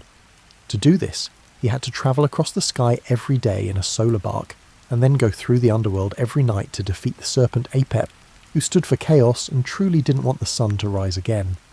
It wasn't as simple as flipping a cosmic switch. Take a moment to consider the weight of that responsibility. Ra was required to successfully navigate celestial waters, lead a crew of divine beings, and then engage in a cosmic battle against the forces of entropy on a daily basis. The sun wouldn't rise and civilization would come to an end if he had a bad day, became ill or distracted, or simply didn't feel like putting up with Apep's nonsense. What's amazing is that Ra was able to stick to this routine for thousands of years without ever taking a day off. He either needs to learn about work-life balance or is the most dependable employee in the universe because of his commitment to routine. However, the interconnectedness of existence was also something that the Egyptian gods understood. Every element of Egyptian cosmology was affected when Set killed his brother Osiris out of jealousy, a family drama that makes Greek divine dysfunction seem mild. Set ruled over chaos in the desert. Osiris became the god of the dead and the afterlife, and their sister wife Isis became the goddess of healing and magic as she sought to protect their son Horus and bring her husband back to life. The narrative of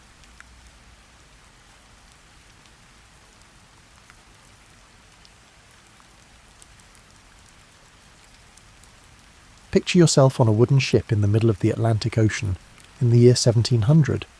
The water looks like a wrinkled blue bedsheet with no edges. It goes on forever. The sails made of canvas above you snap and billow in the wind, making sounds like thunder in the distance. You can hear the wood creaking all the time below deck. The ship's wooden bones bend and groan as the waves lift and drop the ship in a never-ending rhythm that makes your stomach feel bad. Now here's the scary part. You have no idea where you are. You have a pretty good idea of how far north or south you've gone. That's not too hard. A sextant can tell you the angle of the sun at noon when it is at its highest point in the sky. To find your latitude, compare that angle to tables in a book and do some math that would make your high school geometry teacher proud. For hundreds of years, sailors had been doing this, and it worked great. But what about east and west? That's when things got hard. Scary and very hard to understand. To find out how far east or west you've travelled, your longitude, you need to know what time it is back home. This may seem easy, but it's actually very hard. You can figure out that you're about 60 degrees west of London if you know that it's noon where you are now and that it's 4 in the afternoon back in London. 15 degrees of longitude is equal to 1 hour of time difference. It's really beautiful math, the kind that makes you feel smart just thinking about it. The problem is that clocks from the 1700s were moody and worked great in your living room, but as soon as you put them on a ship, they became useless lumps of metal and gears. The metal parts of the device expanded and contracted when the temperature changed. The moisture in the air caused their delicate parts to rust. The constant rocking motion messed up their pendulums, which were the weights that kept time steady. And what about salt air? Salt air was like poison to machines. It ate away at brass and steel like the ocean waves that slowly wear down a cliff. Sailors in the age of exploration were basically driving across a flat desert with no GPS, compass, or map. They had to guess where they were by looking at the sun and making educated guesses. And as you might expect, this caused disasters that would haunt maritime history. Ships would sail confidently toward what they thought was a safe harbour, only to find themselves grinding onto rocks that shouldn't have been there for another 100 miles. Whole fleets would miss their destinations by hundreds of miles, and sailors would run out of food and water as they desperately searched the horizon for land that was actually far behind them. The ocean was hiding things, and those things were dangerous. On a foggy October night in 1707, a British naval fleet led by Admiral Sir Cloudesley Shovel was sailing home from Gibraltar. This was the worst maritime disaster of the time. The Admiral's navigators told him they were safely to the west of the dangerous rocks off the Isles of Scilly, which are near the southwestern tip of England. They were wrong. Catastrophically, it was wrong in the past. 4 ships hit the rocks that night and went down in a matter of hours. Their screams were lost in the fog and wind as almost 2,000 men drowned in the cold Atlantic waters. Admiral Shovel was one of them. He made it to shore alive, but a local woman killed him because she wanted his emerald ring. It was the kind of tragedy that shows you how cruel it can be when people make mistakes and nature acts. Britain was shocked. The country that was building an empire that stretched around the world couldn't even safely get its own ships home. It was like being a great race car driver who couldn't always park in their own garage. The embarrassment was only worse than the rising death toll and the money lost when merchant ships disappeared into the ocean's vast anonymity. There had to be a change. The question was what, and who would be smart enough to figure out a problem that had stumped the smartest people of the time? In the village of Falby in Yorkshire, England, a boy named John Harrison grew up in a world where the sun moved across the sky and the seasons changed. John was born in 1693 and was the kind of kid who noticed things that other kids didn't, like how shadows moved across the floor, how birds seemed to know exactly when dawn would break, and the exact rhythm of his own heartbeat. His dad was a carpenter, which meant he was a craftsman, an artist, and a problem solver all at the same time. When people needed a door that fit just right, a table that wouldn't wobble, or a beam that could hold up a roof for 100 years, they came to you. Carpentry required an eye for detail and a feel for how materials worked.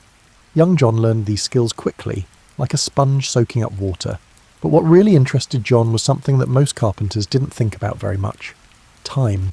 He would watch his dad work and pay attention to how long each job took, how the quality of the wood affected how fast it could be cut, and how his dad's experience helped him guess how long a project would take with amazing accuracy. John was thinking about measurement, precision, and the unseen rhythms that controlled everything around him, while other boys his age were playing games or doing things that made their parents sigh heavily. When John was about 7 years old, he got smallpox, a disease that killed millions of people and left those who survived with scars for life. John lived, but the sickness kept him in bed for weeks. Someone gave him a watch while he was recovering, and it changed his life. You might think that a watch is a boring gift for a sick kid. There were no flashing lights, moving parts you could see, or bells and whistles. That watch, though, was a window into a world of precision for John Harrison. He would put it to his ear and listen to the steady tick-tock of brass and steel like a heartbeat. He would watch the hands move slowly around the dial, turning seconds into minutes, minutes into hours, and hours into days. He took it apart, which is the most amazing thing. Imagine being 7 years old, sick with a disease that is killing people all around you, and deciding that the most interesting thing you could do is take apart a complicated machine to see how it works. John took out each tiny screw, gear, and piece of metal with great care and put them on his bedside table. Then, with a level of focus that seems almost impossible for a child, he put it all back together, and it still worked. This wasn't just mechanical skill, it was a kind of genius that shows itself early and loudly. John Harrison knew what he wanted to do before most kids could spell their own names. John's interest in clocks didn't fade as he got older. He didn't make it less deep, he made it deeper. He started making clocks, not as a business at first, but as a hobby that took up all of his free time. He worked in his father's carpentry shop and tried out different materials, designs, and ways to fix the basic problems that made clocks inaccurate. Wood was the first thing he chose that changed everything. Other clockmakers used metal gears that changed shape with temperature changes. John, on the other hand, found that certain types of wood, like oak and boxwood, had amazing qualities. If you cut them the right way and put them together the right way, they would naturally adjust to changes in temperature. When one part got bigger, the other part got smaller, which kept the clock's accuracy stable. It was the kind of insight that seems clear in retrospect but takes real genius to find. John was learning about physics and engineering on his own, even though these ideas wouldn't be written down for decades. He did this while working in a small workshop in Yorkshire by candlelight. By the time he was in his 20s, John had made clocks that were so accurate that they only lost about 1 second a month. This was an amazing feat for the time. People would travel for miles to see his clocks, which were local wonders. But John wasn't happy. He could tell that there was something bigger that his skills could do, some bigger problem that only his unique genius could solve. He didn't know yet that the problem was waiting for him in the form of a parliamentary prize, a maritime crisis, and the task of making a clock that could keep perfect time while being tossed around on angry seas.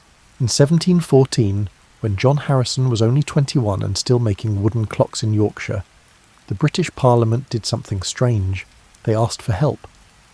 The Longitude Act said that anyone who could figure out the longitude problem would get a prize of £20,000, which is about the same as several £1,000,000 today. £20,000. Take a moment to think about that.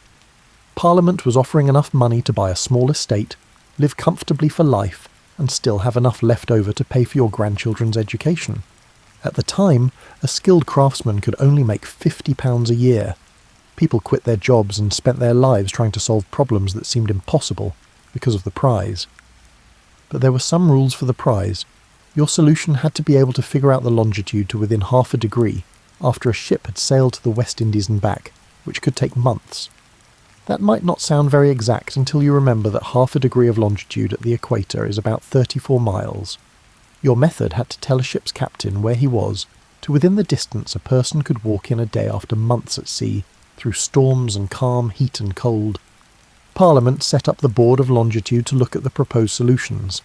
This group of scientists, naval officers and government officials would decide who should get the prize.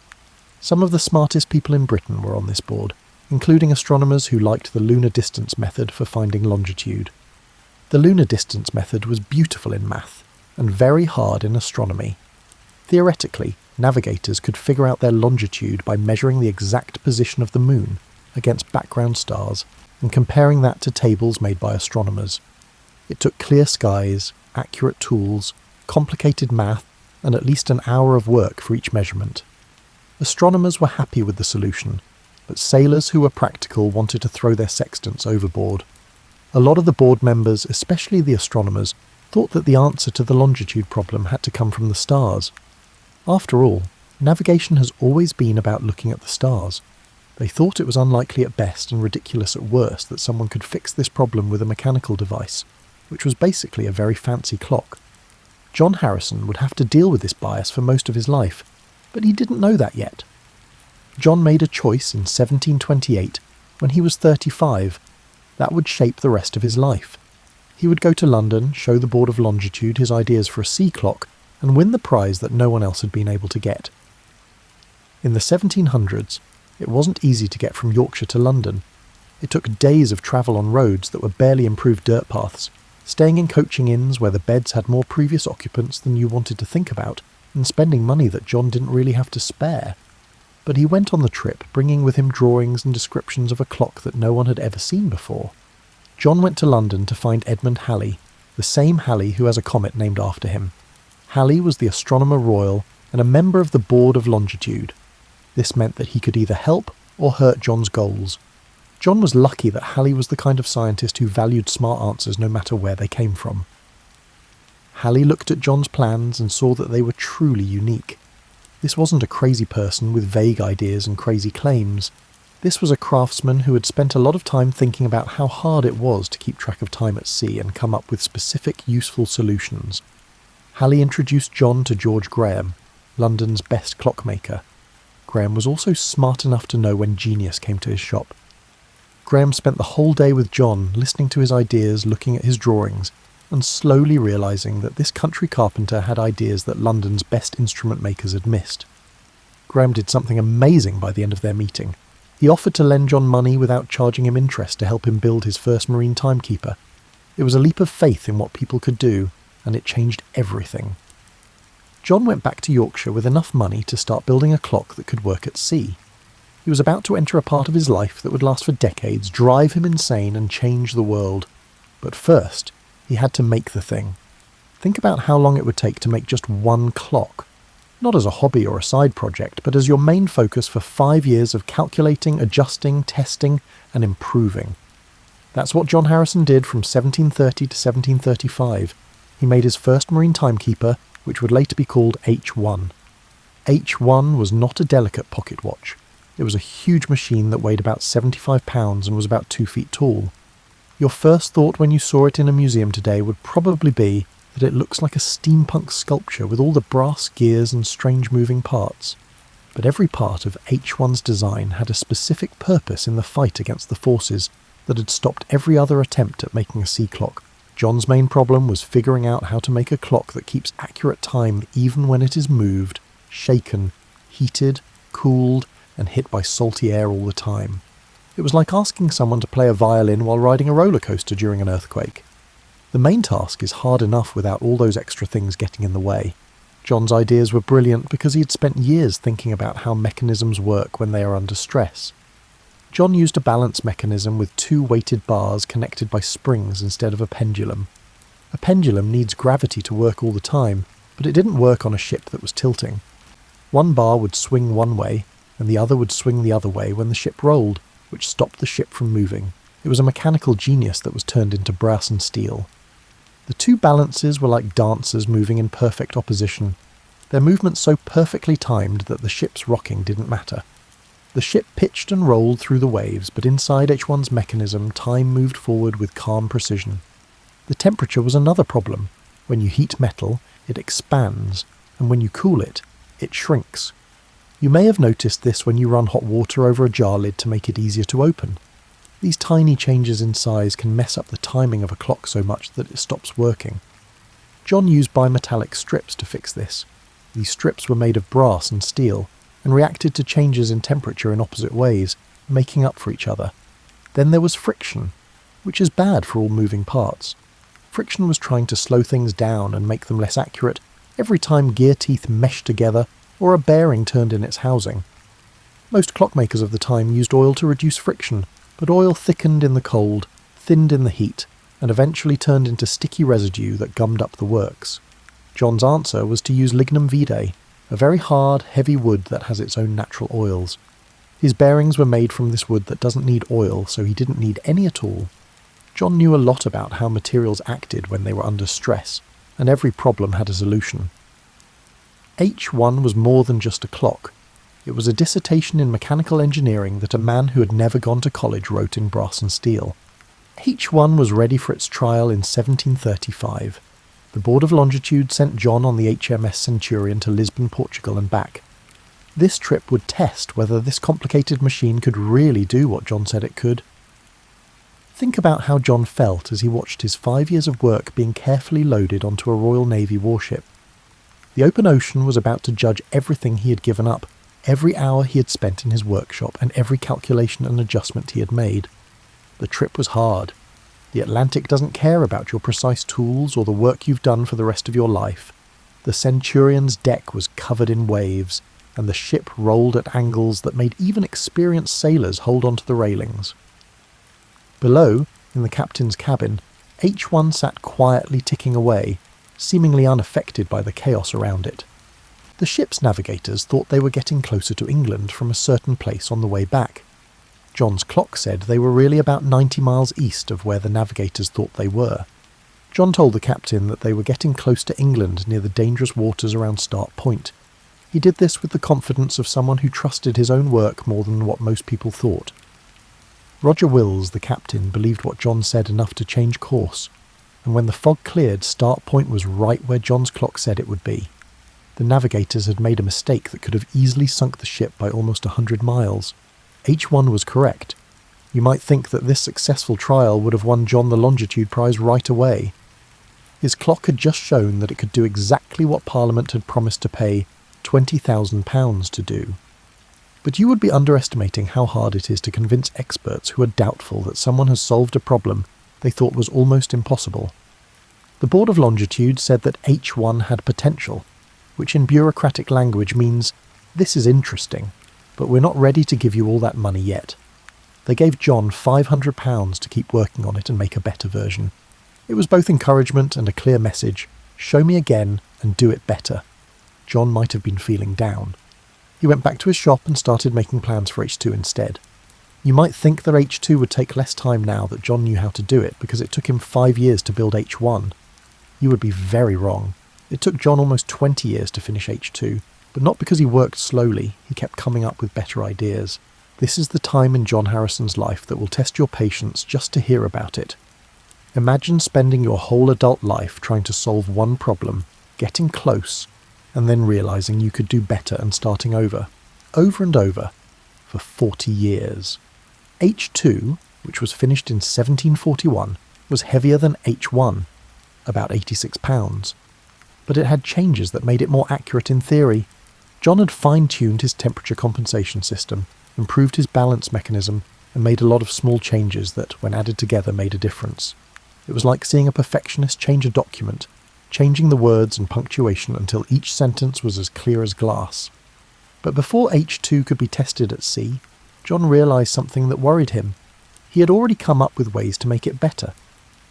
The world of ships was also changing. The Board of Longitude had paid for the creation of a new way to measure the distance to the moon, and astronomers were publishing tables that made navigating by the stars easier. John's chance to prove his mechanical solution was running out. John started working on H3 in 1749. It would take him 17 years to finish this version. During that time, he hardly left his workshop, rarely saw friends, and focused so hard that his friends and family were worried. William, his son, who had grown up watching his father's obsession, became his assistant and later his advocate when he had to deal with the Board of Longitude. H3 was smaller than the ones that came before it, but it was much more complicated. John added new features like a bimetallic strip to adjust for temperature and a caged roller bearing mechanism. This design was so ahead of its time that it wasn't rediscovered and widely used until the Industrial Revolution, more than 100 years later. You benefit from something John Harrison came up with while trying to solve the longitude problem every time you ride in a car or use a machine with roller bearings. But there was a problem with H3 that John couldn't completely fix. It was more sensitive to the ship's movement than his other designs. The changes he made in some areas had made other areas weaker. It was the kind of trade-off in engineering that keeps perfectionists up at night, and John was definitely a perfectionist. John was in his 60s by the middle of the 1750s. He had been working on sea clocks for more than 30 years. His first try was good enough to show that the idea worked, but not good enough to win the Longitude Prize. His later attempts had been better in some ways, but he still hadn't reached the level of perfection he wanted. A lot of people would have given up. The right thing to do would have been to admit that he had made important contributions, take whatever money the Board of Longitude was willing to give him, and then retire knowing that he had helped people learn more. John Harrison was not like most people, and he was not being reasonable about this problem. John made a choice in his workshop that must have seemed a little crazy even to him. He would stop working on H3 and start over from scratch with a very different method. His new clock would be nothing like the big, complicated machines he had spent years building. It would be small, elegant, and based on ideas he had learned while working on the other ones but had never fully used. He would make H4, which would be a watch. Think of a pocket watch from the 1700s, like the kind you might see in a period drama, as hanging from a gold chain on a gentleman's waistcoat, fancy, classy, and small enough to fit in your hand.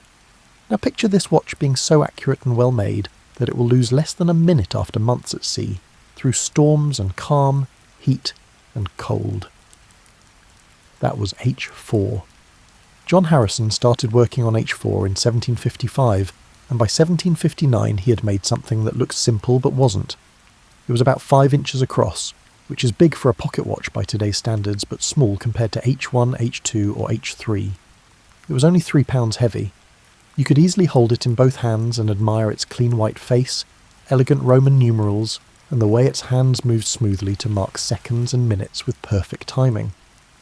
But the ease was a trick. Inside H4's silver case was a world of exactness. John had put together everything he had learned about clockmaking over the past 30 years into a package that could fit in your pocket. The balance wheel moved back and forth 5 times per second, which was faster than any other marine timekeeper. This meant that small mistakes in each oscillation would average out instead of getting worse. It was the application of statistical smoothing to mechanical engineering, long before anyone had put these ideas into writing. The escapement mechanism, which turns the spring's energy into the regular tick-tock motion, was a work of art in terms of miniaturization and accuracy. John had made sure that every tooth on every gear fit together perfectly, which cut down on friction to almost nothing while still keeping the right ratios for keeping time. The craftsmanship was so good that when you look at H4 under a magnifying glass, you can see details that shouldn't have been possible with tools from the 18th century. The temperature compensation system used a bimetallic balance that grew and shrank in just the right amounts to keep the watch accurate in both Arctic cold and tropical heat. The jewelled bearings, which were tiny ruby bearings that John used at important friction points, kept the machine from wearing down and kept it accurate for a long time. Every part of H4 was the most advanced thing that could be done with machines at the time. H4 was ready for its trial in 1761, when John was 68 years old. The Board of Longitude sent the watch on a trip to Jamaica to test it. The trip would take months, and put the watch through all kinds of weather and conditions that could happen in the Atlantic. William, John's son, offered to go with H4 on the trip. This was partly because his father was too old for such a long and hard journey, and partly because someone needed to wind the watch every day and keep an eye on how it was working. Can you picture how William felt as HMS Deptford got ready to leave? He had his father's whole life's work in a silver case that was small enough to fit in his pocket. If H4 didn't work, all the work the Harrison family had done for decades would have been for nothing. If they were successful, they would gain fame, wealth, and the satisfaction of solving one of the biggest scientific problems of the time. The trip to Jamaica took 81 days, and during that time William wound H4 every day, and kept careful records of how it worked. The watch kept ticking through the heat of the Caribbean, and the storms of the Atlantic, as well as the calm times when the ship barely moved, and the gales when experienced sailors prayed for deliverance. William compared H4's time to local astronomical observations. When the Deptford finally got to Jamaica, H4 had lost 5 seconds. 5 seconds. The watch was off by 5 seconds after 81 days at sea, during which it travelled thousands of miles in all kinds of weather. That mistake meant that the longitude calculation was off by just over 1 nautical mile, which is a lot better than the 34 miles the longitude prize needed. The trip back was just as amazing. The Deptford came back to England after 161 days at sea, and H4's total error was 1 minute and 54.5 seconds. There should have been no doubt that John Harrison had solved the longitude problem because it had gone so far beyond what was needed to win the highest level of the longitude prize. At this point you might think that the Board of Longitude would have given John the full £20,000 prize right away, ordered several copies of H4 and celebrated British creativity. That is not what happened. Not even close. If you've ever had to deal with red tape, you know how annoying it is when rules change, goals change, and committees ask for more proof before they make a decision. Now, multiply that frustration by a few decades and add the bitter disappointment of seeing lesser solutions get support, while your own work is met with endless doubt. John Harrison had that experience after H4's successful trial.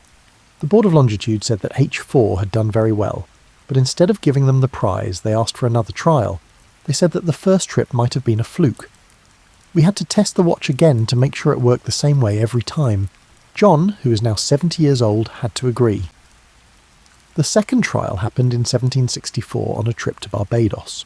The Board of Longitude sent Neville Maskelyne this time. He was an astronomer who was very interested in the lunar distance method of finding longitude. Maskelyne was smart and dedicated, but unfortunately for John, he was completely sure that astronomical methods were better than mechanical ones. H4 worked perfectly during the trip, but Maskelyne's report focused on small problems and theoretical issues instead of the watch's overall accuracy. It was like complaining that the cup holder is an inch too small when you review a car that gets 100 miles per gallon. When they got back to England, the board decided that even though H4 had done a great job, they couldn't give him the full prize until John showed everyone how he built things and let other watchmakers copy his work. This request put John in a bad spot. He didn't want to share his secrets because other makers could copy his design and he would lose his edge in the market. He would not get the prize he had worked his whole adult life for if he said no. It was a bureaucratic catch-22 that looked like it was meant to keep him from getting the credit he deserved. The board finally gave John half of the prize money, £10,000, but only if he explained how he did it and made sure that the duplicate watches were built. It was like winning an Olympic gold medal and being told you could only have it if you taught everyone else how to do it first. If they were happy with how you taught them, you might get the rest of your prize later. Neville Maskelyne had become the Astronomer Royal and a senior member of the Board of Longitude by this point. He kept pushing for the lunar distance method by publishing tables and instructions that made navigating the stars easier. It was good work that helped a lot of sailors, but it also meant that the person judging John's mechanical method had spent years working on a competing solution. The scientific community had a strong bias against mechanical solutions. A lot of astronomers thought that navigation was an astronomical problem at its core, and should be solved with astronomical tools. They were offended that a craftsman, who wasn't even a real scientist or mathematician, could use gears and springs to figure out longitude. For years, John built duplicate watches under the board's watchful eye. He showed other watchmakers how to do it and gave them more and more detailed explanations of his work. William, his son, became his lawyer, publicist, and moral support all at once. He argued John's case before the board, wrote pamphlets explaining how unfair their treatment was, and did all of these things. John was in his late 70s by the early 1770s, and he still hadn't won the full longitude prize. It had turned into a bit of a public scandal. This man had clearly solved the problem that Parliament had asked him to, but he couldn't get the promised reward because of technical issues, bureaucratic delays, and what seemed to be professional jealousy from the astronomical establishment. In 1772, John was desperate and knew he didn't have much time left because he was getting older. He did something strange. He wrote to King George III directly. It was a brave move to go straight to the royal authority instead of going through the Board of Longitude. King George III liked science and was especially interested in tools that were very accurate. The king was said to be very angry when he found out about John's situation. A man had spent 50 years working on an important problem and still hadn't gotten the promised reward. He had his 4 brought to his private observatory, where he watched it work for weeks. The king was sure that John had been treated unfairly. George III used his power to make Parliament give John Harrison the rest of the prize money. John finally got the full £20,000 he had been promised almost 60 years earlier in 1773 when he was 80 years old. It was a win, but it was a sad one. John won not because the scientific community recognised his work, but because the royal family had stepped in and stopped them from objecting any longer. The Board of Longitude never officially said that John had won the Longitude Prize. Instead, they made the payment as a special grant from Parliament, which was worded in such a way as to avoid suggesting that the board had made a mistake. 3 years later, in 1776, John Harrison died at the age of 83. He had lived long enough to see his work get praise, to know that his sea clocks worked and could save lives, and to see the start of a revolution in how ships navigated that would last for the next 200 years. But he died without ever getting a formal letter from the Board of Longitude saying that he had solved the problem they had asked him to solve. You might not feel like you've won even when you do win. As you get more comfortable in your blankets, and the stress of the day starts to fade, let's talk about what happened after John Harrison died. This is when his story goes from being about a personal victory to a global change. By the 1780s, other watchmakers were making marine chronometers based on John's ideas. These watches were very expensive. A good marine chronometer could cost more than the captain of the ship made in a year. But for long trips, they quickly became very useful. Ship owners learned that the price of a chronometer was nothing compared to the value of the cargo they could lose if they got lost. As standard equipment, the British Navy started giving ships marine chronometers. Captain James Cook took a chronometer made by Larkham Kendall on his famous Pacific voyages in the 1770s. It was basically a copy of H4. Cook wrote with great enthusiasm about how accurate and dependable the chronometer was, calling it his trusty friend and never-failing guide. People pay attention when the man who mapped more of the Pacific Ocean than anyone else before him praises your navigation tool. By the beginning of the 1800s, marine chronometers were the most common way to find longitude at sea.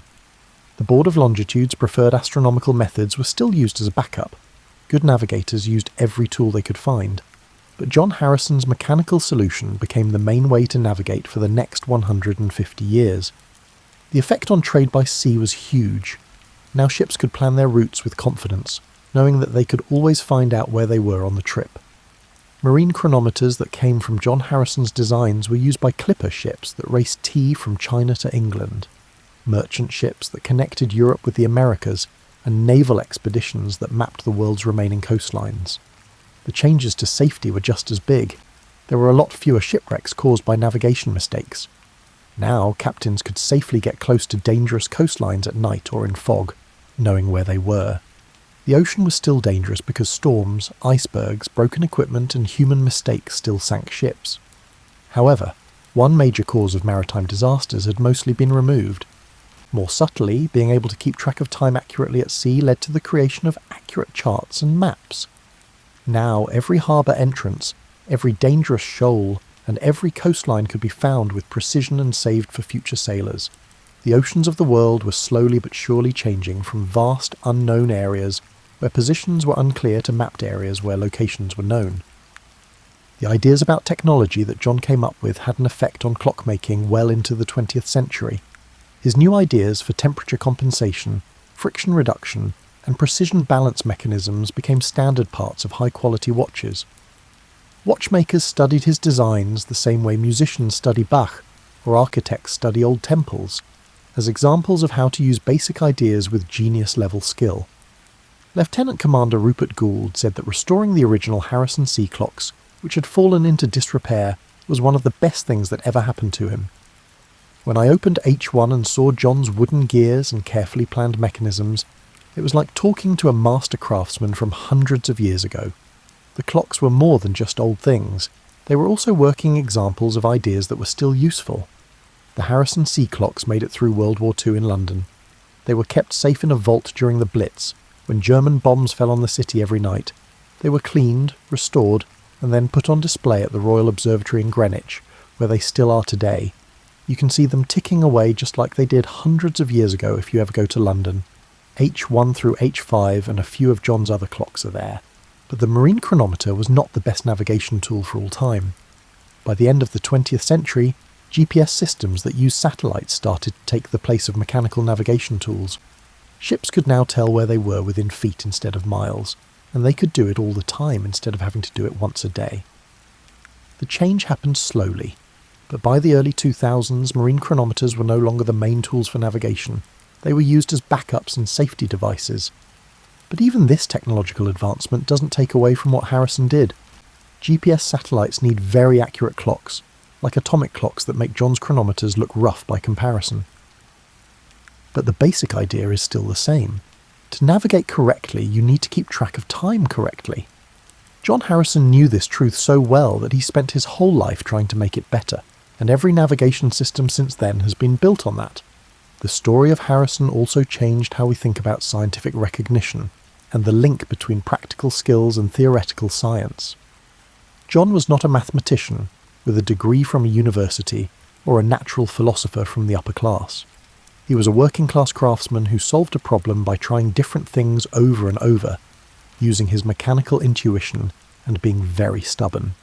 His success called into question the idea that only traditional academic sources can lead to important scientific breakthroughs. Historians have been both embarrassed and fascinated by the way the Board of Longitude treated Harrison in the last few decades. How could smart, well-meaning people not see that the answer to the problem they had defined was so clear? The answer has to do with class bias, jealousy among professionals, institutional inertia, and the fact that people tend to prefer solutions that come from people who are like them, instead of people who are not. Today, several museums have working copies of Harrison's chronometers that were made by skilled craftsmen who followed his original plans. These replicas still work as well as they did in the 1700s, losing only a few seconds a month even though they were made with tools and methods from that time. It shows how well John's designs worked, and how well he understood the underlying ideas. The story of Harrison has inspired books, movies, and even a best-selling novel by David Sobel called Longitude, which told millions of people about John's fight and victory. Students learn about him as a role model for hard work and new ideas. Engineers look at his mechanisms as examples of how to solve problems in a smart way. And anyone who has ever felt like an expert didn't believe in them can find something inspiring in his refusal to give up. As you start to feel sleepy, let's take a step back and think about what John Harrison's work really means in the grand scheme of things. It's not just about one man making fancy clocks. It's also about how we as people relate to time, space, and our place in the universe. Time was mostly a local thing for most of human history. Noon was when the sun was at its highest point where you were standing. The sun's path across each village, city, and valley's sky set the time for each place. This worked well when most people didn't go more than a few miles from where they were born. But as societies grew and communication got better, this way of keeping time caused problems. What time does the morning coach leave? When should we get together? The absence of a standardised time became progressively problematic when organising activities requiring coordination across distant locations. The longitude problem made people rethink how they thought about time.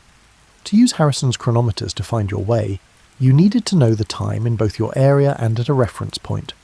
Greenwich, England, became that reference point, and this is how we got Greenwich Mean Time. All of a sudden, time wasn't just something that people in one place could see. It was a global standard that linked faraway places on Earth. This change in how people thought about time eventually led to the time zones we use now. In the 19th century, when railroads started linking far-off cities, it became impossible to keep track of local times. It was a nightmare to coordinate a train schedule that used dozens of different local times. The answer was to break the world up into time zones, each of which was set to a standard time. Greenwich was the main meridian, which is the point from which all other longitudes are measured. When you look at your watch to see if you're late for a meeting, or to help a friend on the other side of the world figure out what time it is, you're using a way of thinking that came from John Harrison's work on the longitude problem. Standardization of time was necessary for navigation, which is why it became the same all over the world. Harrison's chronometers were also an important step in the history of human precision. Before the Industrial Revolution, most things were made by hand. It fit the frame of the door. The wheel was round enough. People used their eyes and experience to make measurements instead of exact tools. The work of John Harrison required and showed a level of accuracy that was not needed before and was almost impossible to imagine. It was necessary to shape each gear tooth in H4 to within a few millimetres. Every spring had to have the right amount of tension. Each bearing needed to be the right size. This wasn't rough craftsmanship. It was precision engineering before that word even existed. John had to come up with new ways and tools to get the accuracy his designs needed. This focus on accuracy spread from clockmaking to other areas. The Industrial Revolution was based on machines that got better and better at making parts that fit together better and better. The tolerance standards that modern manufacturing takes for granted. Parts machined to thousandths of an inch. Components designed to fit together with minimal gaps. These ideas came about in part because of the precision culture that clockmakers like Harrison started. Harrison's life also shows how strong people can be, which is very moving. He started making sea clocks when he was in his 30s, but it wasn't until he was 80 that he got full credit for them. That's a lot of work on one problem over 50 years.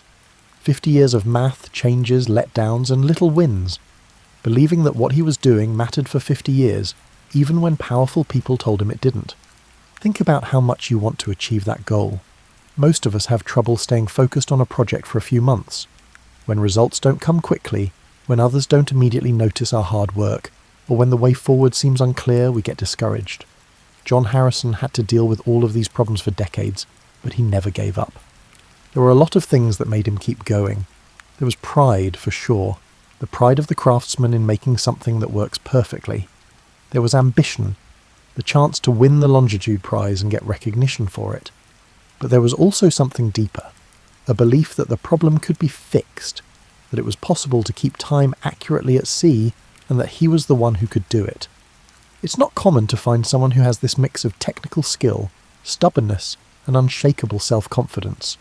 A lot of people have one or two of these traits, but having all three for a long time creates the kind of focused intensity that can solve problems that others think are impossible.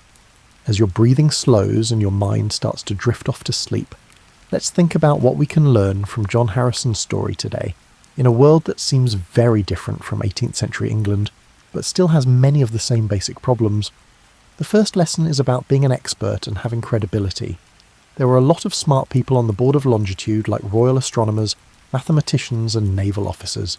They really thought they knew the best way to solve the longitude problem. They weren't mean or dumb. But they were so sure that astronomy had to be the answer that they couldn't fully see the value of a mechanical answer, especially one suggested by someone who wasn't in their field. We see this happen a lot in history. Experts in a field become so attached to certain methods that they refuse to consider other options, especially those suggested by people who aren't experts. This is a reminder that having credentials and an education doesn't mean you're open to new ideas. Sometimes the person who makes the breakthrough doesn't know that what they're trying to do is impossible. Second, there's the lesson about how to be perfect and keep going. John Harrison could have stopped after H1 showed that the basic idea worked. He could have taken his partial payment and fame and lived comfortably in his later years. Instead, he kept asking for better, more polished, and more perfect answers. H4 was his fifth major try at fixing a problem that his first try had mostly fixed. It's good that you're trying to be perfect, but it's also a little worrying. When does the search for improvement make it hard to put a good enough solution into action? Harrison worked on his designs for decades, but sailors kept dying because of navigation mistakes that H1 could have fixed. People who work on hard problems have to deal with the tension between wanting everything to be perfect and being practical. Third, there's the lesson about getting credit and being recognised. John Harrison needed outside proof that he had solved the problem, like the Longitude Prize or official recognition from the board. He got most of what he wanted, but not always in the way he wanted. The board never said he was the winner in an official way. Instead of being recognised by the institution, the prize money came from the royal family. His vindication was both complete and incomplete. Many of us spend our lives looking for recognition for our work, whether it's getting a promotion, getting good reviews, making a lot of money, or just getting praise from people we look up to. Harrison's story shows that validation can come in surprising ways and may not be as satisfying as we thought it would be. The work itself, the joy of solving the problem and making something that works well, might have to be the reward. Fourth, there's the lesson about how things get better. There wasn't one brilliant idea or lucky find that solved the longitude problem. It was fixed over the course of decades of small changes, each one building on the last. Harrison's first clock taught him things that he used to make his second clock, which taught him things that he used to make his third clock. Progress was made up of a lot of small steps forward, not one big jump. This pattern holds true for most major accomplishments. We like to think that breakthroughs happen in dramatic eureka moments, but real progress usually looks more like John Harrison's workshop. Years of careful testing, countless small changes, and slowly building up knowledge and skill. Fifth, there's the lesson about picking your problems. John Harrison could have made a good living as a clockmaker by making regular clocks for regular people. Instead, he decided to take on one of the hardest technical problems of his time. This decision shaped his whole life, leading him to victory but also to years of anger and disappointment. We all pick problems to work on, even if we don't mean to. Some people pick problems that are both solvable and rewarding. Some people choose problems that are hard but important. Some people, like Harrison, pick problems that seem almost impossible but are very important. There isn't one right answer for what kind of problem to solve, but the choice you make will affect the way you live. Last but not least, there's the lesson about time. John Harrison devoted his life to accurately measuring time, recording its passage through springs and gears, and making its flow visible and measurable. But his own sense of time was shaped by decades of hard work, the slow accumulation of skill and knowledge, and a level of patience that most of us can't even begin to imagine. In this age of instant communication and quick change, it's hard to believe that Harrison would spend 50 years on one problem. We're used to getting quick results, quick feedback, and instant satisfaction. Harrison's story reminds us that some goals take a different kind of time. Instead of days or months, they take decades, and progress is slow.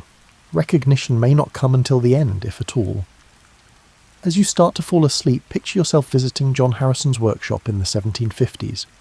The room would smell like metal filings and oil, wood shavings, and the smell of a place where people work hard. Candles and the little bit of sunlight that came through the small windows would give off light. It was so dim that it barely lit up the incredibly fine work John did, squinting at tiny gears and springs. You would hear the ticking of many clocks, not just one. Each clock marked time in a slightly different way as John tested, changed, and improved his designs. The sounds would mix and get in each other's way, making complicated rhythms that never quite fit together. Tick-tock, tick-tock, a dozen different voices are measuring the same invisible river that flows by all the time. And there would be John himself, probably in his 60s or 70s by the time Ch4 was being built. His eyesight wasn't what it used to be, but his hands were still steady, his mind was still sharp, and his determination was still strong. He would have tools he made himself for jobs that no one else had ever done before, like specialised files, custom-made measuring tools, jigs and fixtures to hold small parts while he worked on them. If you asked him why he kept going after 30 or 40 years without full recognition, he probably wouldn't have a dramatic answer. He might just say that the problem could be fixed, that he knew how to fix it, and that the world needed the fix. It might have been that easy for John Harrison.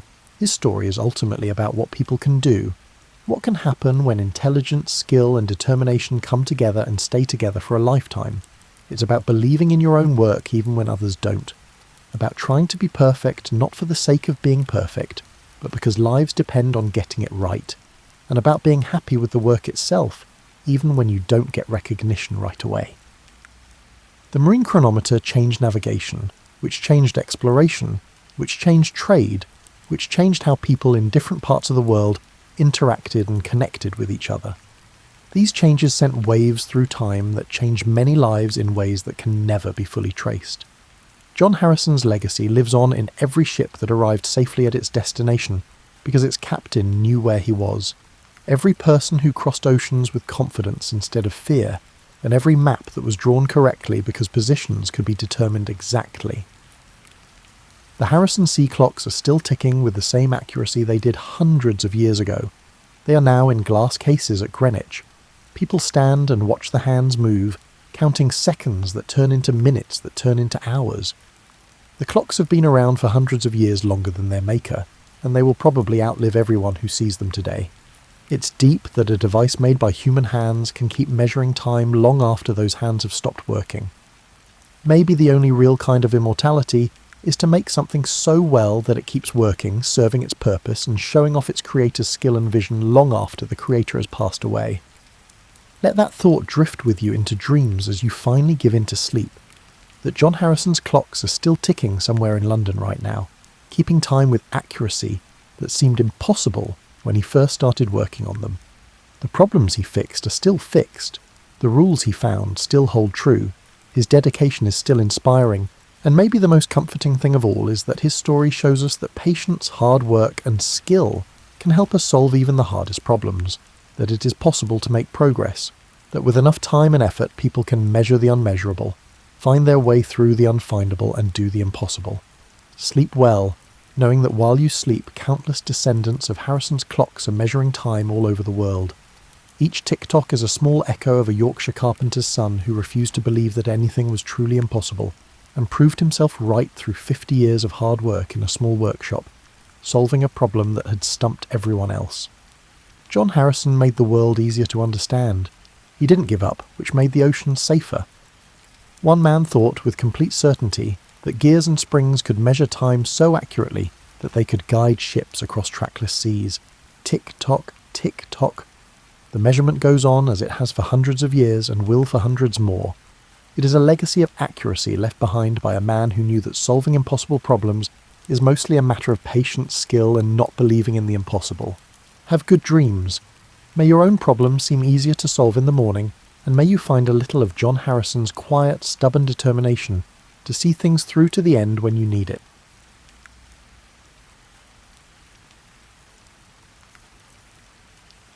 The wind on the Mongolian steppe doesn't merely just blow, it also delivers judgment. Harsh and unrelenting, it strips away pretense, like skin from bone. Modern meteorologists measure wind speed in kilometers per hour. 13th century Mongols measured it by how quickly it could freeze the tears on your face. During winter, temperatures routinely plunge to negative 40 degrees, a number where Celsius and Fahrenheit find their rare point of agreement. That same landscape might bake at 40 degrees Celsius, 104 degrees Fahrenheit, in the summer, causing thermal swings that are unheard of in our climate-controlled lives. You, with your dependency on consistent room temperatures, hot showers, and memory foam mattresses, would find yourself desperately unprepared for this fundamental reality. The average Mongol warrior began developing their environmental resilience before they could walk. By age 3, children were placed on horses. By 5, they could ride independently. By 10, many had survived multiple seasons of brutal weather that would send modern emergency management agencies into crisis mode. Your entire concept of roughing it might involve a weekend of glamping with a portable espresso maker. The Mongols would find the idea laughable if they understood what espresso was. Water, that substance you acquire with a lazy twist of a faucet handle, required strategic planning in the empire. The steppe's watercourses were unreliable, sometimes disappearing entirely during dry periods. Many Mongols drank arag, fermented mare's milk, which served multiple purposes: hydration, nutrition, mild intoxication, and, crucially, bacteriological safety. Your untrained digestive system would likely reject this essential staple, leaving you dehydrated on the windswept plains. Consider your current fitness level. The average Mongol regularly rode 60 to 80 kilometers daily. They maintained this pace for weeks while wearing armor and carrying weapons.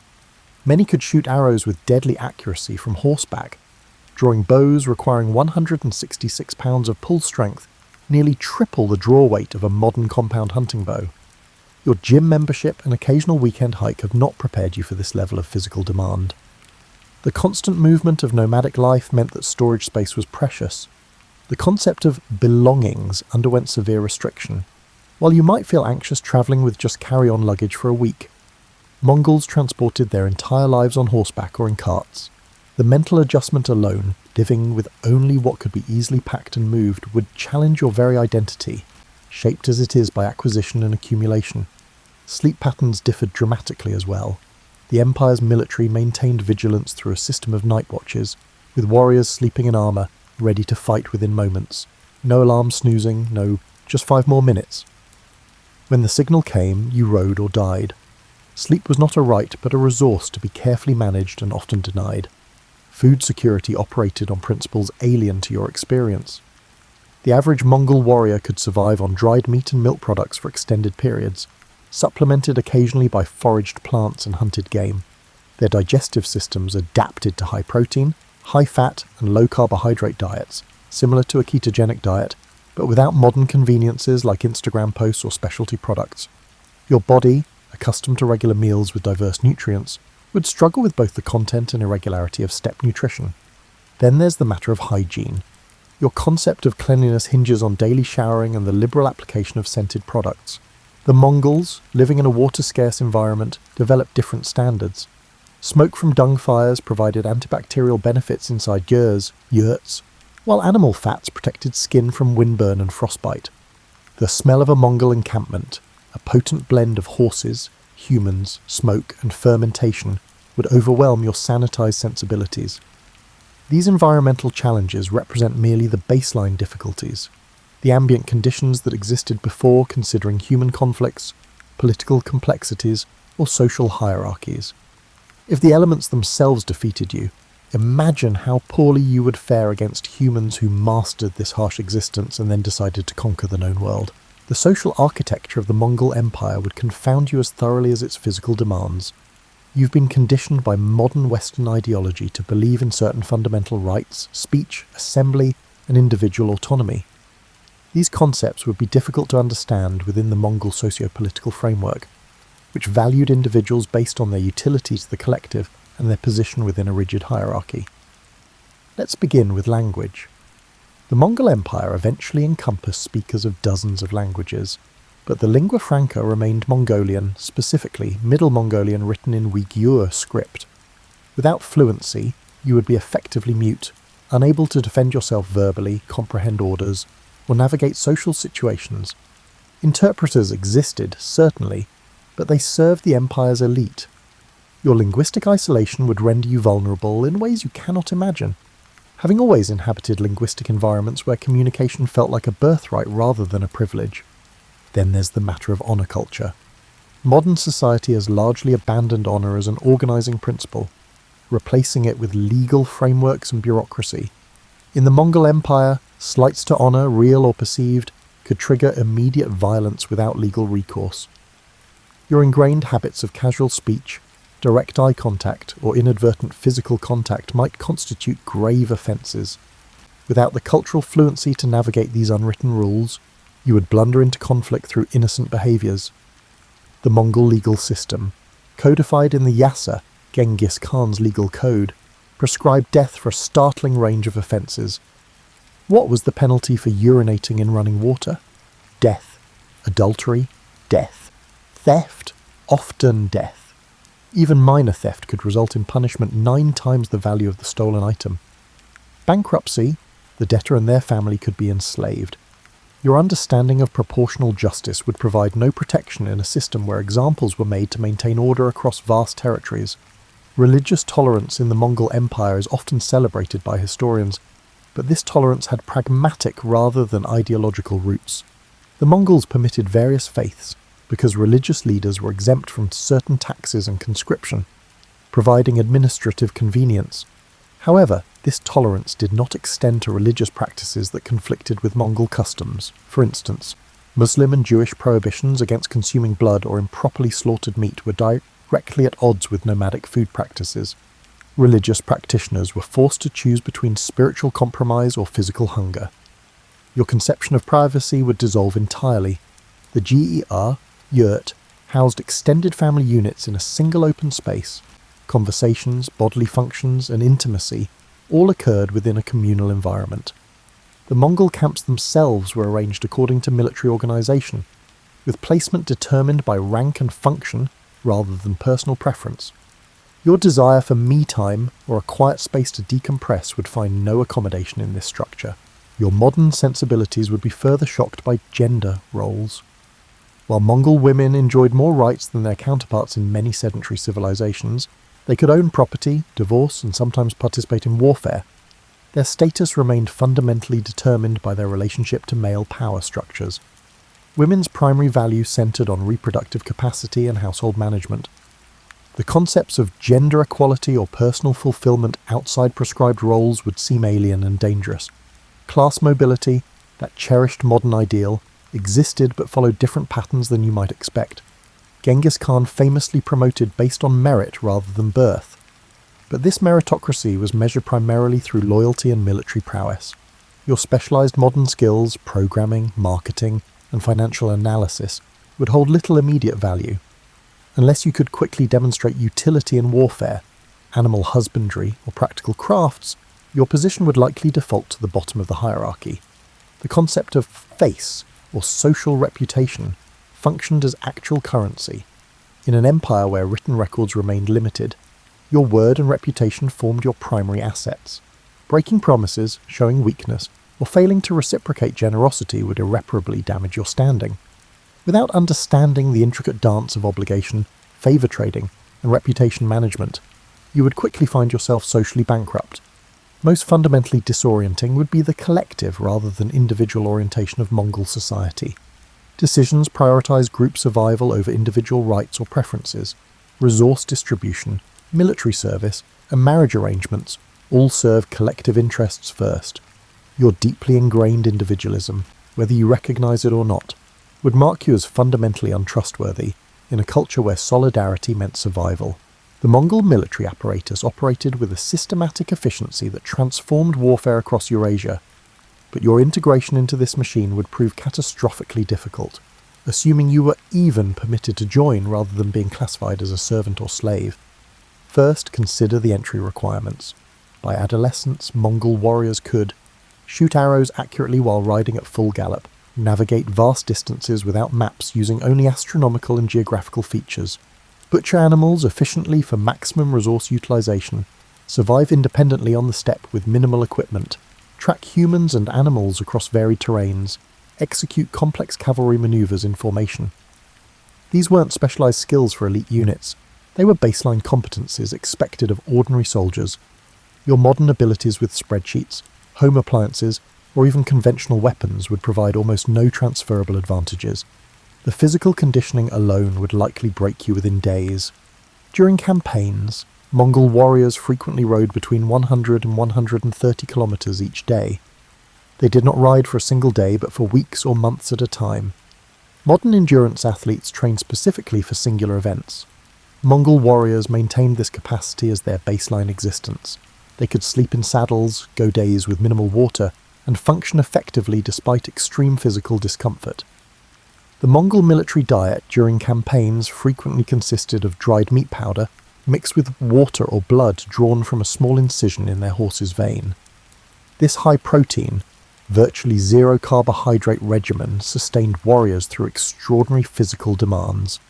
Your digestive system and metabolism, accustomed to regular carbohydrate intake and consistent meals, would struggle catastrophically with this dietary shift. Equipment maintenance formed another insurmountable challenge. Each warrior maintained multiple horses, weapons requiring specialized care, and armor demanding regular attention. The composite bow, the signature Mongol weapon, required constant maintenance to prevent delamination of its complex structure of wood, horn, and sinew. Improper storage could render it useless in hours. Without generations of accumulated knowledge in these maintenance protocols, your equipment would fail at critical moments. The communication system would leave you perpetually confused. Mongol armies coordinated complex battlefield maneuvers using flag signals, horn calls, and drum patterns, a military language as foreign to you as ancient Sumerian. In battle conditions, misinterpreting these signals meant instant death, either from enemy action or from disrupting your side's carefully orchestrated movements. Discipline within the Mongol military operated with mechanical precision. The decimal organisation system, with units of 10, 100, 1000, and 10,000, the famous two men, created clear chains of command and responsibility. This structure enforced collective punishment. If one member of your Arban unit of 10 fled battle, all members could be executed. Your survival hinged not only on your own performance, but also on the performance of your assigned comrades. Pain tolerance represented another area where you would find yourself woefully unprepared. Medical care during campaigns was rudimentary by modern standards.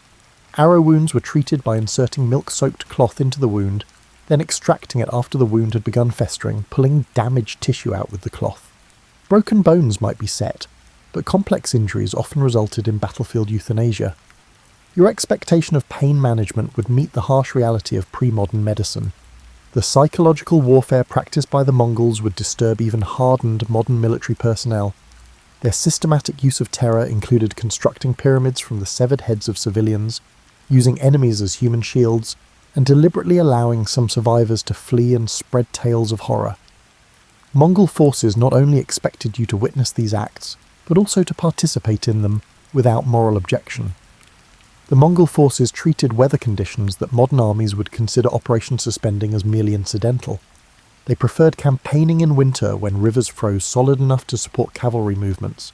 Your cold weather gear, however advanced by today's standards, would prove inadequate against the combination of Siberian winds and constant movement that prevented establishing proper shelter. Most critically, the psychological framework of Mongol warfare would alienate you entirely. Modern military ethics emphasise distinction between combatants and non-combatants, proportionality in force application, and limitation of unnecessary suffering. Mongol strategic doctrine recognised no such distinctions. Civilian populations were legitimate targets, both for resource acquisition and psychological impact. Cities that immediately surrendered might escape, while those that resisted faced complete annihilation, not as a war crime, but as standard operational procedure. Your modern moral framework, whether you consider yourself hardened or not, has been shaped by centuries of evolving notions about the ethics of violence. The cognitive dissonance between these ingrained values and daily participation in Mongol military operations would create psychological trauma beyond anything your contemporary mind is structured to process. While the physical environment, social complexities and military demands of the Mongol Empire would each present formidable challenges, perhaps nothing would threaten your survival more immediately than the microbial landscape, a biological battlefield for which your body is perilously unprepared. Your immune system has developed in an environment of unprecedented sanitation, regular vaccination and antibiotics. This protected upbringing, while extending your lifespan, has left you immunologically naive compared to a 13th century nomad. The average Mongol survived numerous childhood diseases that would ravage your unprepared system. Their immune responses, honed through constant exposure to pathogens, operated at a level of efficiency your sheltered physiology cannot match. Consider water consumption, that most basic necessity. The Mongols developed specific techniques for locating reasonably safe water sources and, more importantly, harboured gut microbiota adapted to local pathogens. You, accustomed to treated municipal water, would likely contract severe dysentery within days of drinking from steppe water sources. Dehydration would rapidly follow, compromising physical performance precisely when maximum strength was needed for adaptation. The parasite load carried by average Mongol Empire inhabitants would astound modern physicians. Intestinal worms, skin parasites, and blood-borne pathogens existed in a complex equilibrium with host immune systems. These parasitic relationships often began in childhood, allowing for co-adaptation rather than acute crisis. Your body, encountering these organisms for the first time as an adult, would mount extreme inflammatory responses that could prove more dangerous than the parasites themselves. Zoonotic diseases, those transmitted between animals and humans, presented particular danger in a culture where close contact with livestock was unavoidable. The Mongols lived alongside horses, sheep, goats, camels, and cattle, trimming living spaces during harsh weather. Anthrax, brucellosis, and various animal-borne influenzas circulated continuously. While the Mongols developed partial immunity through childhood exposure, you would have no such protection. The bacterial environment itself would prove hostile. Soil-dwelling bacteria like Clostridium tetani, causing tetanus, represented constant threats in a lifestyle filled with small injuries from riding, hunting, and combat. The Mongols treated wounds with fermented mare's milk, hot animal fat, or cauterization, methods that, while crude, often provided antimicrobial benefits. Without these techniques, any injury could become fatal due to infection. Dental health presents another vulnerability. The Mongol diet lacked refined sugars but still posed dental challenges. These were managed through specific hygiene practices using steppe plants with natural antimicrobial properties. Your teeth, despite modern dental care, would likely be unprepared for abrupt cessation of this care combined with a radically different diet. Dental infections, minor inconveniences in the modern world, became life-threatening in pre-antibiotic environments. Fungal infections flourished in the close quarters of Mongol encampments. Ringworm, athlete's foot, and various dermatological fungi spread readily among populations with limited access to complete hygiene facilities. The Mongols managed these conditions with specialized techniques involving smoke exposure and application of specific animal fats with antifungal properties. Without this knowledge, chronic fungal infections would compromise your skin's integrity, creating additional pathways for more dangerous infections. The Mongol Empire's greatest irony was that its military success facilitated unprecedented disease transmission across Eurasia. As the empire connected previously isolated disease pools, novel pathogens travelled trade routes with devastating efficiency. You would encounter not just local Mongolian pathogens, but biological threats from China, Persia, and the Rus' lands, all without the immunological preparation that lifelong inhabitants developed. We cannot overlook the psychological dimension of illness. Modern humans expect recovery from most infections. This expectation shapes how we experience illness, as a temporary inconvenience rather than an existential threat. During the Mongol era, every fever posed a risk of death. This chronic uncertainty created psychological resilience among survivors that you, with your expectation of medical rescue, have never needed to develop. Most critically, the communal understanding of disease differed fundamentally. While the Mongols recognized contagion patterns and practiced forms of isolation for certain conditions, their explanatory models incorporated spiritual and humoral concepts alien to your biomedical framework. Treatments focused on restoring balance rather than eliminating specific pathogens.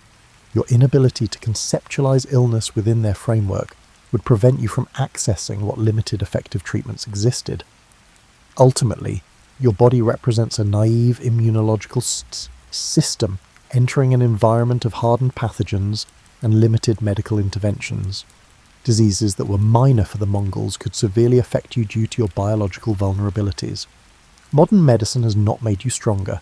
It has allowed physiological weaknesses to persist that would become fatal liabilities in the 13th century disease landscape. You would be as unfamiliar with Mongol Empire survival psychology as with its physical challenges. Your mental architecture, formed by a wealth of information, psychological safety nets, and individualistic frameworks, would crumble in the 13th century wandering landscape. Consider how you use time. The modern mind divides time into hours scheduled days ahead, minutes recorded on computer screens, and seconds before deadlines or meetings.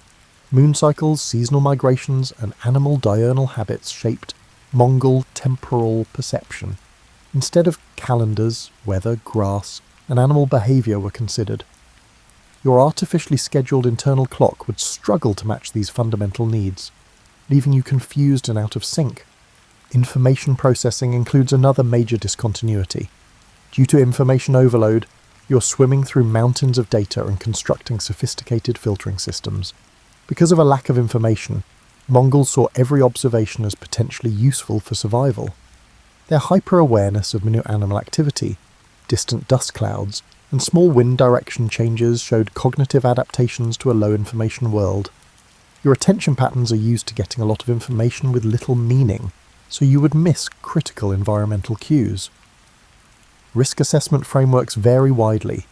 Modern psychology indicates humans employ probability estimation and outcome severity to judge danger. These systems developed in environments with long-term, well-controlled dangers. Existential threats in the Mongol cognitive environment required being assessed immediately without probability calculations. In a world where everyday choices may kill, your brain's risk assessment software, updated for modern risks, would cause constant anxiety, identity would change totally. Personal narratives regarding your past, professional tasks, and chosen connections likely shape your sense of self. Mongol identity was based on ancestry, tribe, and military unit. Only when an individual's attributes assisted these collectives did they matter. Few modern brains can make the leap from who I am to whose I am in self-concept. It goes beyond cultural adaptability. Emotional management methods would fail you. Modern emotional management involves verbalization, introspection, and discussional therapy. For the Mongols, physical expression, emotional restraint, and stoicism were more important than words. Emotions were largely expressed in ritualized circumstances like funeral laments and triumph celebrations. Your persistent emotional transparency might be risky due to your ongoing unmet need for emotional processing. Another psychological barrier is sleep architecture. Modern humans sleep consolidated in temperature-controlled, gloomy environments. Security requirements dictated the Mongols' segmented sleep patterns, which often occurred in exposed locations with little calm. Your brain was conditioned for deep sleep cycles under regulated conditions, thus persistent sleep disturbance would damage it severely. When survival demands optimum cognitive performance, such disruptions hinder decision-making. Your moral landscape change may be most puzzling. Modern morality centers on rights, justice, and harm minimization across fictitious populations. Mongol ethical frameworks emerged from communal bonding, resource acquisition, and lineage continuation. Actions that helped short-term aims were good regardless of outgroups. Your deep-rooted moral intuitions about universal human value would not help in a moral world whose ethical limits rarely extended beyond familial networks. Spiritual systems would also alienate. Modern spirituality emphasizes belief, emotional connection, and personal meaning, even when religious. Mongol spiritual practices focused on balancing the visible and invisible realms through rituals. Animistic beliefs held that natural, atmospheric, and celestial phenomena were aware. Due to this fundamental disparity between your consciousness bounds and the Mongol spiritual environment, you would repeatedly commit significant spiritual transgressions. Your association with violence would be emphasized. Modern psychology says violence is traumatic and requires recovery. Violence involvement and observation were commonplace in Mongol cognitive environments, requiring minimal psychological processing. Your brain was never educated to be exposed to violence, so it would react to everyday occurrences with traumatic stress, generating a chain reaction of psychiatric instability that no 13th century framework could handle. Your relationship with uncertainty may be your final and most difficult psychological challenge. Modern life is complicated, but institutional stability, medical prognoses, and weather forecasts are predictable. Mongols had to be comfortable with unclear information and unpredictable consequences since they lived in a world of tremendous uncertainty. In a world where uncertainty is the norm, your underlying need for predictability would generate constant worry. The Mongol Empire's technology would be both familiar and unfamiliar to modern humans. You may assume you're more technologically sophisticated than 1300 travelers, but you don't grasp what technology implies in diverse contexts. Mongol weapons include the composite bow, materials science, biomechanical engineering, and generational knowledge went into this little device. These weapons were fashioned of wood, horn, sinew, birch bark, and glues. Correcting them took 2 years. The resulting device could penetrate armour at 200 metres for expert shooters. Not being able to produce, maintain, or use this primitive technology would leave you unarmed in a weapon-rich civilization. Another seemingly easy field was textile production, which was exceedingly difficult. Mongol felt making developed wool into a water-resistant, warm textile. Protecting against severe weather was crucial. The process required a profound understanding of animal fibres, how to manipulate them, and how to mechanically apply pressure, moisture, and heat. Without understanding these procedures, you can't create or fix safety gear. This process exposes you to the outdoors. Fire control methods would also be inaccessible. The Mongols were knowledgeable about using animal excrement, wood, and dried grasses as fuel sources. Each burned differently and had varied uses. They started fires even in windy or damp conditions using flint striking and specific tinder. You would be vulnerable if matches or lighters broke down and you had no other options. Navigation technology may be the most extreme example of development versus reality.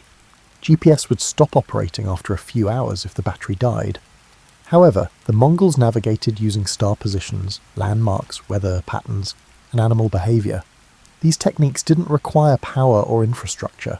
The Mongols crossed thousands of kilometres of flat desert without charts, which you probably can't do with paper directions.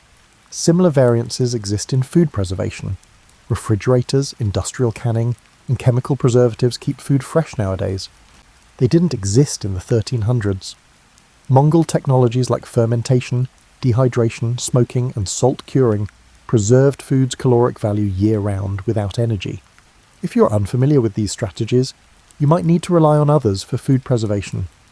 Transportation technology revolutionizes progress. You may be proud of your driving skills, but they're meaningless without proper equipment. The Empire's principal mode of transportation was horseback riding, which required biological knowledge, years of practice, and intricate equipment maintenance abilities. Horses were self-repairing, self-replicating transportation systems that converted grass into engine energy. Not being able to use primitive transportation would make getting around and socializing difficult. Communication technology also turned growth around. Without modern infrastructure, interaction was impossible in the 1300s. Mongols used yams for long-distance communication. A complicated relay network carried messages up to 300 kilometers daily across the world's largest land empire. Messages were conveyed through memory, multilingual scripts, and equine relay systems without any infrastructure. Without your communication equipment, you wouldn't be able to communicate like a Mongol messenger. Disparities in medical tools matter. Drugs, electronic diagnostics, and specialists power modern medicine. However, Mongol medicine used localized botanical knowledge, physical manipulation techniques, and environmental remedies gleaned from generations of observation. Their pharmacopoeia contained hundreds of plant, mineral, and animal treatments for different ailments. As your body faced new pathogens, you would have fewer medical care options without contemporary medical systems or traditional knowledge bases. Technological epistemology, how knowledge was gained, verified, and shared, may be the most confounding development. Today, we understand technology through theoretical theories, mathematical modelling, and standard documentation. The Mongols learned technology via talking, practicing, and teaching. I learned technology by practicing under professionals for years, not reading manuals. If people understood about technology instead of reading directions, watching tutorials, and experimenting with settings, your regular methods of learning new technologies would not function. From infrastructure-dependent externalized technologies to knowledge-based embedded technologies, this move may be the hardest to adjust to. Modern technology makes humans smarter by providing external devices, by providing internalized information and embodied abilities. Mongol technology made people wiser. Even more fundamental than physical hardships, social complexity, military demands, disease susceptibility, psychological barriers, and technological inversions is the fact that your modern consciousness would still be unable to access the existential meaning framework that gave Mongol suffering purpose. Think about time horizons. Modern life encourages long-term planning, retirement plans for decades, health habits for life, and career routes for 50 years. Urgency, seasonal preparation, and generational continuity limited meaningful temporal contemplation in the Mongol existential framework, which operated on compressed time horizons. Compression was an adaptive response to the environment, not a cognitive restriction. Your natural ability to project into distant possibilities would not help you survive in an unpredictable world. Different meanings were given to suffering. Modern paradigms view suffering as a problem to be solved rather than a part of life. Social, technical, and medical systems aim to alleviate discomfort and promote comfort. A meaningful life required hardship which showed one's value, demonstrated character through resilience, and reinforced communal relationships via common suffering, according to the Mongol existential paradigm. Aversion to discomfort would be considered a sign of dangerous weakness in a society where accepting adversity deliberately was a sign of maturity. You would be confused by value hierarchies. Self-actualization, expression, and fulfillment are valued in modern Western culture. The Mongol value system prioritized ceremonial attendance, communal survival, and lineage continuation to maintain cosmic order. The ideal death for Mongols was often dying in battle for their master, which ensured spiritual transition and familial prestige. Modern ideas of a beneficial death include comfort, respite from pain, and family. In a culture that values social status over individual identity, your individualistic ideals are irrelevant. Justice would also look strange. The primary principles of modern justice theory are proportional punishment, procedural fairness, and individual rights. Restoring cosmic, social, and outcome stability was paramount in Mongol justice. The severity of the penalty often reflected the victim-offender status gap rather than the crime. Significant crimes against low-status victims carried nominal fines, while minor offences against high-status victims carried death sentences. These arrangements offended your daily sense of fairness. Therefore, they wouldn't help you adapt to the real judicial system. Translation is especially challenging in religion, even while they preserve ancient elements. Modern spiritual systems have adapted to individualism and science. Mongol religion integrated animistic traditions, shamanic intermediation, and ancestor veneration in a cosmic perspective where spiritual and material realms were interconnected. To please invisible entities, rituals had to be performed regularly. Your secularized worldview or modern religious framework might discourage you from engaging in spiritual practices that were once considered necessary social technology for regulating invisible forces. Political engagement definitions would shift similarly. Voting, speaking out, and joining institutions are all elements of modern politics. Mongol politics centered on personal allegiance, as shown by military duty, resource giving, and physical presence. Political legitimacy was based on military victory, resource acquisition, or divine favour, not procedure. If might and right were still linked rather than conceptually distinct, your good governance idea would fail. Your new relationship with nature may be the most complicated. Modern environmental frameworks represent humans as independent of and influencing natural systems, whether exploitative or conservationist. Mongol existential philosophy holds that humans are part of ecological systems impacted by seasonal flows, weather patterns, and animal migration. Human communities were little subsystems of nature that were the primary reality, not a resource or aesthetic backdrop. In a worldview where humans were integrated into natural processes, your role as nature's spectator, consumer or protector would change. Different meanings surrounded death. Most deaths today occur in sterile, medicalized, and artificially delayed conditions. Death was a constant presence in the Mongol Empire, often violently. This proximity fostered practical acceptance of mortality rather than callousness or despair. Happy lives included planning for death, ensuring lineage continuity, adopting memorial rites, and keeping spiritual links beyond physical life. Your possible death phobia, bred in a culture of mortality denial, would not exist in a society where accepting death was normal emotional development. Integration of purpose is the final existential challenge. Today, purpose is often considered a human enterprise of meaning-making through identity construction, work choices, and purchase decisions. The Mongol existential framework gave meaning to societal roles, cosmic order, and ancestry. Pre-existing systems externalized the goal. You would not get much social support for self-determined meaning in a setting where purpose comes from doing prescribed tasks well rather than pushing or exceeding them. Existential estrangement would make you a lifelong outcast, more than physical hardship, illness, or technology. Even if you physically adapt, sit, get the necessary skills, and make social relationships, the framework that gives these adaptations meaning would remain unavailable to awareness shaped by modern existential assumptions. To survive in the Mongol Empire, you would have to strive to find purpose, which is perhaps the hardest task.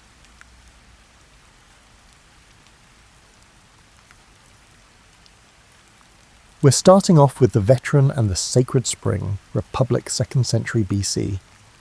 Marcus Licinius let out a pained breath as he lowered his battle-scarred body into the steaming stone basin.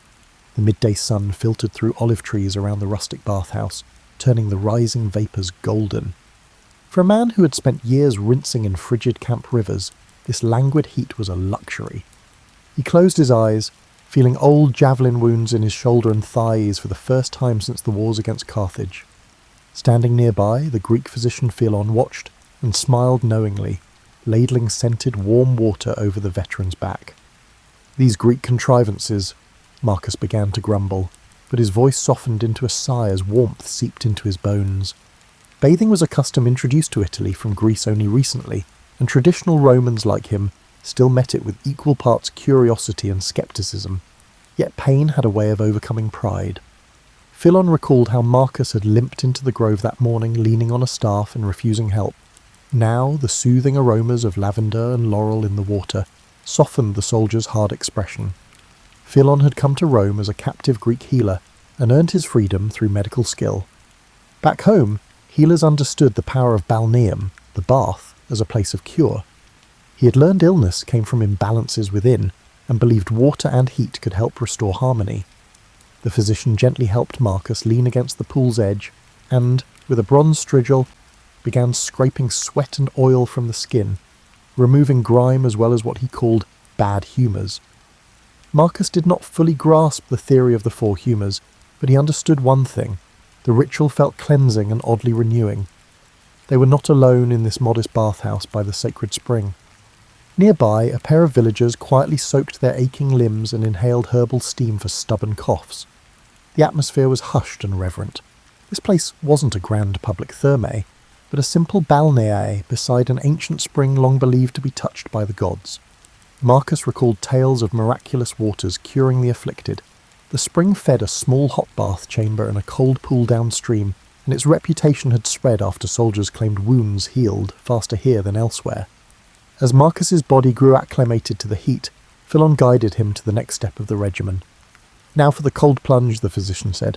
Marcus grimaced but complied, hobbling to the frigidarium, a circular stone pool under the open sky. He braced himself and descended. The cold water gripped his skin like an icy fist drawing a sharp gasp. Every instinct screamed to leap out, but Marcus stayed, recalling Philon's counsel that the sudden change in temperature would stimulate his blood and invigorate the body. After a few breaths, the ache in his leg dulled to a manageable throb. The shock of cold following the deep warmth left him breathless yet strangely revitalized. Shivering but smiling, Marcus emerged and wrapped himself in a woolen towel offered by an attendant. He rolled his shoulder and found it looser, the usual stabbing pain notably diminished. Perhaps there is something to these baths after all, he admitted, meeting Philon's eyes. The Greek patted his arm. Not magic, friend, nature's gift. Heat and water can do more than any salve. Marcus had to agree. At the edge of the spring-fed pool stood a small altar covered in thank offerings, clay votives shaped like limbs and tablets etched with words of gratitude. Despite years of battle-hardened skepticism, Marcus felt compelled to step over. He murmured a few words to Aesculapius, the god of healing, giving quiet thanks in the old way. A breeze rustled the olive branches overhead as if in gentle approval. Marcus stood taller. The weight of his armour was gone, replaced by a lightness he hadn't felt in decades. In the silence, broken only by trickling water, a battle-weary Roman discovered a new kind of victory, the healing power of water and rest. With Philon's help, Marcus donned his tunic. The veteran's scars would remain, but he felt that a piece of the war's burden had been lifted from him, left behind in those sacred waters. As they departed the grove, Marcus glanced back at the spring one last time. In that tranquil refuge of warmth and faith, he had found hope that even the deepest wounds might one day mend. A day at Agrippa's Thermae, between 27 BC and 12 BC, early empire, steam swirled through the cavernous caldarium as Lucius adjusted a bronze pipe, redirecting hot air beneath the marble floor. He was a servus balnearius, bath attendant, in the magnificent baths of Agrippa, starting work before dawn in the furnace room. Face flushed from stoking the wood-fired hippocaust, Lucius finally climbed out into the main halls carrying baskets of fresh olive oil and folded linens. The baths were already coming alive. Aristocrats in elegant togas, weathered legionaries, merchants from afar, and even freedmen and slaves scraped together the tiny fee for entry, all arriving in the morning light. Social distinctions melted away once inside. Senators, merchants, soldiers, and even slaves mingled freely here on common ground. By mid-morning they stationed Lucius in the apoditerium, a changing room filled with cubbyholes for clothes. A kindly senator pressed a quadrans, the customary fee, into Lucius's palm as a gratuity. Since Agrippa's death, the magnificent Thermae were left free to the people, so any payment now was a personal gift. Lucius smiled gratefully and tucked the coin away. Suddenly, a shout at the far side signalled that a bather's cloak had gone missing. Lucius's stomach dropped. Theft in the crowded baths was unfortunately common, and he knew the gods would receive another bitter prayer against a thief before nightfall. As the rush of bathers slowed, Lucius took a moment to breathe. He wandered through the tepidarium, the warm room, where clusters of men reclined on heated benches. 2 scholars soaked and debated in Greek about Aristotle. Nearby, a poet declaimed new verses to an appreciative circle. He often saw philosophers and poets here, sharing wisdom with anyone who would listen. Though he dared not interject, Lucius felt proud to work in a place where knowledge flowed as freely as water. His reprieve was brief. A call from the palaestra, exercise yard, sent him running. One of the wrestling trainers needed more oil for athletes to anoint themselves. Lucius fetched a jug of scented oil and marvelled at the surroundings as he trotted through a colonnade.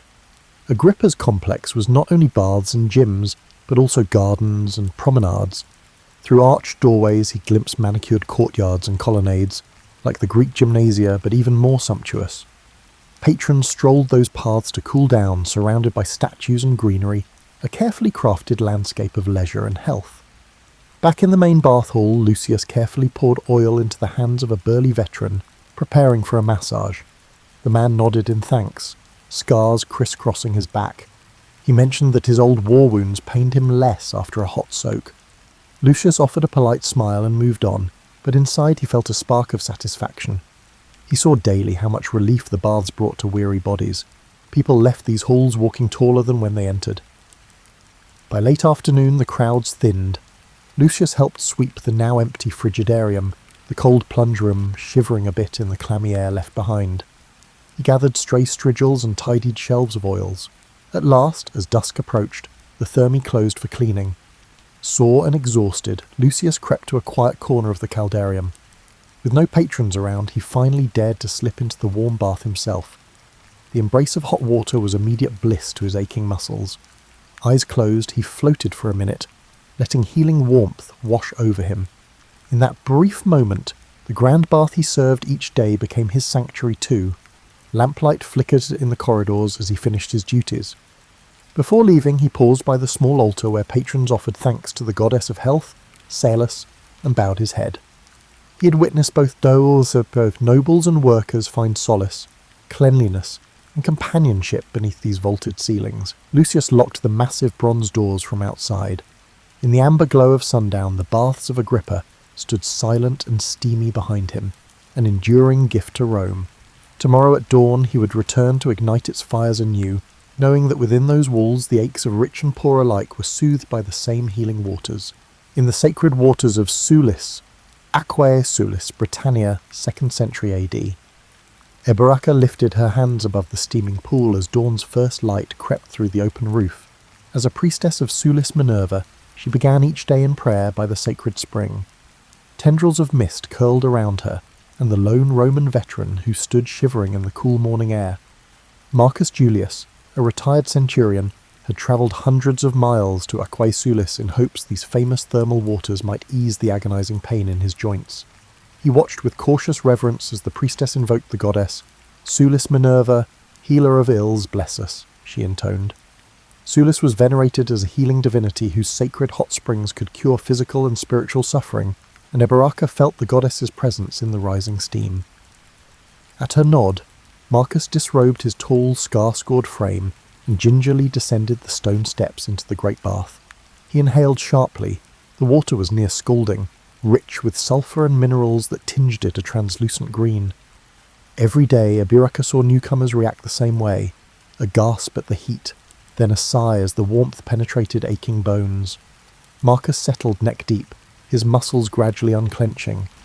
Eberacca took up a shallow pewter bowl, dipped it, and slowly poured the hot mineral water over the veteran's shoulders. This act was part of the healing ritual. The water trickling off his body was thought to carry the spring's healing essence into him. The centurion closed his eyes while the priestess gently poured the shimmering water again and again, murmuring prayers in both Latin and the ancient Brittonic tongue of this land. All around them the baths of Sulis were stirring awake. Fellow pilgrims and local townsfolk began to arrive, their footsteps echoing under the portico. Families with sick children and elderly farmers with crutches came seeking relief. Eberacca greeted each quietly. Though Rome governed Britannia now, In this complex, the goddess welcomed all with healing waters. Within the adjacent temple, acolytes prepared offerings of food and carved plaques to present at Sulis Minerva's altar. The air smelled of moist stone, burning incense, and the metallic tang of the spring.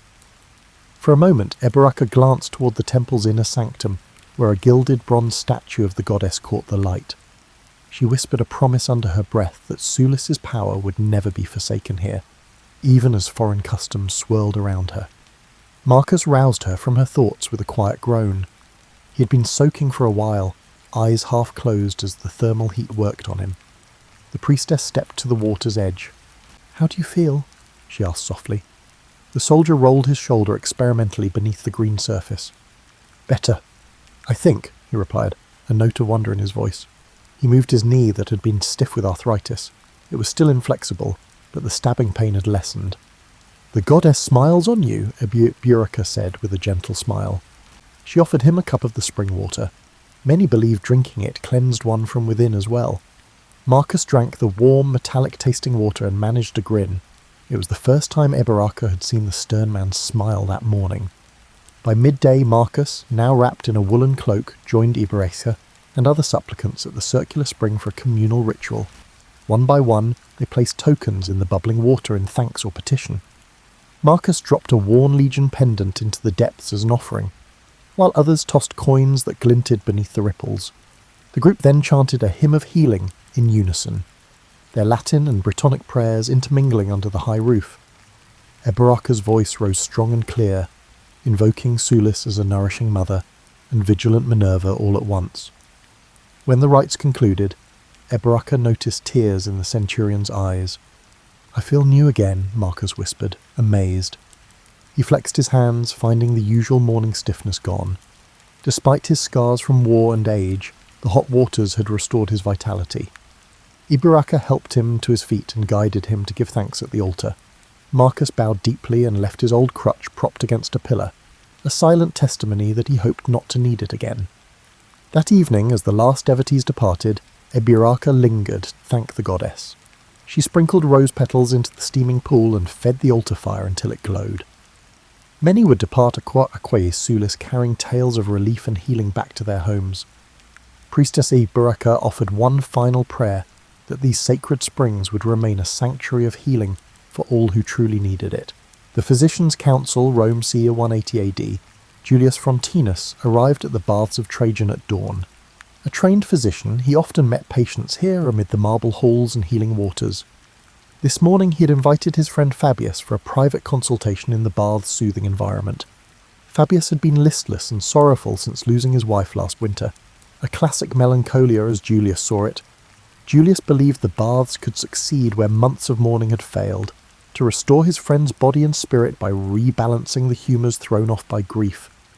They found a quiet corner of the tepidarium, where gentle warmth emanated from the floors and walls. Julius encouraged Fabius to recline on a heated bench. "We will begin here to warm your blood," he explained. In the soft light, mosaics of Hygeia looked down as if supervising the therapy. Julius mixed a few drops of eucalyptus oil into Fabius's palm, a trick he had learned to open the lungs and lift the mood. As Fabius inhaled the sharp scent, Julius noted his friend's posture change. The philosopher's shoulders, long tense, began to relax.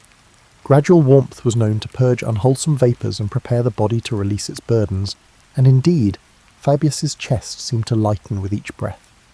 Next, Julius led his friend into the caldarium, the hot steam chamber. A wave of moist heat enveloped them. Fabius frowned at the discomfort, but Julius sat him by the hot fountain and urged him to breathe deeply. Soon sweat was streaming down Fabius's body. Julius gently scraped it away with a bronze strugel, as if peeling off a layer of sorrow along with the sweat. The intense heat began to loosen his stiff muscles and even ease his tight chest. Fabius's breathing, shallow at first, grew deeper and more rhythmic. After a thorough sweat, Julius guided the trembling philosopher toward the domed frigidarium. A circular pool of cold, clear water awaited. Fabius balked on the edge, eyeing the chilly basin with dread. "Trust me," Julius said. With a supportive arm, he helped Fabius step down. The cold hit him with a brutal shock. Fabius gasped and almost bolted out, but Julius held him a moment until the panic passed. His heart pounded and his skin tingled, Such a sudden change in temperature was believed to stimulate circulation and sharpen the senses, and indeed Fabius felt more alert than he had in ages. He waded out of the pool on his own, a look of astonishment on his face. "I feel awake," he marvelled through chattering teeth. Julius briskly rubbed him down with a coarse towel, restoring warmth to his skin. Colour returned to Fabius's cheeks and a light to his eyes. They rested in a sunlit courtyard, wrapped in fresh linen robes and sipping watered wine. Fabius's limbs were loose and his mind clear. He grasped Julius's hand gratefully. Grief had driven his humours to imbalance, but nature, aided by hot water and cold, had helped restore what was lost. Julius gently reminded him that regular bathing purifies the body of toxins and can uplift the spirit. As they prepared to depart, Julius observed a cluster of men by the colonnade engaged in a lively debate on Aristotle's ethics. The physician smiled. Bathhouses often served as informal forums for scholars and physicians alike. He himself had exchanged remedies and insights in these halls many times, knowledge flowing freely among those dedicated to wellness. Indeed, this place cared for the spirit just as much as the body. He noted that Fabius now sat upright, calmly watching the morning bustle, the haunted look gone from his face. Before departing, Julius gave Fabius a small vial of soothing herbal oil, instructing him to use it each night. Fabius thanked him, and promised to return to the bath soon, not as a patient, but as a friend. For Julius, this was the true reward of medicine, easing an ailment and seeing hope rekindled. In the vaulted halls of the baths, a soul weighed down by sorrow had truly been lightened.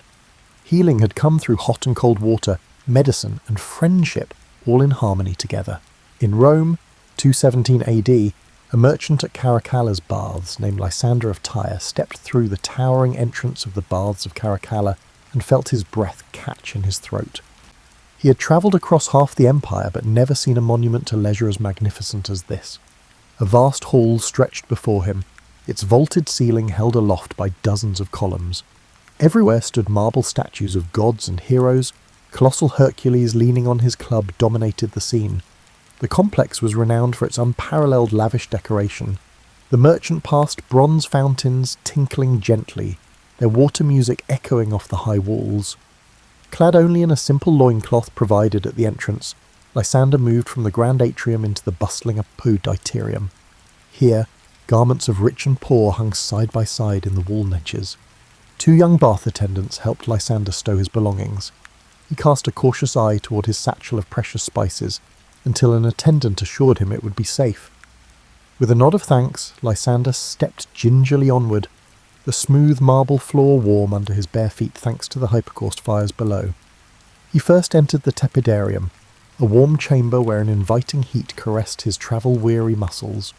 Golden light filtered through high windows, illuminating mosaics of sea creatures across the floor. Groups of men reclined on heated benches along the walls, chatting in a dozen tongues: Latin, Greek, Egyptian, Aramaic, and even his native Syriac. Despite differences in speech and status, here all were simply bathers at ease. A portly Roman negotiator struck up a friendly conversation about caravan routes, and even offered Lysander a dab of citrus-scented oil from his flask. The merchant graciously accepted, rubbing it into his skin as the tension of months on the road began to melt from his shoulders. Next he followed the flow of bathers into the caldarium, the enormous hot room. At one end of this cavernous hall roared a circular pool of steaming water flanked by enormous marble tubs. The air was thick and steamy, muffling every sound to a murmur. Lysander eased himself into the central hot pool. The water embraced him, almost too hot at first, but he slowly sank up to his chest. Waves of heat unfurled through his limbs, dissolving the stiffness in his spine from weeks of jostling in a camel-drawn wagon. Nearby, a pair of off-duty legionaries sighed with relief as they submerged themselves. Lysander closed his eyes and let sweat bead on his brow. A bath attendant appeared with a bronze strigil, and Lysander allowed the young man to briskly scrape the perspiration and oil from his skin. He marvelled at the sight of even this humble task in the Palace of Well-Being. Properly steamed and scrubbed, Lysander was ready for the final trial, the frigidarium.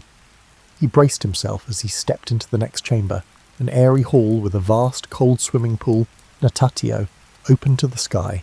The sun had climbed higher now, its rays dancing on the turquoise water. With a hearty exhale, Lysander plunged forward. The The cold shocked him to his core. He gasped as the chill enveloped his overheated skin. When he surfaced invigorated, he was glad for it. He laughed out loud in surprise. Some nearby bathers chuckled at his shocked face, and he grinned back. The sudden contrast from hot to cold sent new energy coursing through his veins, leaving him alert and renewed. After swimming, Lysander wandered into a landscaped garden adjoining the natatorium. Clipped hedges and fruit trees offered dappled shade. He strolled along a portico where others lounged, cooling off, some enjoying a light snack. In one corner stood a small shrine to Aesculapius, the god of healing. Though not a devout man, Lysander paused to bow his head and offer a silent thanks to the powers watching over weary travellers. Only that morning he had arrived in Rome bone-tired and sore in every joint. Now he felt practically reborn. As he prepared to leave, Lysander felt the day's burdens completely lifted. Stepping back out through the grand doors into the bustling streets, the Syrian merchant carried with him a newfound vigour. The baths of Caracalla had cleansed the dust from his skin and washed away the weariness of his long journey. Refreshed and optimistic, Lysander hefted his satchel of spices, surprisingly lighter on his shoulders now, and set off to conclude his business in the capital, rejuvenated by the restorative powers of Rome's grandest baths. The Saint of the Baths, Rome c. 420 AD.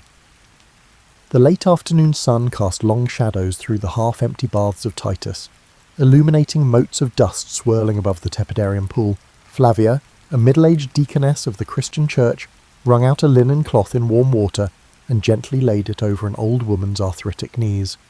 Around them, a handful of the sick and poor soaked quietly in the small bath hall. This once grand facility had seen better days. Mosaics missing tiles, a dry fountain niche where a statue of Apollo had stood. Yet to Flavia, it was a sacred place of healing. In the corner, where a fresco of nymphs was fading, a simple wooden cross hung on the wall. She offered a silent prayer as she worked, not to pagan nymphs or gods, but asking Christ to bless these waters as he once did the pool of Bethesda. The city's elite now shunned public baths, preferring private tubs or avoiding them on moral grounds. Church leaders condemned bathhouses as dens of sin, outlawing mixed bathing and segregating men and women by hours. Many once great bath complexes were closing due to neglect. But Flavia saw opportunity in the decline. With few pleasure seekers left, one wing of the baths of Titus now served as an unofficial infirmary. Its warm rooms and water comforted those too poor or ill to bathe at home. Her patients this day included Septimius, a feverish stonemason, Nereus, a retired legionary with a festering leg wound, and old Livia, whose knees throbbed with arthritis. One by one, Flavia guided them through a gentle bathing regimen. In the tepidarium's mild warmth, stiff joints loosened and fevers began to break. She crushed a bit of rosemary and eucalyptus into hot water, filling the air with sharp, cleansing vapours that drew a weak smile from feverish Septimius. Next, with help from a few volunteers, former bath attendants now serving as Christian helpers, Flavia brought them into the small caldarium. In the hazy steam she softly sang a hymn. Nereus, the old soldier, closed his eyes and joined in between deep breaths of hot air. "This beats the army camps," he murmured with a faint grin. "Even if we sing to a different god now," Flavia chuckled. Even as times changed, the enduring practice of soothing weary bodies with heat remained. After the steam bath, Flavia led the group to the frigidarium. Only a trickle of cold water still flowed, but it was enough. Livia gasped as Flavia poured a bowl of the cool water over her swollen knees. "Easy," Flavia soothed. The brief cold shock brought relief. Livia sighed as the inflammation in her joints eased. Flavia thought of how ancient physicians praised the contrast of hot and cold to stimulate healing, and how even a Christian bishop had urged the use of God-given remedies like baths. Their circuit complete, Flavia helped the weakened bathers dry off and rest along the courtyard colonnade for fresh air. Twilight approached, a breeze carrying in the scent of olive trees outside. She ladled out cups of warm broth from a pot simmering, where perfumed oils were once heated. In the fading light, the group murmured prayers of thanks. Septimius's fever had broken, sweat beaded on his brow, but his eyes were clear. Nereus flexed his leg and found the wound clean. The pain abated. Livia squeezed Flavia's hand in gratitude, and for the first time in weeks, Livia felt her pain ease. As Flavia packed away her supplies, a young acolyte lit a few oil lamps along the walls. Their gentle glow fell on faded paintings of Roman gods and the simple crosses scratched by the faithful. The old and new converged here. These baths once echoed with pagan odes and idle gossip. Now they heard prayers and hymns. The water that Romans once dedicated to Aesculapius was now blessed in Christ's name. Different prayers led to the same healing waters. Before closing for the night, Flavia knelt by the pool and dipped her hand into the warm water, whispering a final prayer of thanks. This derelict bathhouse turned infirmary felt as holy to her as any chapel, a place where suffering was eased and dignity restored.